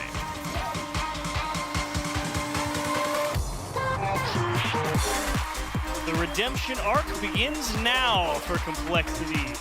Smash, and there's a lot of things that you don't know are going to happen, and finally we get some answers. Oxygen Esports, do you have it still in the LAN environment? Like they said, Rise fighting through some injury, who knows, hands, he's still an absolute dog on LAN, but Complexity has proven a more difficult team to put away than some would think in recent history. Yeah, absolutely, but in terms of firepower, Oxygen Esports up there with the best of them. You talk about Jorias, you talk about Archie, Rise, all three individually are great, but when you combine them on a team and when they can start hitting team passing plays, this is one of those squads that seems like they are unbeatable, but let's see what Complexity has, and the defense already shining like Stacks was alluding to. That challenge game looking dangerous early on for Oxygen, forcing that ball back onto the Complexity half for some extra opportunities.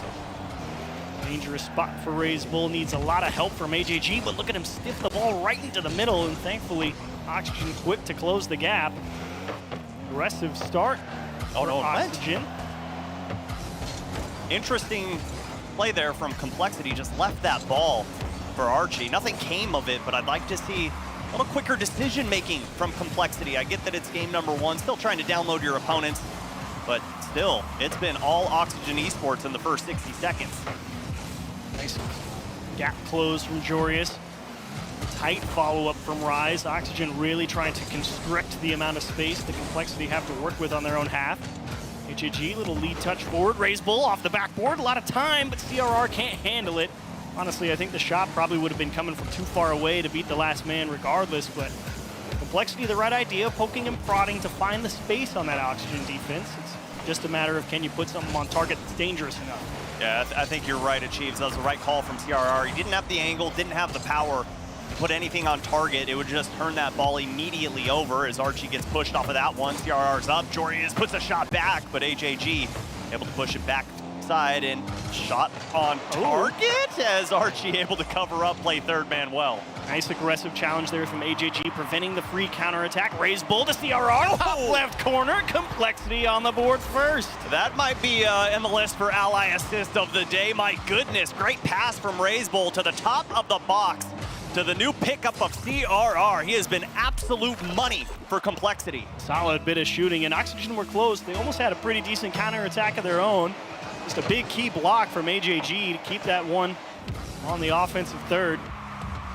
Complexity are rewarded for their sound challenge game, and Oxygen, the ones forced to find an answer now. Little floater into the midfield. CRR just trying to buy a little bit of time. He will control the boost. Keep command of the space in the midfield. CRR backflip, not able to jam it home. Little stutter in the step from Raise Bull, and he's gonna work his way through. Watch this play develop, achieves the slowdown from what's Raise Bull is what opens this net wide up. It's just a beautiful pass off the backboard. Rise has no shot at saving that one, and Complexity up by 2 early here in game number 1. Rise defending the first choice, the immediate shot into the top right, and then he sees it go off the wall, and he's just already recovering and not enough time to get it done and get back in on defense. Complexity out of nowhere, pretty comfortable 2-goal lead, looking at halfway through, and Oxygen really trying to find a strong foothold here to get the offense rolling again. They started off pretty hot in this one, and Complexity have just really locked down in the midfield. Yeah, first 2 minutes was all Oxygen, but after that initial goal from Complexity, completely took the wind out of sails of Oxygen Esports as Rise comes up high. No one there to receive that pass as Archie was getting bumped off by AJG, but he gets 2 to go, but ball pushed into the corner. CRR gonna clean that one up well. Doesn't kiss the ceiling either, so it goes all the way downfield, and Oxygen gonna have to reset. And they steal away all that corner boost, trying to limit Oxygen's counterattack potential. Bit of a reset here, but Oxygen definitely getting the better of possession in the last 30 seconds or so, starting to slowly but surely edge down into that blue side. Big miss in front of the box. Everybody from Oxygen trying to recover. They're definitely expecting some sort of clear, and then they just don't have the time to recover and capitalize on a complete whiff, to be honest. That's just having respect for Complexity. Big demos coming out from Complexity. Not a ton up on the board. So far only 2 as that pass is up. CRR can't get the touch, and Rise able to tuck it underneath, bring Oxygen back within 1. Close call here for Complexity. It's really just a solo air dribble trying to buy time, and CRR again has to defend the shot from Archie. Unfortunately, ball gets put around him off the backboard, and he just can't figure it out. Can't blame him, has to defend the play, and Complexity counterattacked. Hit the lead cut in half, and all bets are off. Minute 15, that's a long time to hold off a team like Oxygen. And prior to that play developing, I was just about to bring up the fact that before that shot on target, Rise only had 50 points. Obviously climbed up the scoreboard with that shot and goal. Did well to get himself involved, but less than 60 seconds. Huge challenge on the back end, but CRR gonna clean it up. It's an open net. AJG can't find it, and they aren't able to extend the lead. Complexity completely throw that one away. Talk about really finding yourself in the ideal spot. I mean, everyone's thinking Archie just made a huge key block, and Oxygen definitely got surprised when that one went back the other way in a hurry. Oh, there it is. Rise 1-on-2, AJG, he manages it! What a great job managing the space! Excellent defensive stop. Not only avoids the bump in demo, but gets the save on the ball. Huge play on the back half for Complexity, and CRR wisely slows things down, baits Archie in, and here comes Joyous trying to clean things up. This ball still dangerous, still lurking in Complexity's half. They need one. Game 1 so heavily in favor of Complexity. Joria's one last-ditch effort. Here he comes. Big challenge on that back end, and the ball's floating towards midfield, and Raise Bull. Bartley just gonna bomb it all the way downfield and let Rise reset. Ooh, off the wall. Jorius can't reach it, but oh no, unlucky.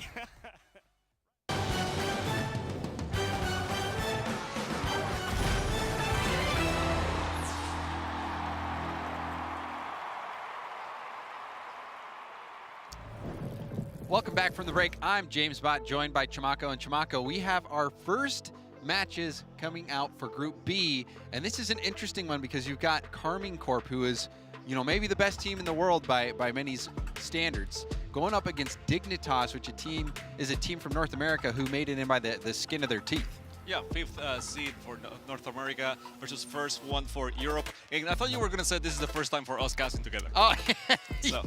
My bad. Because you start saying first. First, yeah, hey, yeah. Well, it is that as well. So excited about that. But this is going to be a really big test for Dignitas. Karmine Corp, you know, they fell short last major. They went out against Moist, and that series in itself, there was so much drama there. If you remember that, Moist.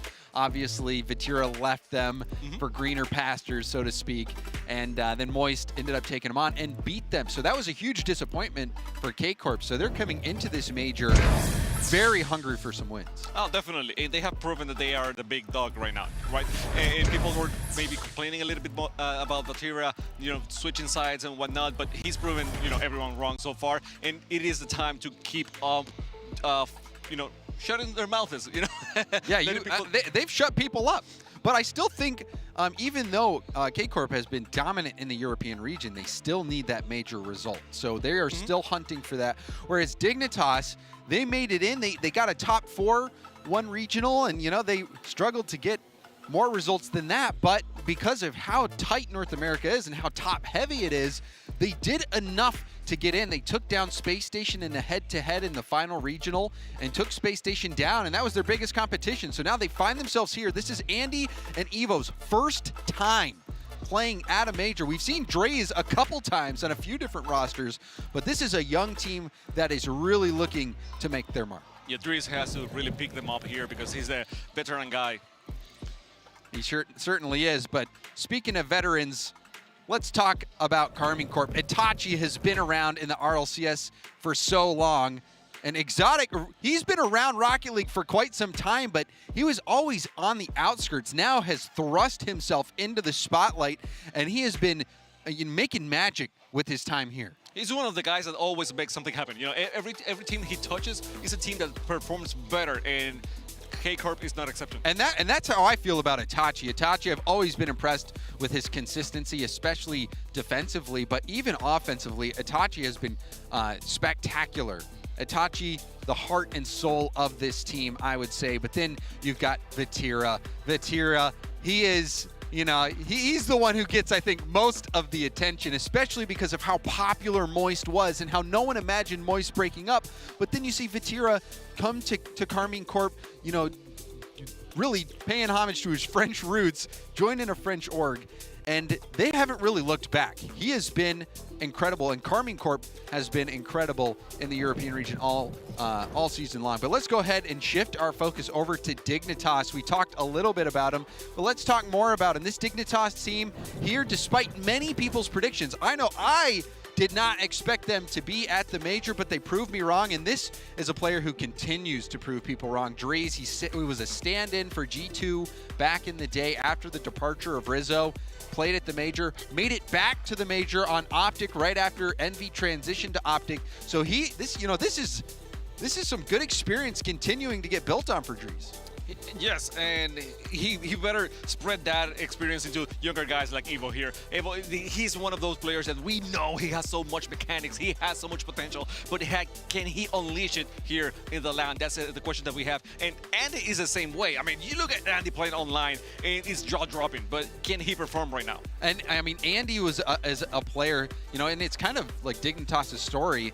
They were on the outside looking in, but now finally have broken through. Andy was a bubble player in North America for the longest time, broke in, but it was always in that 8 to 16 range, but finally broke through after so much hard work and dedication. And if you saw him, you know, especially during his time on the Sonics, he was just so good mechanically. This team is a very young, very mechanical team, but the question is, do they have what it takes to take on Karmine Corp? Just looking at the stats, you can see, you know, Karmine Corp, the clear favorite. Much more offensive, right? More goals, more shots per game.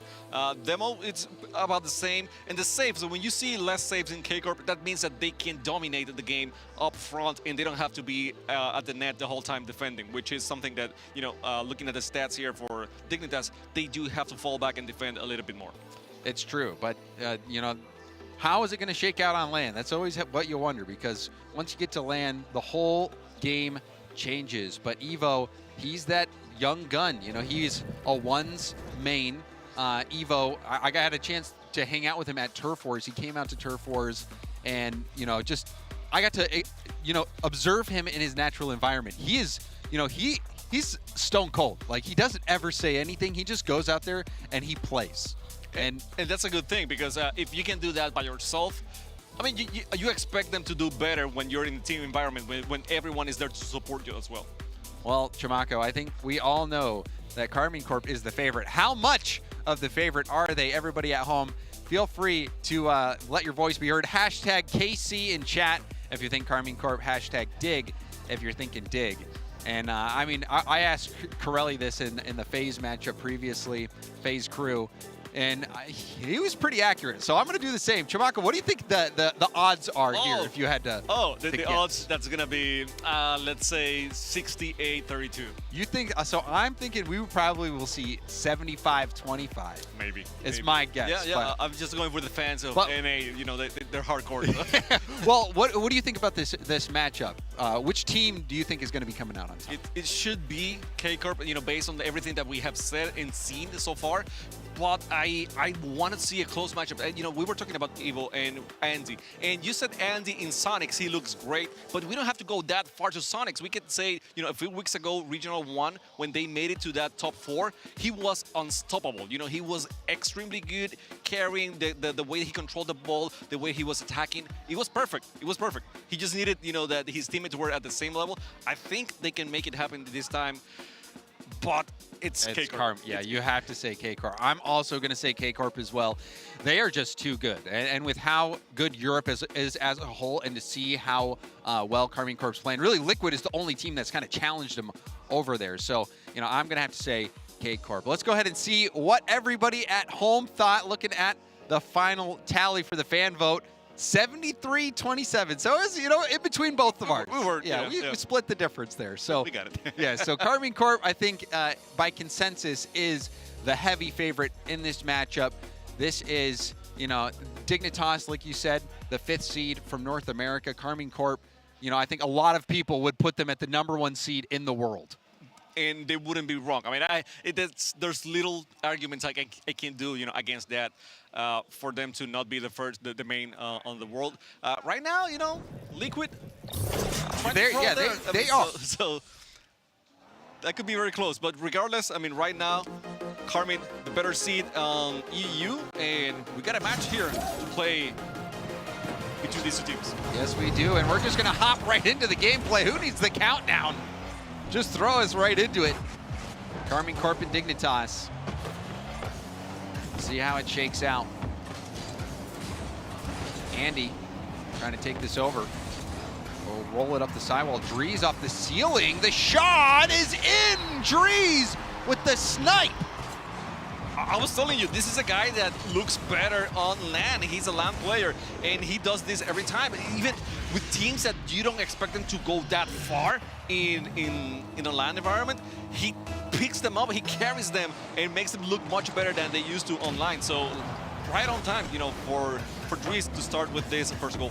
And if you think back to Drees' debut performance with G2 as a stand-in, G2 really struggled that fall major in Stockholm, but Drees, he was the shining light. He played really well. So Drees, I think, certified LAN player.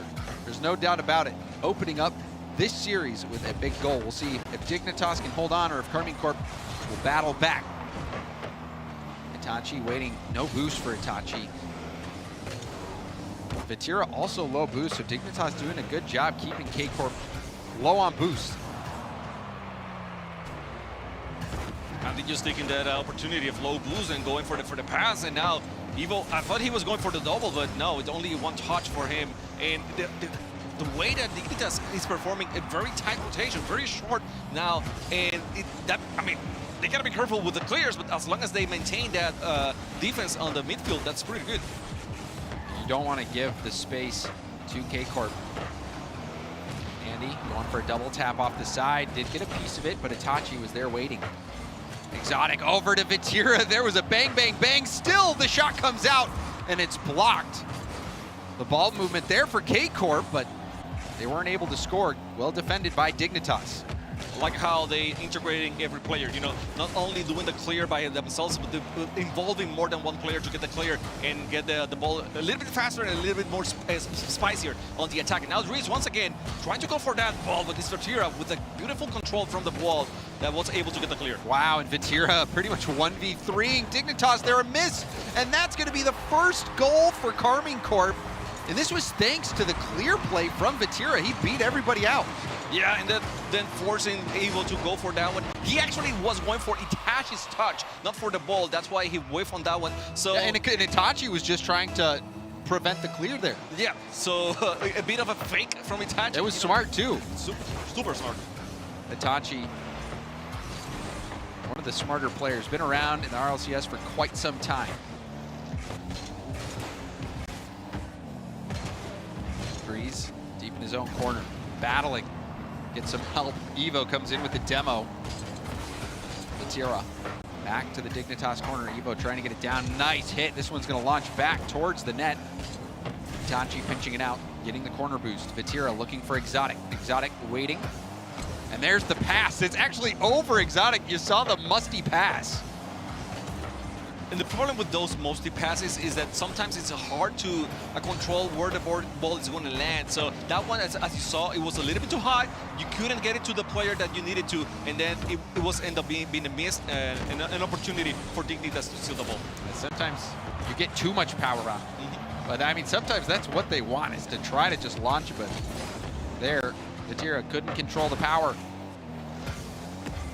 And this game is melting by. We're already under 2 minutes left to play. Dignitas putting up quite a fight. I think they are the clear underdogs here, even just looking at our predictions, chat's predictions, and the expectations. Dignitas hanging in there, and they have had, you know, they might have even looked a tad bit better than Carmine Corp in this game one. This attacking a little bit more, right?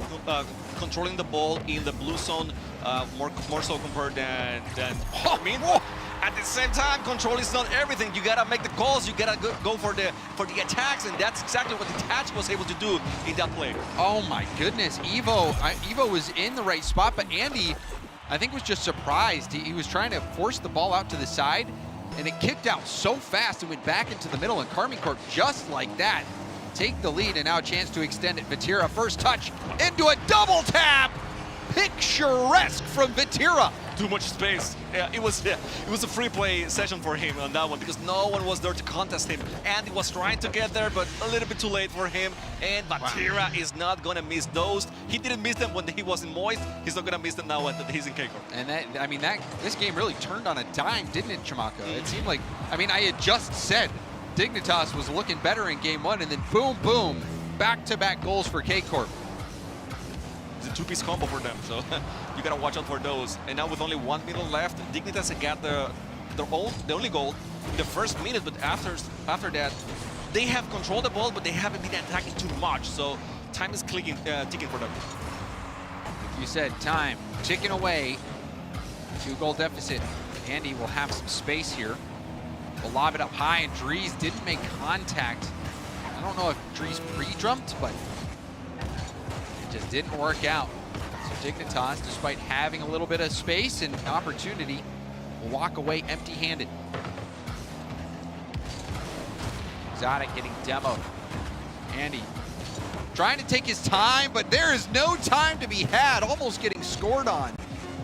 Final seconds, Dries going for an air dribble, gets it by Exotic, but Vatira clears it nicely off to the side. And those precious seconds tick away. That one won't go in, but it was a big enough clear to secure game one for Carmine Corp. I feel like Dignitas, as we mentioned, they started pretty strong. They were doing well. I like the pressure that they had, the control and everything else. But after that second goal from K-Corp, they lost the air. They lost the flair. They were not able to get back to that that play style that was fruitful for them in the first half of the match. And also, you know, you're starting to see Carmine Corp make adjustments. That first play, Itachi just jumping across the ball, making Evo commit to the shot, which let that ball leak out into the corner. And then even the shots were really nice. Bar down, shot in, and then the Vatira double tap. You said it looked like he was in free play. It really did. It just looked like, you know, a routine double tap for him, but it was so perfectly executed. So now I think the question is, how do we get Evo more involved, Andy more involved? Because definitely Drees has been attacking and trying to do... Yeah, that ceiling shot was great. Yeah. So and at the end, you saw how he was dribbling and trying to get very close to the net. So he's there, he's trying, he's making, you know, openings in Carmen's defense, but Evo and Andy, they will have to, you know, to pick it up and attack as well, not only Drees. See if they can do it. What a read from Exotic! These corner bounces are so difficult to predict, to just get a hit. And Exotic not only does it, but puts it top shelf. And Andy was there, but he wasn't expecting such a powerful shot from Exotic. So he tried his best, but his best was not enough today. Not enough today. So first goal very quickly for Carmen Corp. That was like clockwork, but now we see a response. Andy, just seconds after this goal, able to get the response. You see Drees going up, threatening the bump. Itachi saw it, was trying to get into position, but nothing there, and a great response here from Dignitas. And this is what I want to see. I want to see Andy being more involved in the play. He was waiting for the pass, he catched the ball very good, put it up high, was able to hit it over Itachi, and then once he saw the opportunity, once he saw that Itachi was overcommitted in that play, he went for the dagger and got the goal. So 1-1, we're tied here. Dignitas showing that they do have the power to keep up with Carmine Corp, but are they going to be able to do so for the remainder of the match? We'll find out. Drees will boost, will launch it back towards net. Vatira was there waiting. Vatira, or to Itachi. Itachi looking for a double tap. Andy had it read now, looking for another touch, but ran out of boost. Just tiny bit, you know, that few percentage of boost would have been clutch to get that pass and make the play for Dignitas. Evo picking up the corner. Exotic not letting Evo have any time. Itachi will stay on the play. Vatira waiting. Now thinking about diving in, will rotate out. Exotic has to touch this to the corner. Itachi. Looks like there was a demo. Drees took Itachi out, I believe. Now Evo getting slowed down. There's a bump. Andy, first touch control, going for the 50. Rebounds out to the middle. Drees can't get it into a dangerous spot, but the pressure from Dignitas has looked very good. Look good, and in that situation, Evo had an opportunity to go even faster. He decided not to because he was the third point in the rotation. That was a good shot. So they keep proposing shot after shot. I like it. And for some reason, Carmen is very hesitant to get a strong clear and get the ball out of the way. And I think Vatira might have got back-to-back saves, but regardless, Carmine Corp in that tough spot, able to get back-to-back saves. Dignitas shooting, couldn't find their way around it. Dignitas still going, and there's a double tap denied. Drees has been such a big threat for Dignitas, but Carmine Corp continue to find ways to make stops. They are playing a land, you know, it's like, okay, we don't have any ping, we don't have any issues. We're gonna trust our reflexes and get every single save. There's a demo. Exotic taking out Evo. Vatira trying to go from his own backboard and shut down. Itachi. Let that get away from him. Back to Exotic. Easy save there for Evo. Evo will stay in the play, going for a pinch. Hit back out to the middle. Drees sweeping across. Andy's going to go for Drees. Drees still hanging out on the backboard. Drees not afraid to move upfield. Drees going for the corner. Tough read, couldn't make it, but it leaks out to the middle, and that one sent top shelf by Evo. And sometimes the best touch is the one that you cannot make. It was a fake for everyone. They were not expecting Evo to get that shot, and we got a pause. Somehow, such a good shot, you know, that it broke down the whole game. And you wonder if, I mean, Evo or Drees might have even called out the fake, because that, I mean, that is the perfect opportunity. If you recognize that no one's challenging, because Drees was up, he iced the defense and kept him grounded. So, I mean, Drees he's not going to get as much power as Evo's going to be able to get jumping from the ground. I don't know, because I have seen Dries put a lot of power in it. Maybe You might be right. Maybe he can. But you know, to your point, when you are up in the air and you're the person that could possibly get that shot and you don't, everyone is looking at you. They're not looking at the other two players. And they're positioning based on Exactly. Because I mean, we play with ball cam 90% of the time, right? So it's a blind spot that the other players can use to their advantage, and Evo, you know, pick it up right Yeah, away. and I mean, players at this level, they're very aware of those blind spots, you know, and they're trying to work their way into them. And that was a nice shot from Evo, who is this rookie. I mean, there was a lot of talk about Evo, and you remember when he was signed by XSET, and there were a lot of people wondering, you know, what's Evo going to do? What's he going to be able to do for XSET? Well, things didn't really work out, and he was benched fairly early on in his tenure at XSET. But now we see that Evo did have what it takes all along.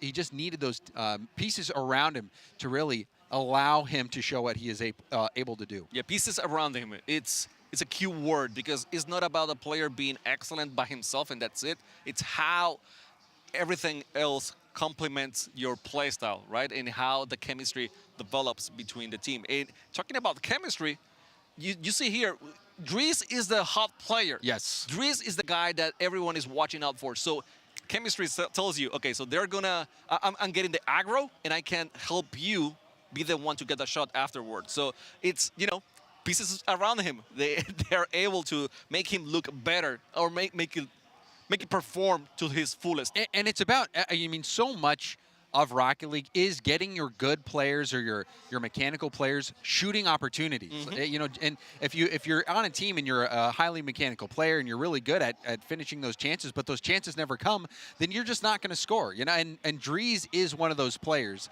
who will go on the backboard, take the ceiling shots, do crazy things, and just outright beat you mechanically that will lead to those opportunities. And even this play here, before the pause, Dries threatening that corner double, let Evo be in a shooting position. So Dignitas, they're in the lead here after that goal went in. We're still waiting for any word if the goal will be disallowed, but I think we're expecting that it will stand, and we're expecting minute 44 to be on the clock and have it be reset to kickoff, but we're still waiting on confirmation on that. Reminder, Carmine Corp up 1-0 in this series. Game 1, if you remember, Dignitas scored quickly, but then Carmine Corp was able to score back-to-back and late as well. So Carmine Corp were able to turn that around. They're going to have to do it again here. And Chamaco, I did get word that the goal will stand. So we're just working through some technical issues from just the shots that I'm looking at. It appears like it's some kind of sound issue for Vatira. It might be. It might be. And sound is a big thing in Rocket League. I know a lot of players plays with music and whatnot, and they don't pay attention to the sound. But sound, especially surround sound, when you can tell who's behind you, even if a teammate just jumped, right, and you don't have to go for that ball anymore. Little details like that where you can save boost and go to a good position just based on the sound of the field. It makes a lot of impact in the game, especially, you know, at this stage. Yeah, and maybe if comms are down too, not being able to hear the call-outs would be quite tough as well. But it looks like things are getting resolved. We're going to be resetting to kickoff, and here we go. Right back into the action. Dignitas just scored. We'll see what Carmine Corp brings back, or if Dignitas will be able to tie this series up at 1 apiece. They got time, and we saw a 4-0 run for Carmine Corp between the last few minutes of the first match and the first goal of this match. So yes, they are very able to score a few goals on a row. Let's see if they can do it here, because Dignitas is playing really well, really solid on this second match. Andy with a clear out. Itachi be able to follow up his own hit. Infield pass, but there's a demo. Dries taking out Exotic, so there's no one in position to receive it. Dries playing ultra aggressive. Yeah, we're seeing much more contact here. Oh, that's a beautiful play by Itachi. We hype him up a lot coming up into this series. We're talking how good he is, how solid he is. And this is one player that you can count on him every single day, every night. I mean, it doesn't the matter. Consistency. Yes. He is so remarkably consistent. And that play as well, that was not an easy first touch. It was the perfect first touch. Take possession, keep the ball close, but also keep the ball elevated so that you can choose where you want to go. You can go low, you can go high very easily and get power behind it. Itachi, that was clinical. Now Karmine Corp tie it up. Exotic over to Itachi. Itachi backward pass. Vatira is going to wait.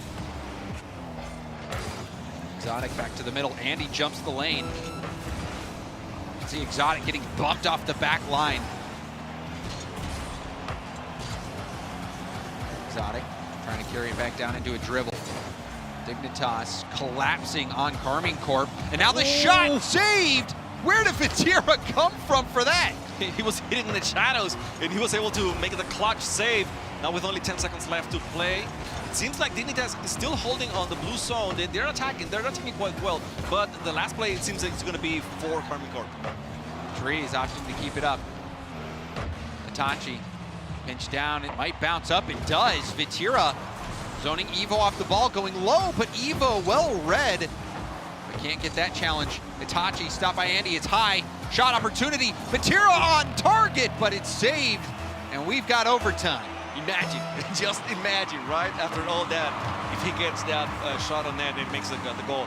But we're tied, and I still like what I've seen from Dignitas, but they gotta be very careful because the mechanical prowess from K-Corp, and any of those three players can do that.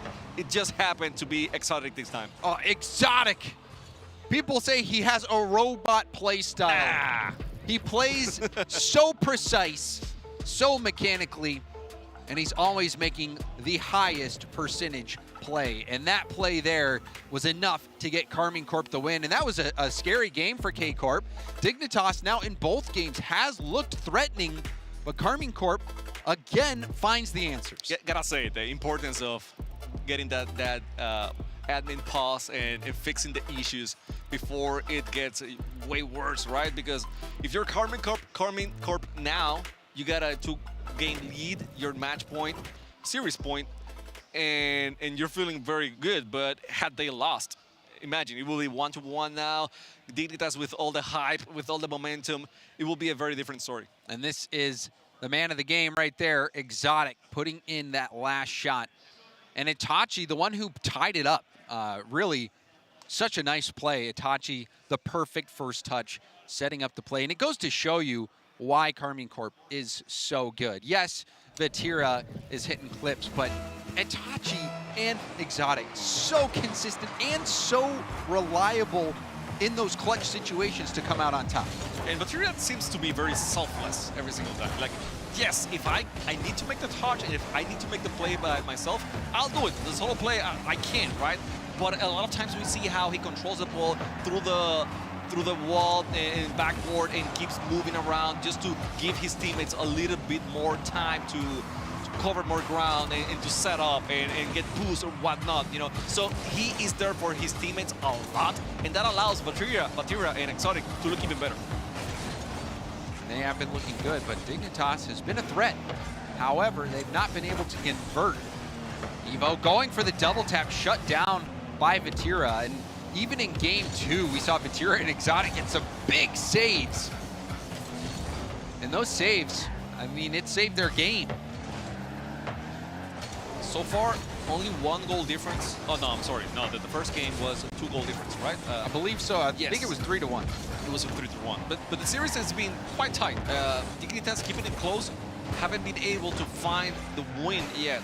So this is their last chance. I mean, if they're gonna make it, it's gonna be now. It has to be now. They are the underdog. There's no doubt about that. Itachi lobbing it towards the backboard. Trying to force boost out of Dignitas. Vatira, another tip towards the backboard. Drees can't keep full control of it. Now that ball around Andy. Evo will launch it downfield, but Andy has no boost. That boost star from K-Corp continuing to do damage. You see now a double commit. Andy out of position, backboard open. Exotic will tip it up high. Where's Vatira? There he is, comes in late. Andy able to get the clear out. A bit too late, but no problem because Itachi was in the back and he was able to recover the ball, and as soon as he hit it, it went back again into the orange end zone. So far, Karmine Corp being the one that's leading the attack, something that we were not seeing on the previous 2 matches. It was more of Dignitas moving forward, and this time Karmine was more of reacting to Dignitas. This time they're proposing a little bit more. Itachi towards net. Andy flipping into his net, able to make that save. Exotic. Now a redirect chance. Itachi actually pops it up, leaves it for Vatira, who's got to have a flip reset, but wasn't able to get by it. Now the rebound to Itachi, and the pressure was too much. It kept mounting, and finally Dignitas' lid got blown. Look at Exotic. He keeps hitting Dries when he's falling down. So Dries was trying to get to the ball, but with Exotic hitting him, getting him out of position, he could never position himself to hit the ball right on time.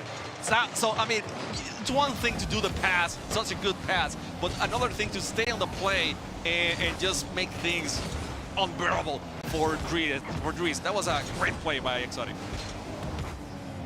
And they're still cooking. Oh, wow. Karmine Corp almost getting their second. Vatira threatening that double tap. Now Evo going far post, but not enough pace. It was blocked by Exotic, who gets demoed though. Itachi. Beat out by Andy. Andy trying to feed that into the middle. Itachi up off the ceiling. Dries trying to keep the ball in play. There's a demo in the air. Andy taking out Vatira. Vatira will spawn right by the ball and get the clear. Only 100 seconds here on this match, and Dignitas has not been able to do much. They have had 3 shots, only 3 shots so far on the net, so they need to plug in whatever they were doing on game number 2, where they were able to make the 2 goals, but right now they're not finding anything in the offensive line. They're trying, but you see Exotic beating him out at the midfield, and he's just continuing to take everyone out of the play. Andy, first touch, was able to hit it off the ceiling back to himself and get the clear. Andy trying to do work. Exotic. Short little double there, trying to force that into the corner. Dries with an air dribble to get the flip reset. Didn't look like it. Now Andy with a pop over Exotic, but Andy stopped by Itachi. Time running out for Dignitas here. They need to get something going. Rebound out. Andy will get behind it, clear it out. They need Dries once again. I told you, 3 shots on net for Dignitas, none of them from Dries. So Dries, who was the attacking powerhouse for Dignitas, has been shut down on this match.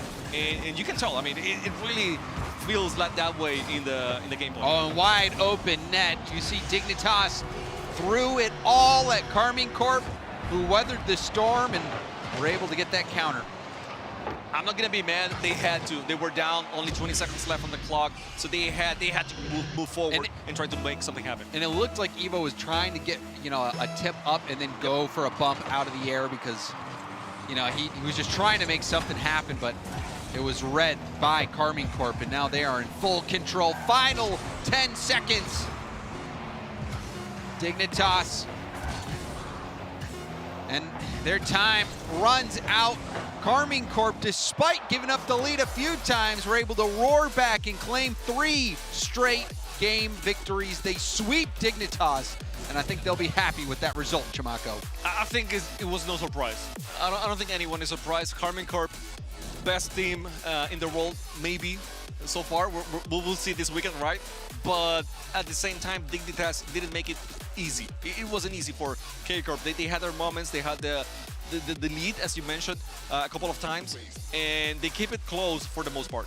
They really did. Dignitas, I wasn't even expecting them to really have many moments where they're in the lead, but you know, they had the lead several times in this series. They were threatening Karmine Corp. There were times where they looked better than Karmine Corp, but I think the difference is just K-Corp, you know, they've got such a deep playbook. You know, they can go to the plays that ultimately end up in the wins. And then also you had individual players step up. I think Itachi, that first touch, you know, setting up his goal to tie it, and then the Exotic double tap. clinical. Then you also had Vatira hitting that double tap right off a kickoff. So everybody from K-Corp were contributing.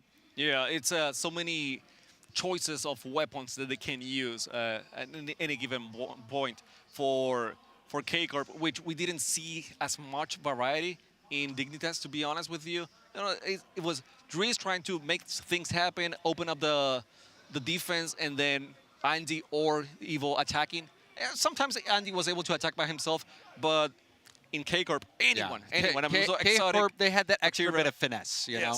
Yes. And you were able to pull it out. And I think Karmine Corp's just showing everybody yet again why they are a tournament favorite to win it all. This is such a good team. And they proved it here with a sweep over Dignitas. But that's going to do it for this series. We're going to go to a break. And when we come back, we've got more RLCS.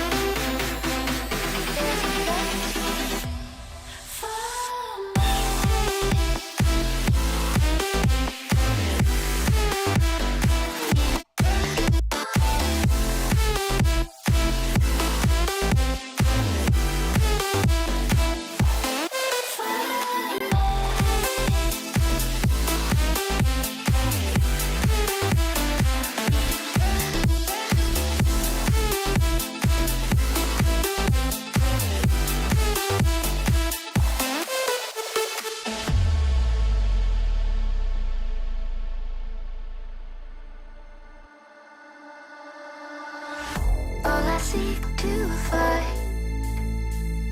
is a world that's mine. Need a place to hide. Will you free my mind? Follow the light of a world that's blind. In your eyes I see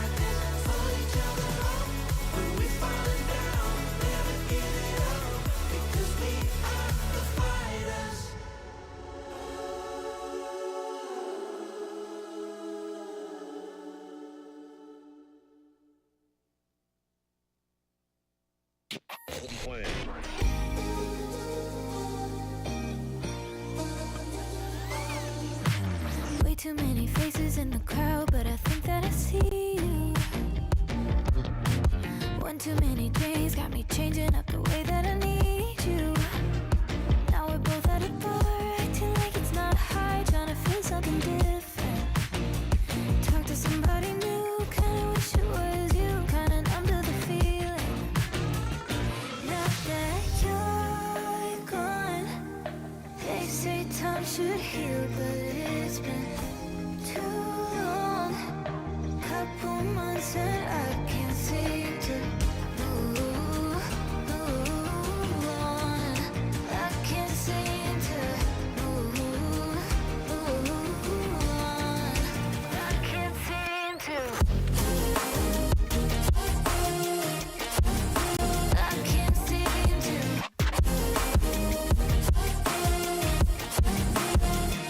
Not that you're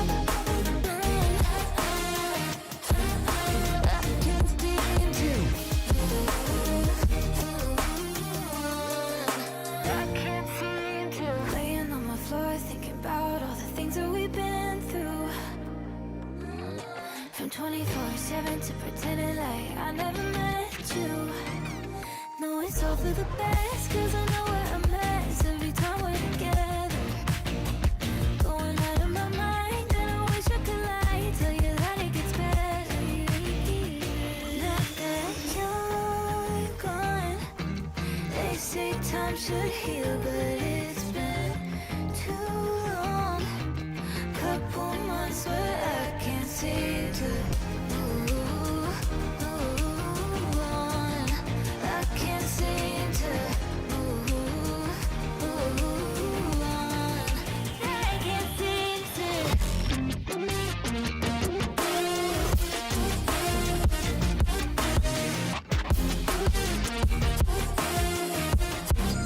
I can't seem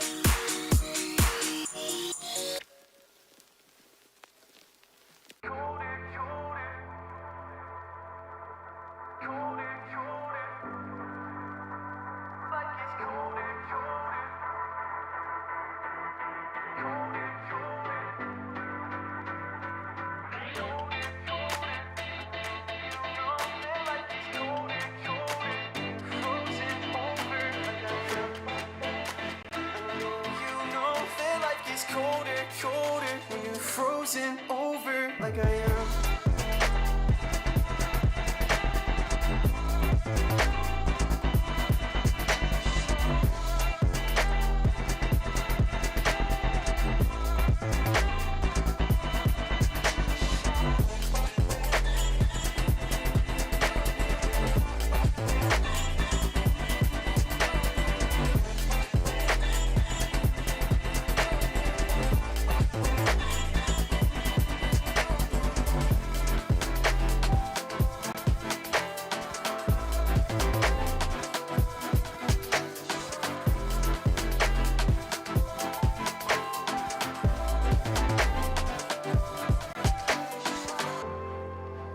Well, I know you know that life is colder, colder when I'm older, older than I am. And I know you know that I have lost composure, but I'll hold you closer while I can. I never told you that I'm slightly broken, that I might lose focus when I am. I know you know that life gets colder, colder when you're frozen over like I am.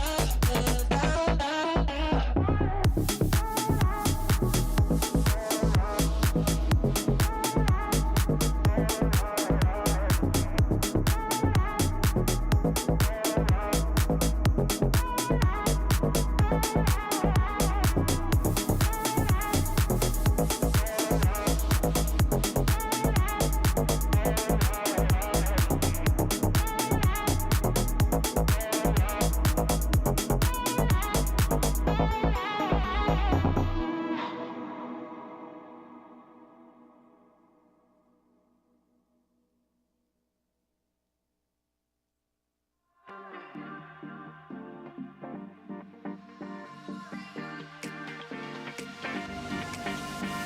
vision.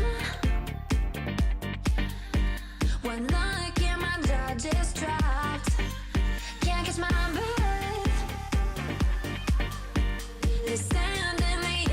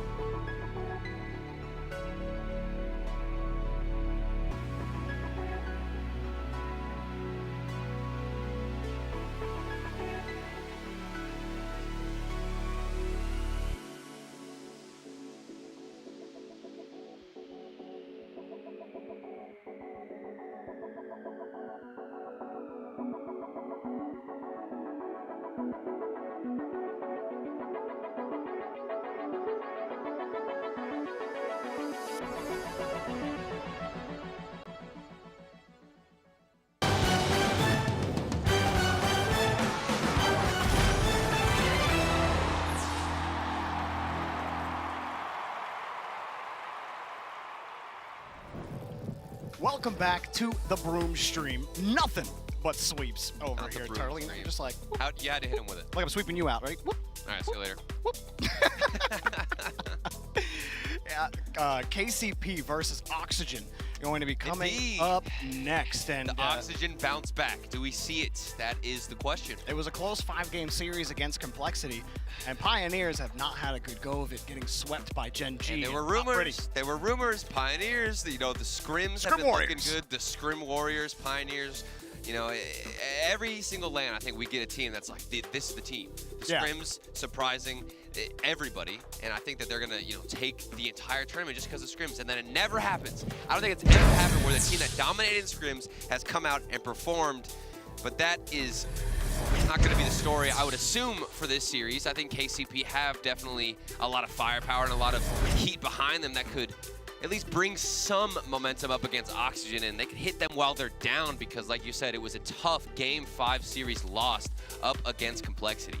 And Pioneers still making the major despite losing Super Locky, or rather, they ended up kicking Super Locky and replacing him with Hunter. Scrub and Banana Head do return on this team, and it's really hard to get a gauge on these teams that are getting swept. It just feels like there's a clear bar right now, and it's not being met by these. I mean, OCE is getting slapped around right now.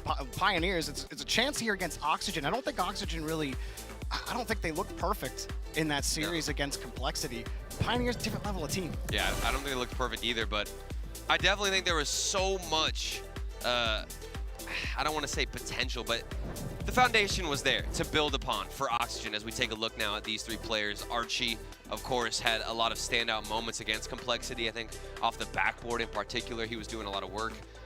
Moving forward, I still expect a lot more out of these three players. I don't think they nearly could even see the ceiling in that series. I quite literally think they were just in their own heads, and it might have just been that first series on the main stage. And here on the B stream is where they can start to relax, maybe focus more on that breath and try to get into a comfortable position moving forward and rise. That's the player that everybody on the desk was talking about, including myself, to make an impact. He did towards the end of Game 5. He was putting in a couple of shots, but at that point it was a little bit too late. Yeah, I mean, this is a high-powered offense, but they just haven't been able to put it together just yet. Granted, against that level of competition, now they're up against Kansas City Pioneers, and again, getting swept by GenG makes it really hard to gauge how exactly you'll look. But Oxygen, I mean, might as well just be as difficult as an opponent as GenG. I mean, they're kind of meeting each other at the same place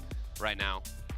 Both a little bit damage in their spirits and hopefully looking to bounce back. And Hunter, I like that jacket. looking jazzy. That does. Looking snazzy indeed. He's fully zipped too, That's full right. sweat mode. Full sweat mode. Doing good. And on the opposite side, quite the color there for Scrub. Scrub's had some good lands, good land performances relative to how his team has performed. Yeah. He's improved with every major that he's been at. Wonder how Scrub and company are going to look now. I mean, Oxygen, they try to beat you with speed, with those powerful touches. They think they're better than you, and that's what makes them so scary. Archie, Jorius, and Rise, you know, we can look at the team comparison, but at the end of the day, I'm looking at the individual parts, and the individual parts on Oxygen feel like it just weighs so heavily in their favor. Might be a little bit too overwhelming for the Pioneers, but I mean, it's interesting because you talk about individual play, but I think the Pioneers are a very well-rounded team. I mean, all three of those players average anywhere from 56 to 61% goal participation, and a lot of times in, you know, OCE, Sam, or, you know, APAC, and sometimes even Mina, you'll see one player in particular be just out of their mind with stats. They'll have so much goal participation, the goals per game. You can clearly see statistically who's the shining player. So I think it's cool to see a team like the Pioneers come out here, and it's very well-rounded. You've got three players who individually are fantastic, but it's more of working as a team, working as a unit, and they're going to need to bring that together if they want to beat even a single individual on Oxygen. I am slightly worried, though, for Oxygen. This team has a tendency to tilt in tight situations, and a Game 5 loss that wasn't close could tilt you out. You had to go and get immediately ready for your next match. Like, you didn't even have time to really process the last one. So, like, are your emotions still running high from losing a close series that you feel like you should have had some more length in? And can Pioneers poke a hole through that tilt? I mean, Pioneers are in a similar situation as well. I think they're both looking for that bounce back, that confidence booster here. Yeah. But it's definitely the best opportunity for the Pioneers. I mean, Oxygen, if they were coming off of a fresh win against Complexity, I think that would, of course, be more difficult to prove yourself against a team that's feeling good, feeling confident. So Pioneers, this is their chance to strike, and they've got to do it now. I think you'd like to see Banana Head really take the helm here. Absolutely. He's had some really great land performances himself, and when it wasn't super locky in previous tournaments, it's Banana Head we're talking about. But enough of us talking for a second. I want to know what you guys at home think. Turtle can never shut me up, no matter how Nobody no matter how hard he tries. We want to hear the Twitch vote. All right, okay? Twitch chat, tell me right now.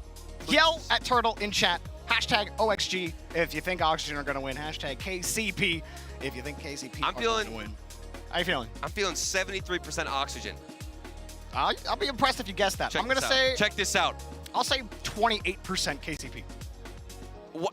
We got to let it burn. How about we predict, and then we'll look at their chat. Okay. Right? I mean, I'm going Oxygen. I think that's the clear pick here, regardless of the difficult loss against Complexity. It still went to Game 5. There were still moments. If they had gotten destroyed by Complexity, I'd be thinking, okay, maybe there's a chance. But it wasn't the case. It was a close series nonetheless. And for that reason, I got Oxygen. I also have Oxygen. It's not OCE's tournament right now. They don't have a single win in all of their group games so far. It's a rough day out there for our OCE boys. But Oxygen, I do think they'll bounce back quickly here because they didn't really tilt out in fall. I know I was talking about the tilt factor. I don't think it's going to get to them. Maybe against a different opponent. I just don't see that happening against Pioneers. Chat, guys, I want to know what you picked. Did we guess? 73? I got 28. Let's see. But for KCP, 28. I'm feeling so good. Okay, we need to get all the votes in. Oh, yeah. Every single one. What? Oh. They must have listened to me. This is not fair. No. This isn't how it was supposed to go. I think we affected the chat vote. Okay. I should have saved the pick for right before we got the results. I think the KCP fans just invaded the Twitch chat. That's the middle. Oh, wait, it's going down. It's going down. I didn't mean any disrespect. No, there's no disrespect. Yeah. It's just fun. No. All good fun. All good Don't fun. waste all your channel points, though. Yeah. Keep some of them so you can place them later in later matches. But you talk about the mental game. Yeah. I am slightly concerned for Oxygen. I feel like they are almost too hungry at times. Like the fact that they swapped up the roster, and of course it's Rise. Like you're gonna want to pick up Rise, right? Sure. But I didn't think they had a bad fall major at all. I mean, they went 3-0 in that Swiss stage. They lost in the quarters. I think it was to FaZe. Still, at the end of the day, that's a good run. A lot to improve on, a lot to work on, but still, I didn't think that was as necessary. It's not enough. It's not enough to see them lose against Pioneers. Exactly. Yeah. I feel exactly the same. Players are still just testing out the lobby. We're making sure everything is ready to go. Appreciate your guys' patience at home. And I do love that the chat vote just went completely differently. It was great. The question is, did we really mess with that, or there's so many KCP fans out there? There are a I lot know of there's a lot of KCP fans for sure. Even when they were in other regions, What, they had what a lot of time talk. is it over there even What right time? now? Oh, In it's Australia, it's like 2 in the morning. Yeah, it's like in the middle of the night. Oh man. Yeah, I'd like to see, like, when are we gonna see vintage Jorias? Vintage Jorias. Do you think we can see vintage Jorias against KCP? Yeah, I mean, the think space so? is most likely going to be there. I feel like he's been over-aggressive today. All right, look, he only had one series. I'm judging way too much off of one calm series, down. okay? You got to relax, man. I'm just saying, you could have won that OT if you didn't overextend on the one play. But what do I? And in that Game 5 against Complexity, there were so many weird moments where, like, you saw them cheating up too hard on the kickoff. Rise was right behind. But they love doing that. I mean, they're always going to cheat up on the kickoff. That's never going to change. But you don't need to be, like, sniffing the next player if you're going to cheat up. I don't understand. What if he smells good? If it's a nice cologne, then I understand it. But other than that, If you smell good and someone sniffs you, do you think that's weird? I mean, it depends on how close the sniff is. That's what we're coming down to. I see. So it's about proximity. Exactly. It's about respecting the boundaries. Right, over under 5 feet. 100%. That's not an answer. I don't know where we're going with this. I'm asking you, does he have to be more than 5 feet away from you? I think a 5-foot radius is good. Or like 3 feet? No, 5. 12 inches? A 5 foot. Well, you don't. One really ruler. Smell, but is the smell too saturated if it's within 5 feet? I think it is. It doesn't matter. Both teams certainly going to look good, smell good, and play good on the field. KCP up against Oxygen Esports. Both of them looking for a bounce back, but only one of them can do so. Only one for sure, and we are about to get started. KCP looking for their first game win in the tournament. Oxygen looking for their first series win. Really both teams are. Let's see how this one shakes out. Head on the kickoff, we're underway. Of course, Hunter, joining up on this new squad. Play some Super Lucky. I do want to see more of him on this LAN international stage. And I mean, these guys, Pioneers, they competed at the Fall Major with their previous roster. They went out 0-9 in Swiss. That's definitely a call for a change. And right now, they haven't gotten the results that they wanted yet, but there's still a lot of Rocket League to be played, and this is where you prove yourself. And get us started. It's a good initial clear by Scrub. I like the idea on the high touch from Hunter, but it was just too far away from the corner where he tried to recover. They get forced back to their back wall. So far, slower approaches from Oxygen. I think that's the game plan. We talked about over-aggressing if you're Jorius, and maybe one player goes in too much or rotates in too heavy. And with that solo potential, as we're seeing now, as solo air dribble across the pitch, then opts for the pass, almost worked out, but Oxygen Esports, they have been on offense this entire time. First minute came and went, and Oxygen holding all the pressure. Still, I like how KCP are rotating. Every touch is clear into the corner. You are forcing Oxygen to work around on defense. The ball's just not kicking straight back out to Oxygen. But that only affords you so much. Like, I mean, Banana Head really had to dive forward for that. Now they're under some pressure. Rise doesn't get the bounce that he wants. It bounced straight into Hunter. It was no boost. Gets another clear. Rotating out. No players downfield, and that should be an easy clear, but nice response from Banana Head. Ooh, love that 52. Pitch down, and yeah, you can see the angle he approached it with.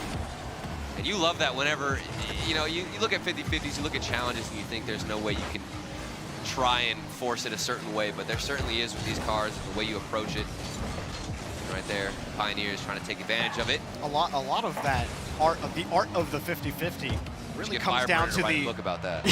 The art right. of the 50-50. I mean, it comes down, or Chaussette, I mean, really, but it comes down to economical dodge use, right? Choosing the timing of your dodge, or sometimes not dodging into it. About, do I boost into this touch? Yeah. There's so many little things on challenges that can really be the difference maker between you winning it, getting it to your teammate, or it being a forced own goal or something crazy like that. Oxygen, a nice push and a demo. That'll get the first goal for Jorius. I think we were waiting for this. A lot of pressure.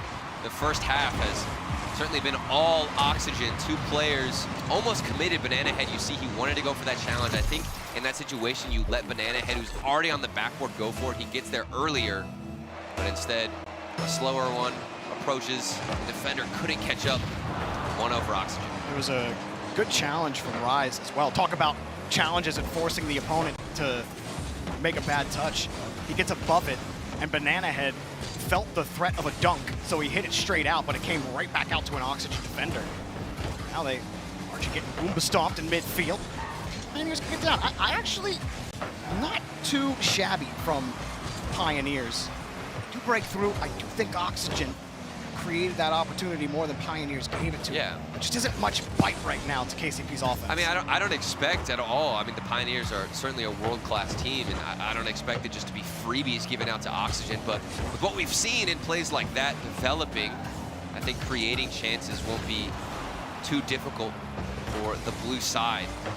I just wonder, I mean, how do the Pioneers stay on offense? They'll get these little bursts of passes downfield where they might get one, at best 2 chances on the net, but that's all they can sum up. I think they need to hold pressure more to try and starve them out because you're getting immediately turned around. Well, they even had the setup. Like, you got the midfield boost. Oh, that flick just off, and oh, great save block from Scrub. That one almost assuredly felt like a goal. Great touch from Jory as Rise has a little bit of space. But still, KCP, they lined that up well. First man gets ultra aggressive. You force first man of Oxygen to make a decision, and now KCP get it. They pick up a demo off a Banana Head. Here's a pass to Hunter, but cut off. Nicely done by Oxygen. And they forced a double commit out of Oxygen in that sequence. Ooh. Speaking about sequences, here's Oxygen as they take some boost, hold more pressure. And you're right, KCP, it looks good. It looks structured. There's no denying that. But is it enough to take out the entirety of the defense? You might get past 1-2 players, but that third man always has to save, Jordan. Yeah, they get the first touch, the second touch, almost what you're talking about, even with shots. But then it's the pressure-building touches. KCP, though, starting to look a little threatening. Can they actually get shots on net? That's been the one thing they've really been missing. You got the breakthrough on midfield. Banana Head, good carry. Don't have real possession. Here's a good touch. Leaves it. Nobody from Oxygen gets there. Jory is late. He had no boost. Rise got the catch, just has to kill it. He does, but that's KCP ball. Scrub trying to get it to the ramp. He's got it. He's got to contend, though. Rise kicks Scrub out of the way, and Oxygen win a close game 1. Close game 1 indeed, and Rise, there was a big mistake, a huge whiff there. I'm not sure if it was intentional. He might have known that no player from KCP was around him, but called off, maybe. Yeah, potentially called off, but even with that information, I still think Pioneers are respecting him a little bit too much. So much space given to Rise to get that touch, not applying the pressure. But overall, a good game 1. They were able to build upon a little bit of what we talked about. I think the reason they weren't able to break out so consistently, they weren't winning their corner boosts very often. And every time Oxygen are rotating out, you see them also taking small pads. And it was very staggered approach from Pioneers. I thought they managed their boost pretty well, considering Oxygen kind of dominated in the stealing department. But like I said, KCP in the midfield, there wasn't any bite. You know, they had 2 shots, and I think one of them was a scrub clear from across the field, which wasn't a real shot. And you're going to get better opportunities the more you hold pressure. With the play style that we're seeing right now out of the Pioneers, the counterattacks have to be so well thought out and planned. Yeah. And at this moment, it doesn't seem like that they even have much of a counterattack moving for them because they don't have the boost, like you said. If you're pushing out of your own end and you have no boost, there basically is no counterattack, Jorby. And that's been the issue for the Pioneers. No counterattacks, no boost. And now, what's the change? What are they going to do? All that being said, I do like their structure on defense. They're still very poised. Now look at this, they got a breakaway. Banana Head sizes it up and Scrub puts it up high. Archie lost and again, Turtle, they draw it up, but they can't actually get a shot on. Yeah. Here's Banana Head, too high.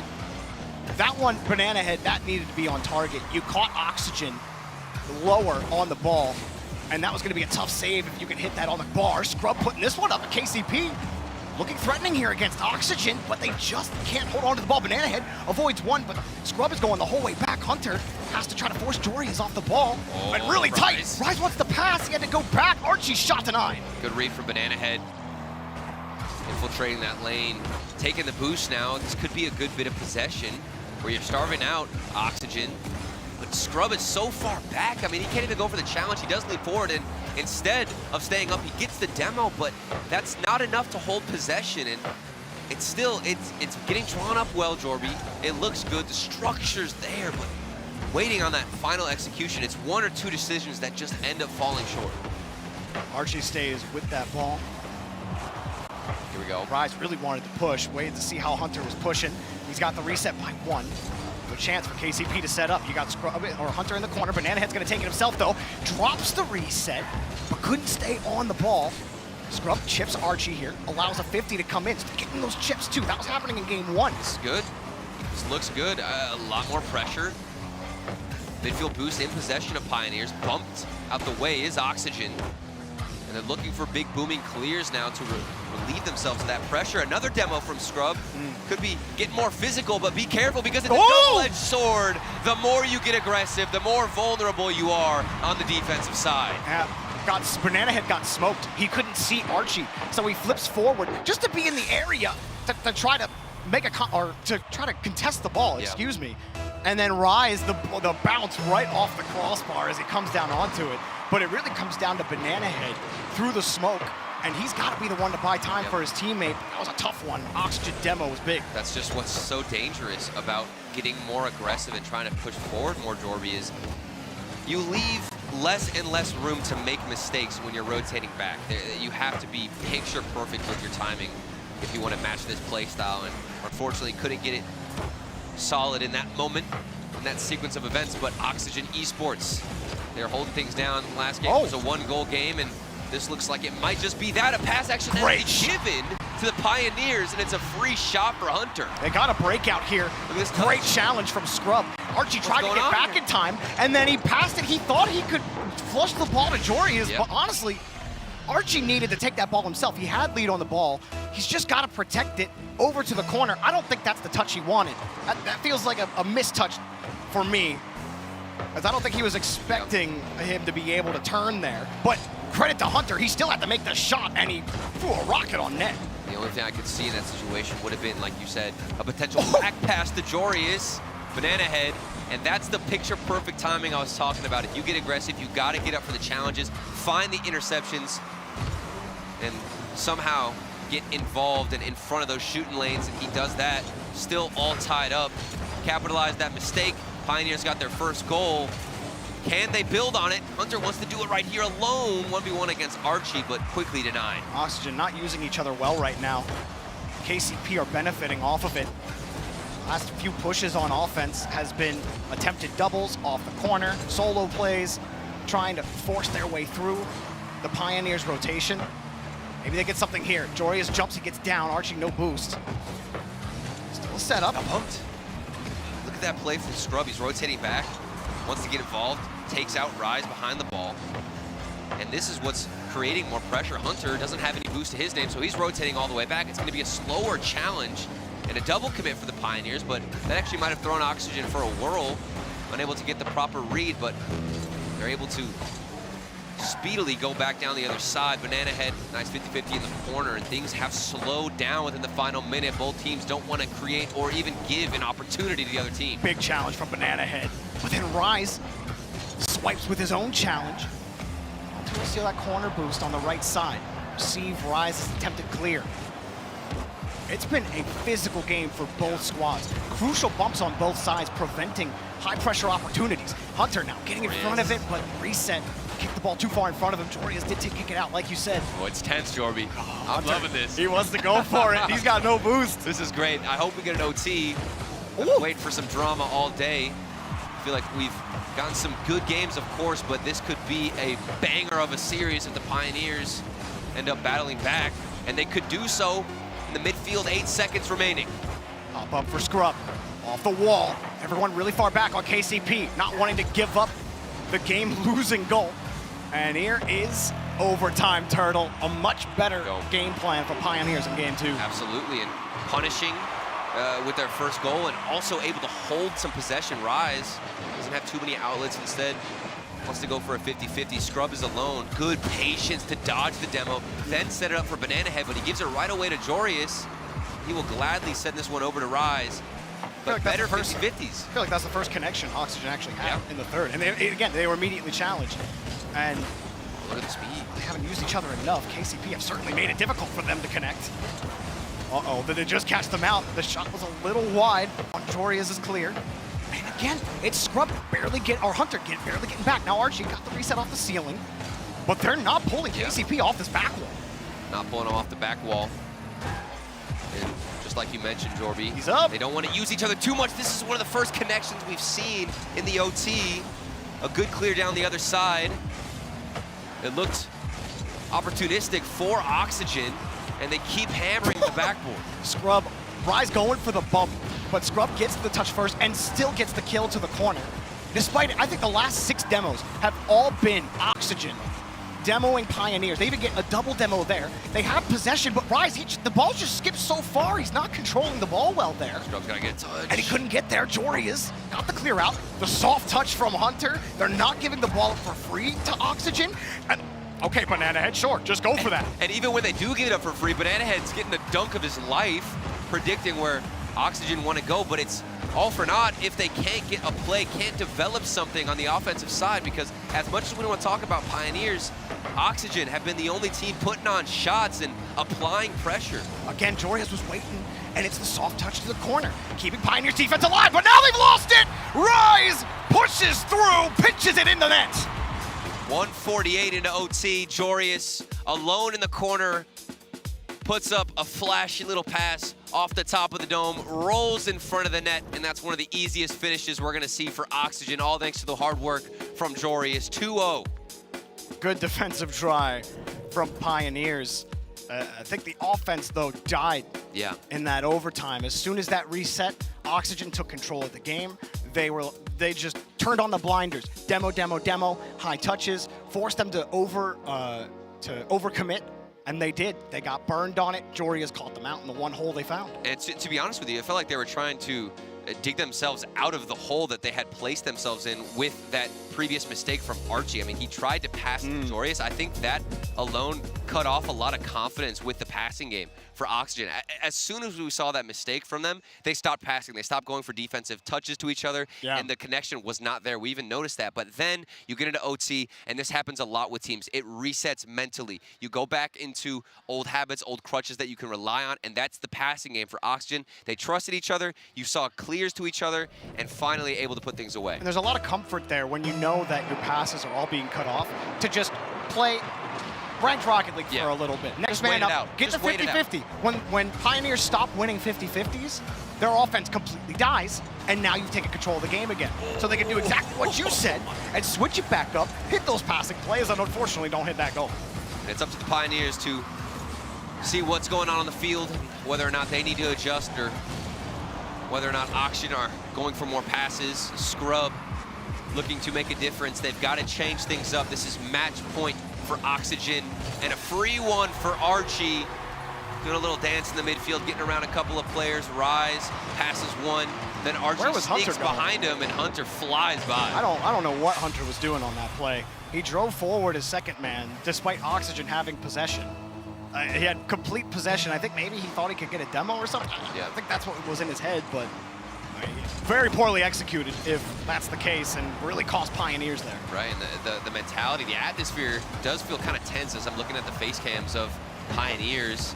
And I saw that goal go in, and emotionless with the reaction, with the response. Those are the important moments. You got to be able to talk to your team. You just need to have more positive energy, and obviously that might not be the case. We can't hear the comms, but just from what we're seeing, not boding well for the Pioneers, but they can adjust and they can battle back. We've seen the foundation, we've seen the pillars that these guys can stand on, have stood on through OCE, and that's why they dominated their region, but gotta pull something else out of that bag of tricks. Comes Archie downfield. Non-touch, Jorius hoping he could get a dunk.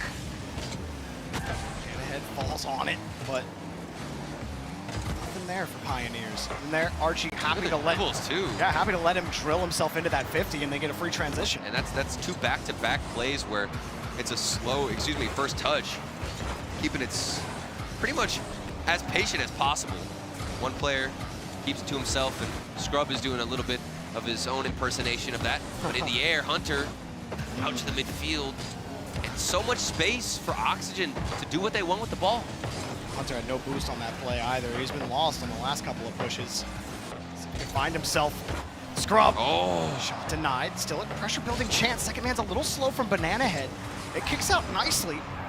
Back to Hunter. Got the first. The second denied by Jorius. That would be so impactful for the Pioneers to get a flashy play, a double tap, maybe a flip reset, anything to revive this offense, this roster, because right now you're getting bullied in your own half, and Oxygen haven't had it work too hard for this. They're not overextending. It's a nice little pass off the ceiling. I think Banana Head there is getting also bullied in the back line, bumped out the way.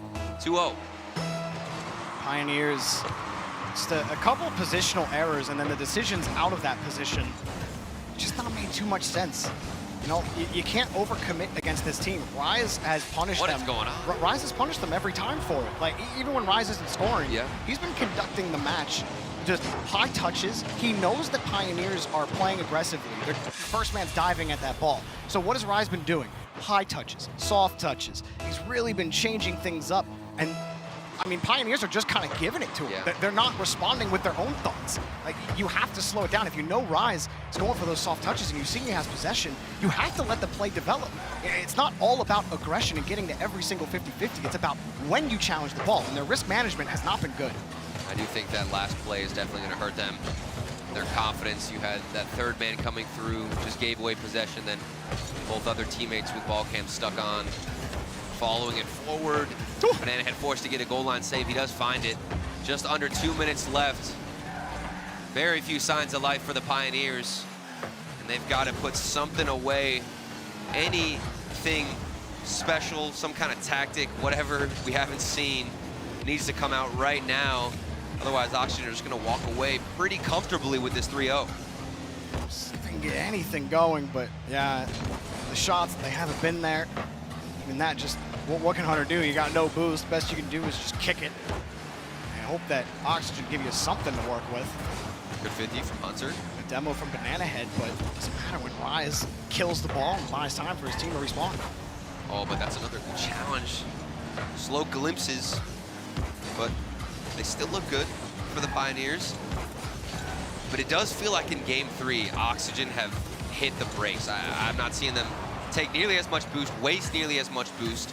They're being patient behind the ball. Flip reset from Hunter could have been something to watch. A spectacle Great indeed. pass. Scrub with a good pass, received to himself, but sniffed out, and even that isn't enough to get past the Oxygen defense. Yeah, this one, it feels like it's just a victory lap for Oxygen. KCP, you're in pretty much hero mode if you come back from this one. But like you said, no nonsense game from Oxygen. Really mistake-free. I do think Rise had been the biggest annoyance for KCP to deal with. He just knew how they were pushing. His IQ was massive this game. KCP will pick up this goal, but it just feels like it's a consolation prize. 19 seconds left. Unless we see something crazy, it does look like Oxygen are going to take the series. And I do agree, I think Rise, of course, is always going to be a monstrosity to deal with, somebody frustrating, hard to read, to get a grasp on. And Oxygen, right now, the other teams in their group, as Jorias will definitely seal this game up. GenG versus Complexity going on the A stream. And I'm hearing a lot of screams. I hear tons of screams. I can hear Dazzering from over here. And we're right next to the Rizzo booth as well. I know they're going crazy. That's got to be a crazy game over there for sure. But for Oxygen, you could get a crazy result if GenG beat Complexity. They're at like a house party going crazy, and we're over here having tea. We're sipping tea. We are having tea. We're very sophisticated over here. We're getting 5-1 games. We've got classical music on in the background. Do Dutchmen drink tea? I think so. You think Jorias? You think he's Who a tea doesn't guy? drink tea? Tea is great. Archie doesn't look like a tea guy to me. He doesn't. What is he? Like a coffee in the morning type of guy? No, Archie. I feel Archie's an apple juice kind of guy. Okay. Yeah, he drinks Whatever that apple means. juice. What do you mean? What does it mean? He doesn't drink coffee. He drinks apple juice, bro. No, someone ask Archie that. Oxygen, take it in 3 games. The Broom Stream continues to sweep us through the day, Turtle. The Broom Stream. I can't believe it happened. I really thought one of these teams was going to put up something, but those first 2 games, like, I wanted to believe they could take a game, Yeah, I thought it was going to happen. They didn't have the bite We on went to offense, OT. man. We I went know. to OT, But bro. even though we went to OT, the only thing KCP looked good on was on defense. They if- had no offense. They had zero offense. If we went into OT and didn't reset on the kickoff, I think we see KCP get that game. They would have carried on the momentum. And then but they if would it have doesn't lost. Okay, yes. But if it doesn't reset, I still think they take that game and end the broom streak. All right, well, this is where I'm actually going to sweep you off. If you got to sweep your floors, we're going to go to a quick break. Make sure you sweep it up because stepping on Sweep me stuff off. is not fun. Let's get you out of here. We'll head to break.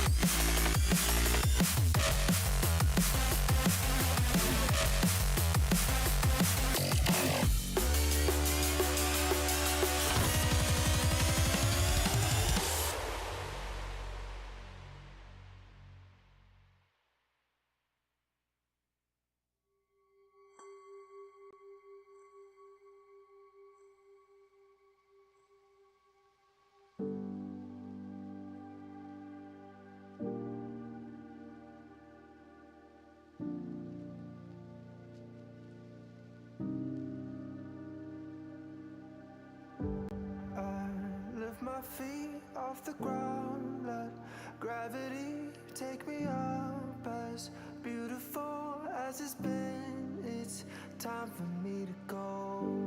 I wanna sail away. I wanna feel the weightlessness of my soul. I've gotta go all the way to eternity. I will run all the way to see you. I've gotta go all the way through time and space to find my voice, to see you. And I'll go.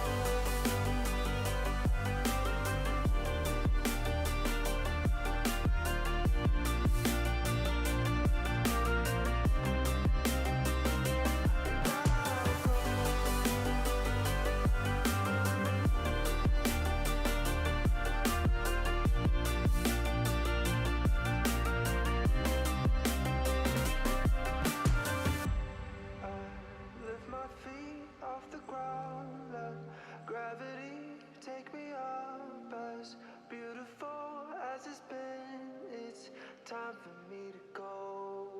I wanna sail away, I wanna feel the weightlessness of my soul. I've gotta go all the way to eternity. I will run all the way to see you. I've gotta go all the way through time and space to find my voice, to see you. And I'll go.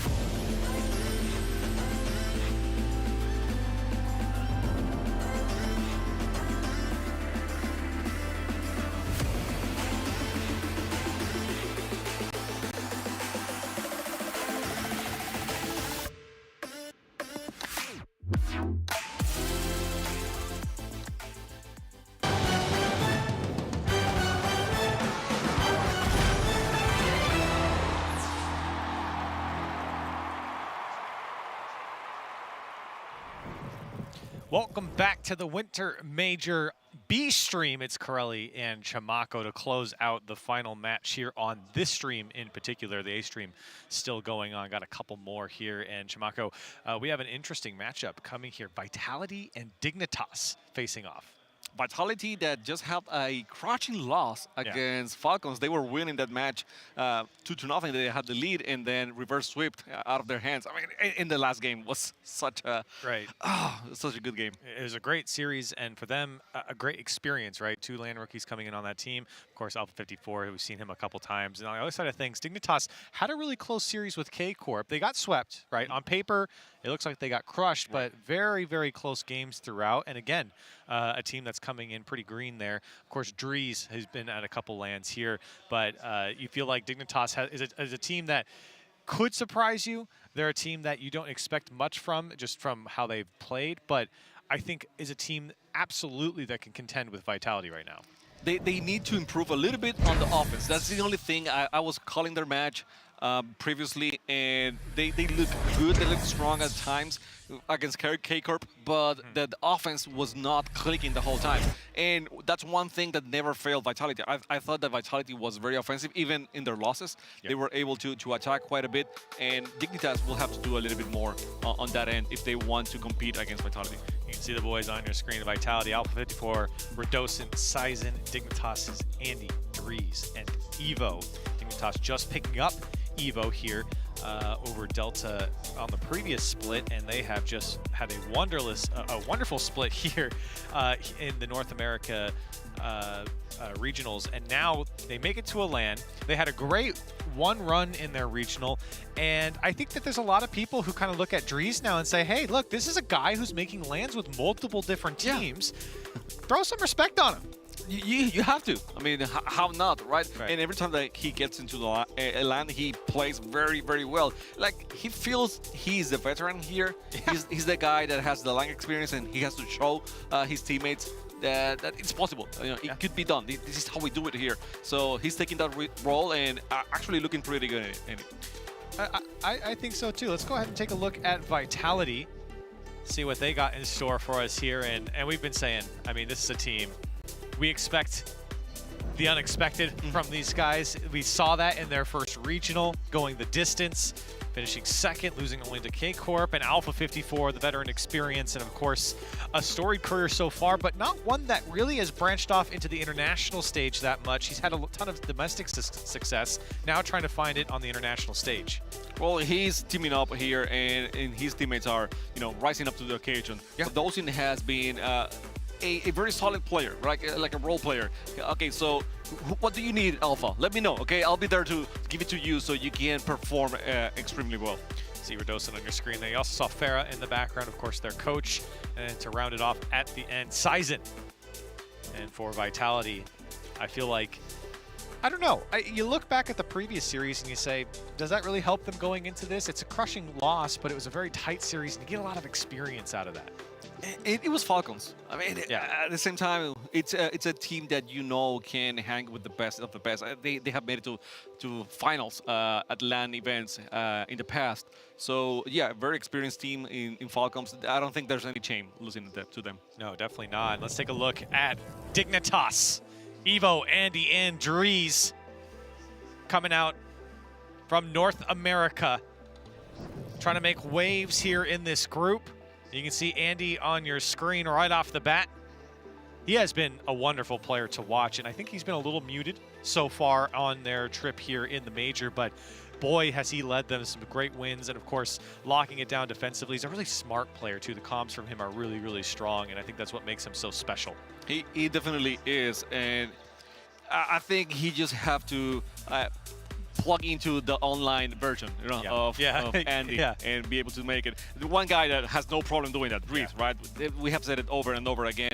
And just having that into consideration, that he has been a player that has made LAN with multiple teams, Optic, G2, and you can name him. A guy with a lot of experience has to carry his teammates here, especially the newer ones like Evo. New kid on the block, Evo, and he has performed for Dignitas as well. And just behind him there is Nick. But Evo, boy, he has been something special as well. Again, another player who, you know, has joined other teams and maybe didn't find success immediately, but it's really about, it was never about he didn't have the skill. It was about piecing him into the right puzzle. And I think he really has found that here on Dignitas. You can see the team comparison. Dignitas, a little bit more of a rocky road here than Vitality getting to this point, but have taken down some big teams, maybe some big upsets as well. And I think this is, I would say, more relatively even matchup between these two squads and a more relatively even matchup on this B stream that we've had today. Now the question is, right, is the number 5 from NA enough to compete against Vitality, right? And that's a tough spot here. I think Vitality, what was it, the 4th seed? Not mistaken. Yeah. Yeah. So, and again, I mean, if you're talking about seeds, then they're fairly even going into the matchup. The stats shows, you know, very even as well, the playstyles, but I think in the field is gonna be way more different. You know, the physicality, the aggressiveness that we see from Vitality is way different from the playstyle that Dignitas has. And the stakes change now because both teams have had a chance to get a series through, right? They finished the series, they both lost the series in whatever fashion you would like to look at it.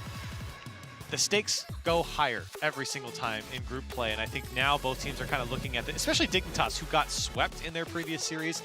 This is the chance for them to make amends, and I talked about this series being, I think, very close. I think both teams are walking into this one saying, yeah, this one's winnable. Oh, definitely. I mean, there's no other way that you can go into the series, right? You got to think that, yes, we can win this. Sure, yeah. And the way that Dignitas played against K-Corp, which is, you know, probably the best team in the world right now, you gotta feel pretty proud about it. You have some really good moments. You have moments where you were the one pushing the action, going for the offense, not allowing K-Corp to have good clears and do whatever they want. So you gotta fit into that and go, you know, with the heads up, chin up on this series. Well, we have to figure out what people think of this series. You can go ahead and get your predictions in chat right now. Chimako, I want to hear from you in just a second, but it's hashtag VIT for Vitality and hashtag DIG for Dignitas. So get your chat or your votes in chat right now. Chimako, I'll start with you. What are you thinking? Which way are you leaning? I'm gonna go hashtag VIT. VIT. Yes, a little bit. I think Europe has been able to dominate a bit more than NA so far in the LAN, and I mean the way they played against Falcons was commendable. How about you? I've been thinking about this one all day. I'm not gonna lie. I saw it on the schedule and I was like, what am I gonna do? And I've seen most of their series so far. I feel like I have to lean towards Vitality, not because of recency bias, but I think because of how strong they looked in the beginning of those first 2 games, and maybe Falcons are actually going to be a bit more better this series or this split at this international major than maybe in majors before. So I'm also going to go Vitality, but I'm curious what chat thought. What were you guys thinking for this matchup? I'm curious if it was a close series. 66%. It's close. For Dignitas. Okay. Chat. Chat never I wrong, like though. it. Chat is never wrong. You know, we say this on CRL, but they're wrong quite a bit. No. I mean, that's CRL, you know. It's true. All right, chat. We'll see. This is B stream. All right. It's us versus you guys at this point. So we're gonna have to see who's right and who's wrong. Maybe you guys belong in here, maybe not us. We'll have to find out.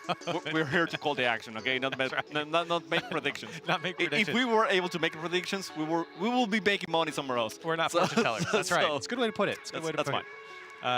But you know, and I don't think Dignitas is a bad pick, honestly. Like I said, I think it's both winnable. Well, you were contemplating, right? I mean, should I go for Dignitas? Should I go for Vitality? It was not an easy pick for you, so that says something, right? I would say I'm saying like 55% in favor of Dignitas. That's really what I'm feeling. But hey, the vibes are good. Yes.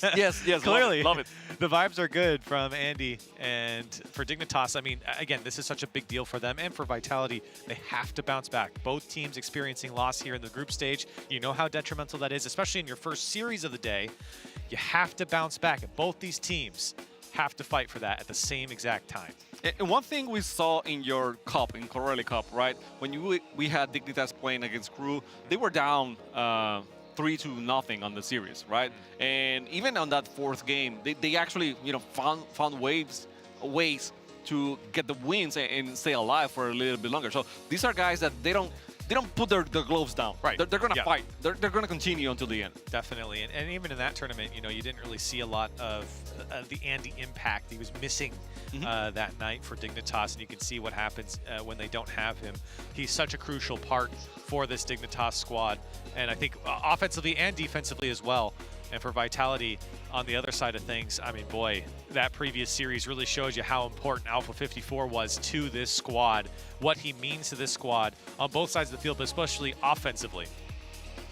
So we're about to get ready here in this matchup, and it's like you were saying, it's quite a difficult way to see and figure out, because again, we're doing different regions. Yeah. For the first time, we have seen these two rosters go against each other, quite new rosters at the same time.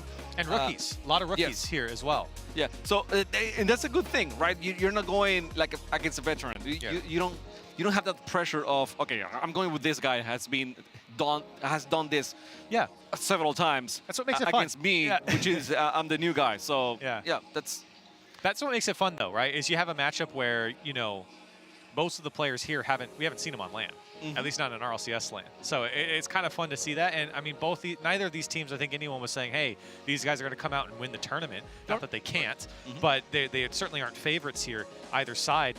So it's kind of fun to see them match up here in Group B. And again, with the stakes being higher and higher as you go through this tournament, it's so important to come out here and play your best. And of course, players getting into the lobby, we're going to be joining here shortly as they I guess they don't really test the lobby because it's on LAN. They can't really do that. I was going to say they test the lobby, but... but you test the controllers, the keyboards, everything's the communication, everything, audio. We were seeing before that they were having some audio issues in the match in K-Corp. So you don't want to have that definitely through the match. Of course not. You want to do it now. Yeah, of course. And I think we will get into this game in just a minute here. Again, Dignitas and Vitality, 4 of these players we haven't really seen on our RLCS LAN, so kind of fun to see them face off. And of course, Drees and Alpha both bringing these teams here. And I gotta say, Drees has really been morphed into a fantastic player here for Dignitas. He has been on so many LAN teams. We will see how he does up against this Vitality squad who has been so scrappy, Chamaco. Let's jump in to this first match. Let's go into the first match. And if I'm gonna have to call someone out, I think Andy has to put it in. You know, I think he has to. You know, I always make the comment in the other streams, like he's like a Super Saiyan over there, you know, with the hair and everything going on. He has to tap into that Super Saiyan power now and be that player that provokes changes, right? Makes things happen. So Andy, I'm counting on you. I'm a big fan, to be honest. So that's why I want to see you perform that, like the way we have seen you do in regional number 1 of the Winter Split.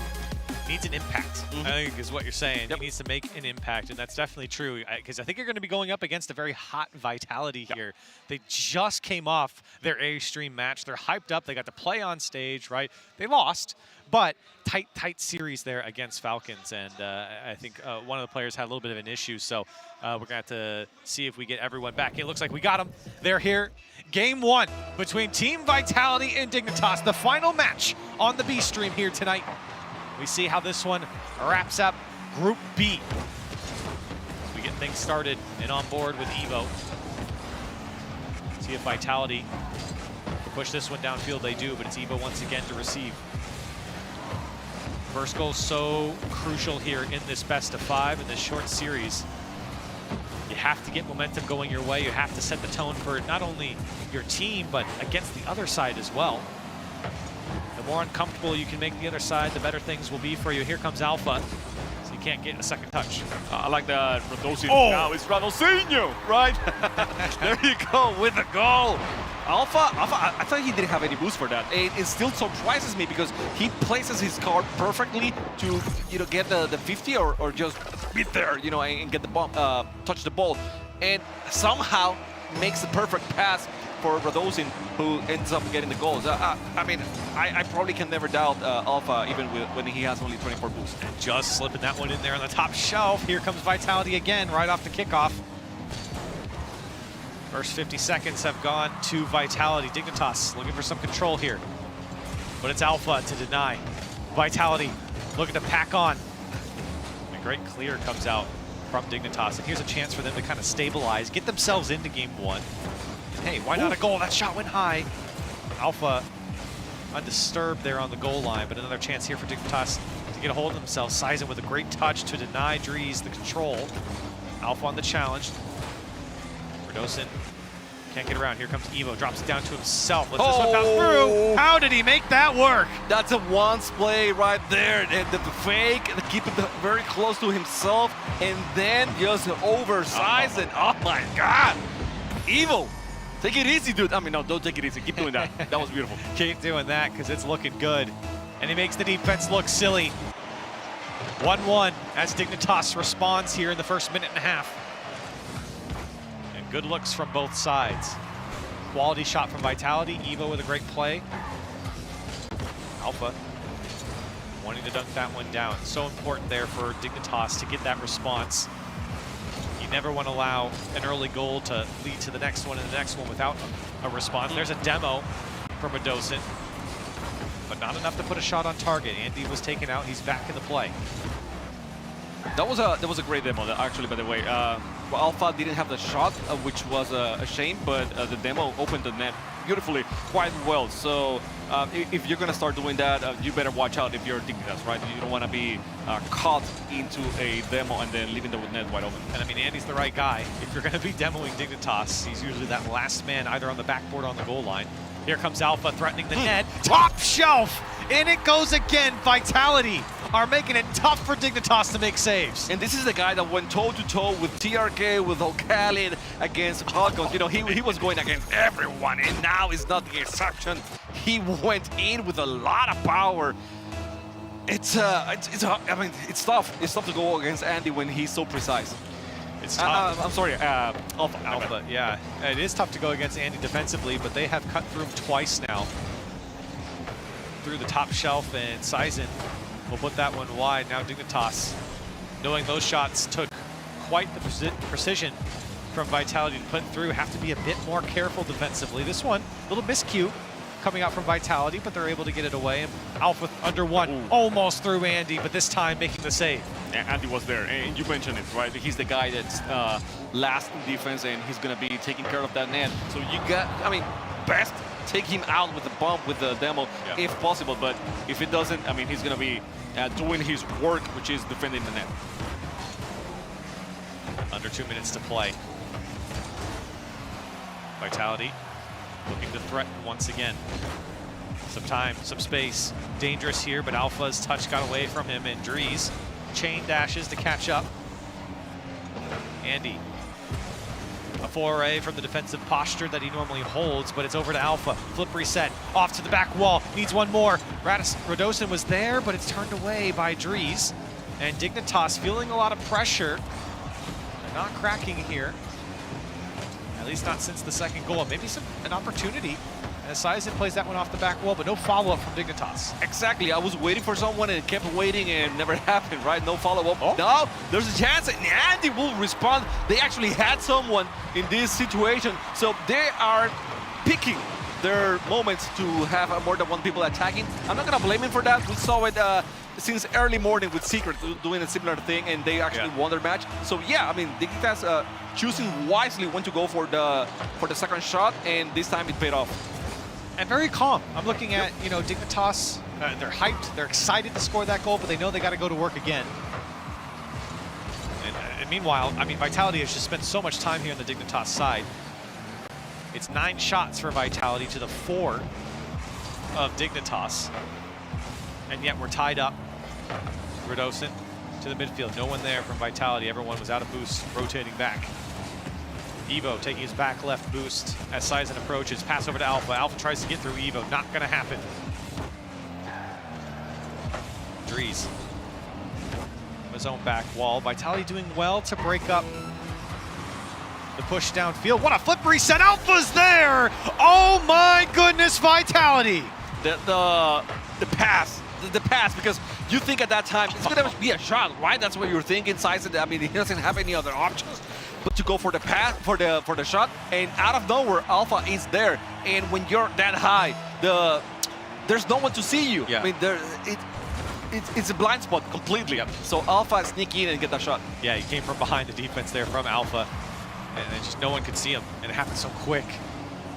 Now Dignitas find themselves down 1 goal. 15 seconds left on the clock. This one floating dangerously, but turned away.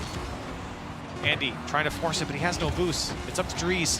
30 seconds left, or 30 boosts left with 5 seconds on the clock, and it's all the way back to the Dignitas corner. And this one gonna touch the ground. No, it's not. Dries kept it up. Evo, Andy, the fake. He's not fooled by it. Radosin has to take this one all the way to the ground. Dries keeps it up. Dignitas might do this. Andy's got full boost. It's going to drop down. Dries went far, and there was no one to take the shot. Vitality in the end come out on top. Extremely good effort. And this is what I told you before, right? They don't put their gloves down ever. They kept fighting. We thought it was over, and they kept the ball high. They didn't fall for the fakes. It's like we're going for the ball. At the end, they couldn't get the actual pass, but everything else was pretty good on that play. Yeah, no, it looked almost as if Dignitas was going to do it, but you got to give props to Vitality. Those were some high-quality goals coming out from Team Vitality, and you can really see, especially in that last one with Alpha coming across the backside of the net, no one seeing him, that flip reset from Sizen. Boy, this team is something special, and they really showing it off there against this Dignitas squad. Dignitas doing what they did with K-Corp, right? They keep it close, they stay fighting the whole time. Sadly, it still hasn't gone their way. They haven't found a way to get a match here at LAN, which is it's a shame because they keep getting so close, but in the end, you know, not able to find a win. Is it going to be something that is going to affect them mentally throughout the whole thing? Because right now they're on a 0-4 losing streak on LAN. We'll see if Dignitas can bounce back here in game 2, or Vitality just keep it going. I mean, you got to give credit over to Vitality, and you got to give credit over to Sizen. Another one to put through, this time a double tap. That was Sizen going all the way from the start on the kickoff, reading that extremely well. Dries was there, but he just couldn't get there fast enough. You know, when you start on the kickoff, sometimes you don't have enough boost. Even if you do, the rotation is a little bit wonky, and so Dries wasn't able to get on track and make the stop. So Sizen, you know, seizing the action. Sizen the action? Is that the? I mean, by that jokes are awful, but I'm trying to. No, he's making impact, and that's what's important. And you can see it. I mean, not only assisting, but then taking control in the double tap as well. And now Dignitas in the hole already. Right off the rip here in game 2. Andy, in 5 saves in the previous game, locked it down as much as he could, but a couple of great shots got by. This passing play from Dignitas not good enough, but the idea's there. Andy now trying to threaten. Off the back wall it goes. Sizen's got to stretch out, and he makes a great touch to get away. The misdirection from Andy wasn't enough, but still Dignitas will not let Vitality out for free. And even then, this one bouncing dangerously. Sizen, a good dunk to push Dignitas back to their side. I'm impressed of how Vitality is defending the whole time, because Dignitas is passing with the wall, with no wall, with everything. You know, it's pass after pass after pass, and somehow Vitality is reading every single bounce and getting the ball out of the net. So kudos to them so far, not only by making that first shot, but also keeping Dignitas in trouble when they're even trying to get the goals. Andy, the last man again. The follow up, and oh my, he almost put that one away.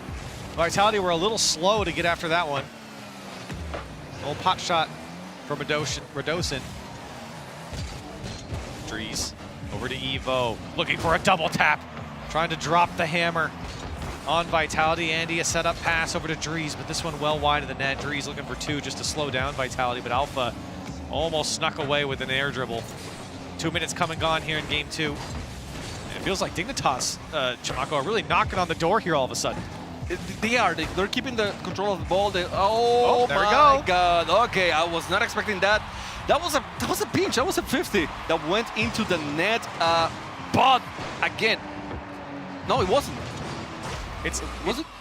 No, well, you know, it was a challenge. It just went straight through him. It's weird, but I'm gonna say calculated, because Evo is such a good once player. You know, that's one of the things you practice, right? You go for those challenges, for those 50s, and you try to place them where it counts. So calculated on that one on my book. Oh, absolutely. For Dignitas, a welcomed equalizer here as now Drees flip reset over one, and Drees, you can see the hype on Dignitas. They're happy about that one. He's been looking for that forever now, and finally found it over Radosin. You see how Radosin was actually boosting downward? He thought that maybe Drees was gonna fake it, but there was no faking that one. That was a beautiful flip reset. What a great flip reset from Drees. And Dignitas, they haven't really been playing as much defense as they did in game 1. Vitality have really been on the back foot now. Radosin trying to change that for Vitality, trying to find their offense. Drees has no one downfield. Andy backing all the way. He'll deny the long clear. Everyone from Vitality there on the midfield line. Radosin can't get through. Alpha. To let this one go. Drees again. He's very happy to take this one to the sky if he's given the chance. And Evo trying to salvage the play. Now Andy, he's got options under him, but Sizen takes it away. Drees running out of boost is Dignitas. Only Evo with boost here. And he's going to take the shot, and he's going to score. It's just the one man they needed, and Dignitas up 3-1. 3-1. This is the biggest lead they have had all day long.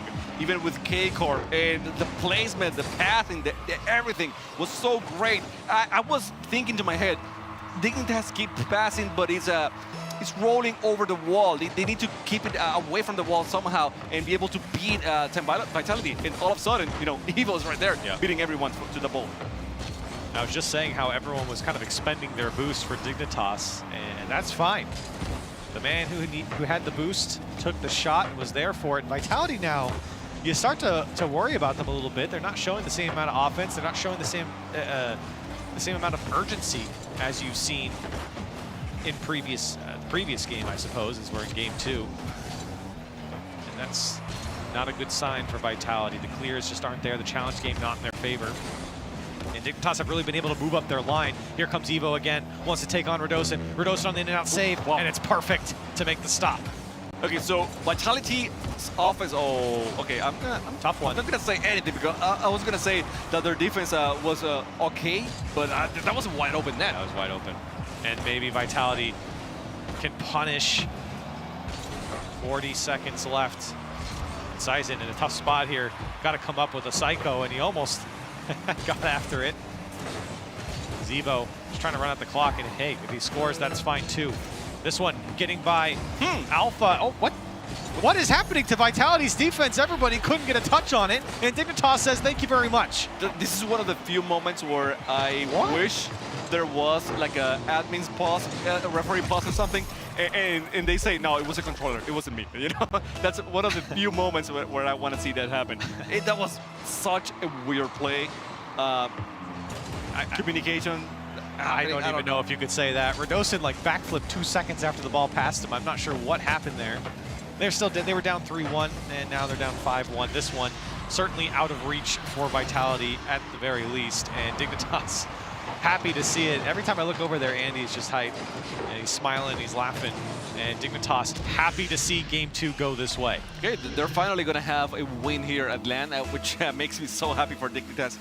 Let's see if they can keep the same energy going on into game number 3. Because, I mean, we have seen it.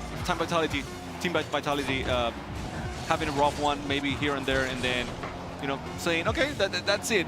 That was just one, and we're going to make it better on the next one. So Dignitas cannot be overconfident on this victory. Yes, enjoy it, please, and do enjoy it, but don't be overconfident because this was not the same Vitality that we see over and over. Yeah, really, really weird mistakes coming out from Vitality, but let's not take away what Dignitas did here. They put away some fantastic goals early on. It was really just that fourth goal that was just wonky from Vitality. Dignitas certainly were the better team here in game 2. The pressure that we saw from Dignitas was a far cry from game 1. You saw Andy getting involved, but I think Drees and Evo are what really stood out to me offensively, and those two in tandem are really an offensive weapon. They are, and you see assist for for Dignitas, 4 assists out of 5 goals. Yep. You know, being very involved in every single, everyone being very involved in every single goal. And I think the only goal that wasn't an assist was Drees' beautiful, excellent, gorgeous, outstanding, whatever you want to say. Flip reset, fooling Radosin into, you know, thinking he was going to down, and no, he actually went for the flip reset shot. So Dignitas coming strong now on game number 3. Hopefully they can carry on that energy, but we'll see how Vitality fares in this. Oh my goodness, Radosin just lowered this one into the net, and look how much space he has. The touch off the ceiling, flip reset into the shot, and to the left side, Evo can't get there in time. A gorgeous goal for Radosin. It's one of the things that where you have Andy up high, so you're thinking, okay, so maybe Andy can be the one to defend out that shot, and Evo was waiting on the net. I don't know if Evo have enough boost to actually challenge it or not, but giving that space allowed him to just pinpoint, you know, make a perfect shot, and they keep attacking. Vitality now going strong, and with the first 30 seconds of the match. Yeah, good looks here from Vitality, as you said, early on in game 3, and that one off the post. Alpha almost landed on it as well. It's exactly what you needed from Vitality. You want to see that urgency again, that speed coming out. The mechanics we never doubted, but we didn't get to see them that much because they just weren't on offense as they were in game 1. And now sitting with a 1-goal lead, the pressure's off them, I think, a little bit to end their drought. Here's Drees. Has boost to work with, but couldn't hang on. Evo over to Drees. The pass and the play is just behind some of the players on Dignitas that can't execute it. Andy, great tackle into Radosin. Drees trying to get up, stretch out. Evo over to Andy, trying to get there quickly, and a great challenge from Sizen will allow Vitality possession again. Sizen wanted a piece of Drees, but Drees comes up with the clear. Here's Radosin, pass to himself off the ceiling. Second touch, down it goes, and Radosin carrying Vitality here in game 3. And speed being a factor here for Vitality. You see how fast Radosin went from the hit of the wall to the shot on the net. It was so speedy, it didn't allow Dignitas to jump and get to the ball fast enough. So Vitality also challenging a lot more in the midfield, going for those 50s. And you see how Dignitas is being forced to defend from the back a lot of times because they are so committed in rotation that they don't make it on time to defend against Vitality. Yeah, you're right. It's that speed that's so important in that case. Evo over to Drees, trying to quickly move downfield themselves. A shot just going wide from Andy. And now for Dignitas, you really can't allow Vitality to get any more here. Here's a good pass out from Evo. Andy's shot goes high. Vitality trying to clear this one out. Dignitas looking for more. This one again coming out laterally. Andy didn't have a ton of options to pass to, and now Vitality back in possession. Radosin. Can he do it again? Oh my. That one pitching up and away. Whoa, Drees. Not connecting on that one. And really not the best clear from Andy either. Right. He probably had more time, but when your teammate misses like that, he whips. Thank you, Evo. Thank you. We were talking about bad things, but no, you made it happy. Okay, so there you go. You got all the balloons you wanted to party on that goal. So let's go. Okay, with only 1 goal game now, with half of the game remaining on the clock. So they still have a chance. Okay, Dignitas showing up on the second half. Some great mechanics coming out from Dignitas just individually. Now Andy wants to show off his prowess, but unfortunately can't get up to it. Andy will take the demo on Sizen instead. Drees brings it down. Oh, got the fake on Sizen, but he's still got a piece of it. Evo off the back wall. Andy, free shot, drops it down right side, and what a way to find an equalizer. I'm so surprised that Drees was able to win that 50 so well, and then Evo going for the pass. Again, it's so good when they realize, okay, I don't have to go for the shot, I can go for the pass, and I'm gonna have a teammate right there waiting for it. So Andy, very proactive, getting the shot, and now a tight match with only 2 minutes left. Wow, the 1-2 punch from Dignitas, and they're back in it. Alpha, massive flip reset, but that one too high, almost too good of a flip reset in the end. Alpha again to receive, attacking the net. To the back post, that's an incredible angle if he could hit it. Dignitas back into this game. But they're feeling the hurt from Radosin. He's trying to carry that one across. Alpha looking for Sizen, he goes. This one popping out awkwardly for Dignitas. Not a lot of boost on Dignitas. Everyone under 50. And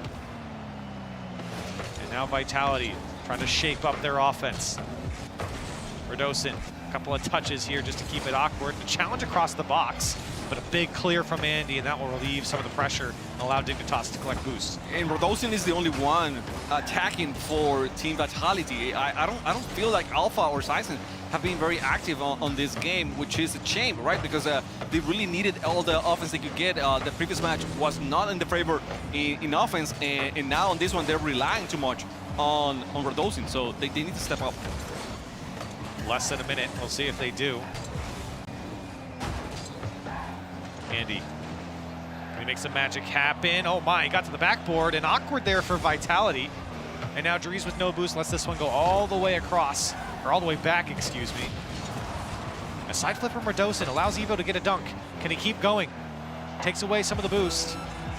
30 seconds left. Vitality very calmly cleared this one out, and in pursuit of it downfield. Alpha back in possession, but denied by Evo.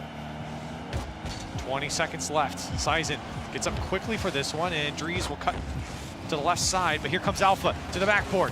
Follow-up was there. This one's over Sizen's head. Awkward for him to deal with as he puts it into his own corner. Dries, can he make magic happen? What a pickup from Dries, but there was no one there from Dignitas. And with 3 seconds left, this one awkwardly bouncing. Is it gonna stay up? Radosin says no. We're going to overtime. Going to overtime, Vitality had the first 2 goals of the match, and after that, it's been all Dignitas and Andy now going for the attack to the net, and there was Alpha to get the denial. Evo is gonna still attack once more, and it's Radosin. Okay, good defense by Vitality, but they are not getting the clears, and that's something that you don't want to allow so early in the match when you don't have enough boost to keep resisting all the attacks. Yeah, I mean, that was great defense from Vitality, but you certainly don't want to give that many opportunities to Dignitas, especially not off the rip from a kickoff. And Dignitas have carried that momentum here in the first 30 seconds. Vitality have yet to break from their side. Radosin denied by Dries. And a big whiff from Sizen. Dignitas threatening here with Andy. Radosin, what a touch. But still, Dignitas holding on to that possession, going back to their corner. And even the challenge there from Alpha, not good enough. Radosin just having to give it up. Look at the control from Evo. How many times have we seen him just drop it right in front of himself to keep control? You don't have to give it to the other team if you can control it like that. This one awkwardly bouncing up for Andy. Dignitas not really finding a dangerous angle. Yeah, you were talking about Evo. I have tried that many times. it's not that easy. It's not that easy. But the guy made it look as easy as that pass. I mean, Dries going for Andy, that was great, but Vitality reading the play, was able to connect with the ball and get it out of way. So one of the few clears that we have seen from Vitality, but right over. I mean, Dries going at the action once again, and Radosin dribbling that ball so close to the net with, I mean, luckily Dignitas was not that close. He had time, but you gotta watch out for those dribbles because you know, you can get dunked very easily. Oh, that shot just goes high from Sizen, and the follow-up from Alpha was there. Big opportunity, maybe the biggest one that Vitality has had since their second goal. Had that one been on target, I think it would have gone in. Nobody there from Dignitas. And we keep going. 2 minutes of overtime. 1-1 is the series score. Radosin trying to change that over to Sizen. Off the ceiling, everyone win. It's wide open, surely a goal. Tap in for Sizen, and Vitality put Dignitas on match point. No one there to deny that. There was no one to even try to challenge that last shot. It was Radosinho who was there. He wanted to fool everyone with the yellow card, you know, with the yellow ticket. That's it. What a contested match. I felt like there were many good moments for Dignitas, but again, I said it, Vitality very patient in defense, very solid, and I guess that's how they play sometimes. You know, they can switch it up and make it work. It's a little quiet from Vitality, I will say. I felt like Dignitas really got the better of them in Game 3 here, but they didn't win. But I think that Vitality snuck away with this one in the end. for Dignitas, I mean, so many chances there that they just didn't convert. I mean, Vitality did have 13 shots to the 9 of Dignitas, but still, I just feel like Dignitas definitely had a lot more chances there in overtime. Vitality, though, coming out on top. It's 2-1 here in our final match of the B stream. Vitality looking to take down Dignitas one more time to end this series. Dignitas looking to stay alive. And again, Chamaka, we've talked about this for Dignitas a couple times here in Group B. Another very close loss for them. Exactly. It's got a sting, right? At this moment, it has to. But they found a way to win game number 2.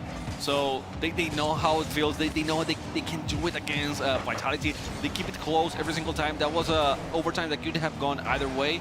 So, I mean, I want to see them smile once again. You know, like, okay, just right. We're not going to get extremely sad about that one.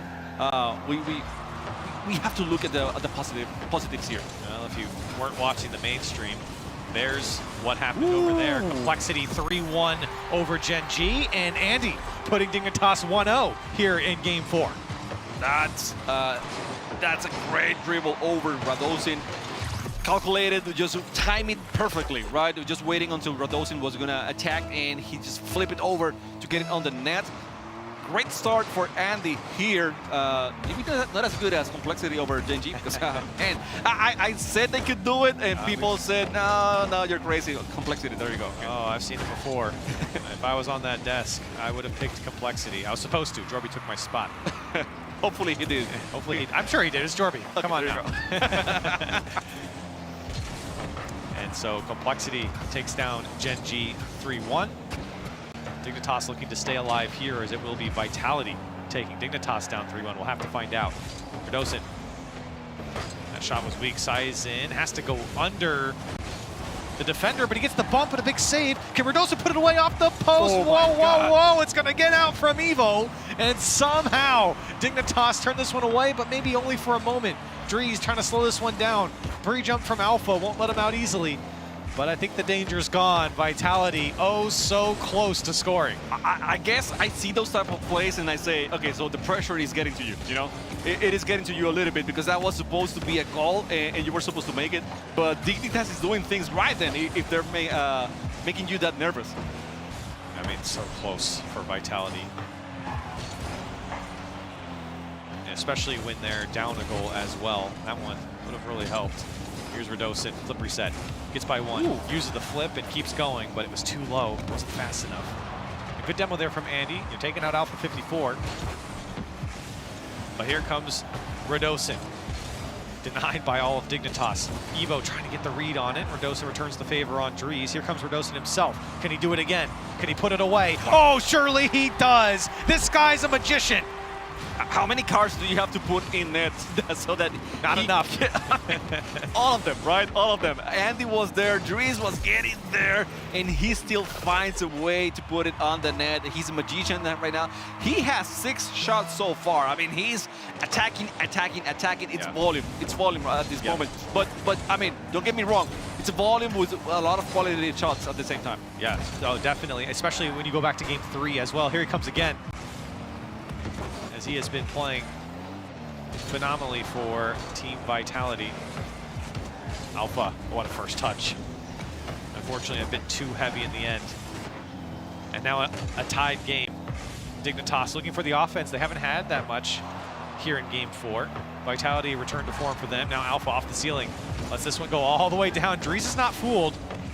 What a challenge there from Drees. And now awkward ball for Sizen. Alpha once again picking up boost to save the day there for Vitality. It was about to get a little hairy. Radosin drops that one down, and now Dignitas, maybe a chance to get out. Alpha extremely far away from the play on the situation. I was expecting him to be, you know, kind of midfield, but not all the way back, and not being able to react to his teammates. A little bit weird, right? A little bit weird. So that's, yeah. They're just chasing him. Andy goes for Alpha, and Alpha's bodyguard and Radosin returns the favor, and they're just chasing each other down now. Radosin, oh man, can he get another touch? He's been so scary behind the ball. Full boost here for Alpha off the ceiling. Didn't get the flip reset, loses control. A lot of space. I mean, look how much time Alpha's allowed behind the ball to take it up off the ceiling, touch off the ceiling, and then into a flip reset. No one challenged them that entire time. And it seems like they don't know what to do. The ball is so close to them, and they're so close to each other that they don't have enough space to hit the ball hard and get the clear, get it out of the way. And I mean, it seems silly, but the closer you are to the ball, the less you have to maneuver and be able to put yourself in a good position. Less than a minute to go, and Vitality are certainly trying to put themselves in that good position by closing out this series. Dignitas, who've been a little quiet on offense. Only 2 shots, one from Andy, one from Evo. That's all we've seen. Of course, I guess that's 50% shooting percentage, but here comes one surely for Evo. He's gonna play it slow, and he really got the defense to think about it, but Sizen still makes the save. Okay, so Evo pushes it back, and I don't think anyone was ready for that back pass. So Sizen kept control of the ball. Now Alpha trying to put it close to the net. No one was there to respond. Radosin with no boost, still hanging strong and controlling. I mean, they actually trying to control the action. Evo, it's off the post. Oh! What? Off the post for Dignitas. One more strike for Andy. That one's turned away. Dries is going to keep it up. And this one flying dangerously towards Vitality. Radosin. Now Sizen has to get the read. He does, but he killed it in front of net. No one's there. We go to overtime. You gotta have someone there. You gotta have someone a little bit closer, because at that situation, you know, it's you can't trust the defender that much. You know, that's all I'm saying.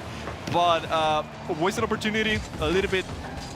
Regardless, you know, we go and they had someone there. They actually had someone there. That's what I'm telling you. Yeah, you said it. You gotta have someone there to finish the job. And look at Alpha 54 with a touch by Andy. Radosin to tap it in. And boy, Radosin's got to be the MVP here for Vitality in this series. He is in my book. And on that play, I wouldn't have thought that Alpha had the chance to get the pass, right? Yeah. But you put someone in there because it's a 3-man team. You can have one that is ready for what if, and then another one in the back, just in case that things go the way you're thinking, right? That this is going to be favorable for you. But wow, Vitality getting this one. I was actually expecting Dignitas to make it to game number 5, but you know, it didn't happen. Yeah, I mean, that wouldn't have been surprising to me, but hey, listen, we were right. Chat, you were wrong. Oh, listen, you're holding a grudge. I'm petty like that, okay? I'm petty like that. Chat, you tried your best, okay? That's fine. You did. There's tomorrow. You did. There's tomorrow. Trust me, we got plenty not here, more though, games. in A stream, because we're not going to have a B stream. So. We have a lot of games. But this one, listen, a bounce back for Vitality after losing their previous series. Dignitas now sitting in 0-2. But again, I mean, I keep saying it, but it's true. Close games, close series now. I mean, I feel like Dignitas just slowly slipping away, just getting out of their fingers. But let's take a look at what we've seen today.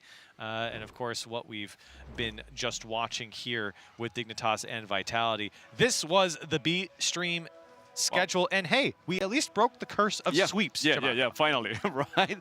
I was going to surprise here a little bit, right? 3-0, 3-0, 3-0, 3-0. No, but we got the 3-1 from Dignitas, and a wise old person will say quarterly losses. That's a Chiefs, but yes. What do you mean a Chiefs? Wasn't it Gibbs? No, a Chiefs said that. I think Gibbs stole it, but well, he made it more famous. Oh no, I agree nonetheless.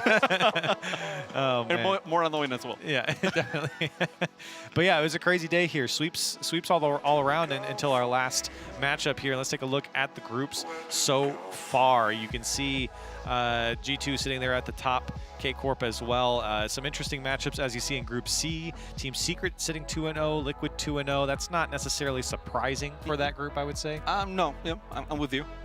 And I think for Group D, I think GenG actually, they lost to Complexity. So Complexity is 2-0, and GenG are sitting at 1-1, according to our bug previously. So for Group D, that's where it sits right now. Pioneers 0-2. Interesting results, but I don't know. There hasn't been a ton of upsets today. G1 over FaZe might have been maybe the biggest one. I wouldn't say Complexity over GenG was necessarily an upset, but I think definitely one that they weren't favored in, I suppose. But let's go ahead and take a look at tomorrow's schedule and see what we got going on here on the mainstream tomorrow. G2 and FaZe. That's how we're going to start it off. Yeah, what a way. I mean, wow. With everything, all the meat in the pan, right? That's a way to start. After that, we're going to have Crew against G1. That will be Crew's last chance to stay alive. Crucial on the tournament. match. Yep, crucial match. Yeah, thank you. Thank you. You're There you welcome. go. You're welcome. K-Corp and Vitality there. Falcons, Dignitas. Liquid Team Secret. That's going to be an exciting one. Both the 2-0s in their group. Ground Zero and Gladiators. That one is also going to be interesting because the loser of that will most likely be out and then, or will be out. And then, of course, Oxygen, GenG. Want to see that one. That one's going to be a very fun one. And then Complexity and Pioneers. Complexity, they've been looking really good. The Bull, he's out in full force right now. And Complexity overall, they've just been stellar.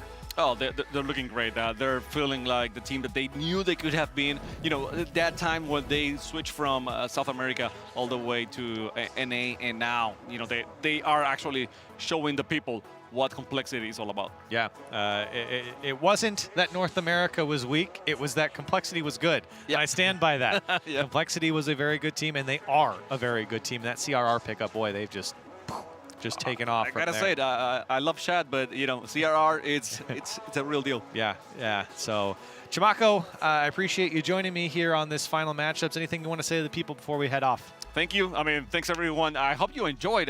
This has been a pleasure casting with you twice today. Yeah, it was fun. Yeah. So, yeah. Tomorrow we're gonna see you on the A stream.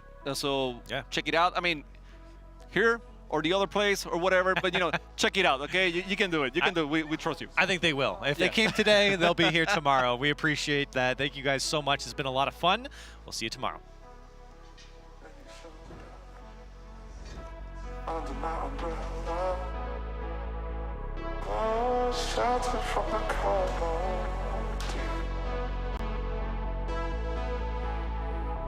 Where do we go from here? Where do we go from here? Strangers down, lost in time with one another. The hourglass takes us further from here. Strangers found, lost in time with one another. The hourglass takes us further from here.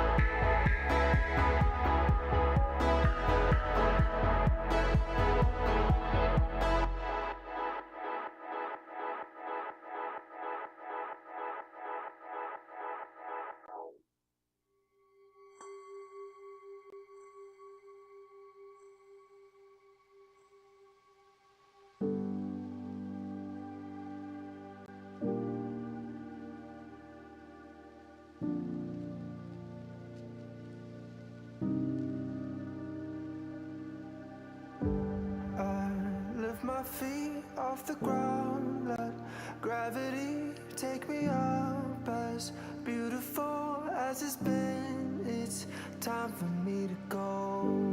I wanna sail away, I wanna feel the weightlessness of my soul. I've gotta go all the way to eternity. I will run all the way to see you. I've gotta go all the way through time and space if I'm ever to see you. And I'll come.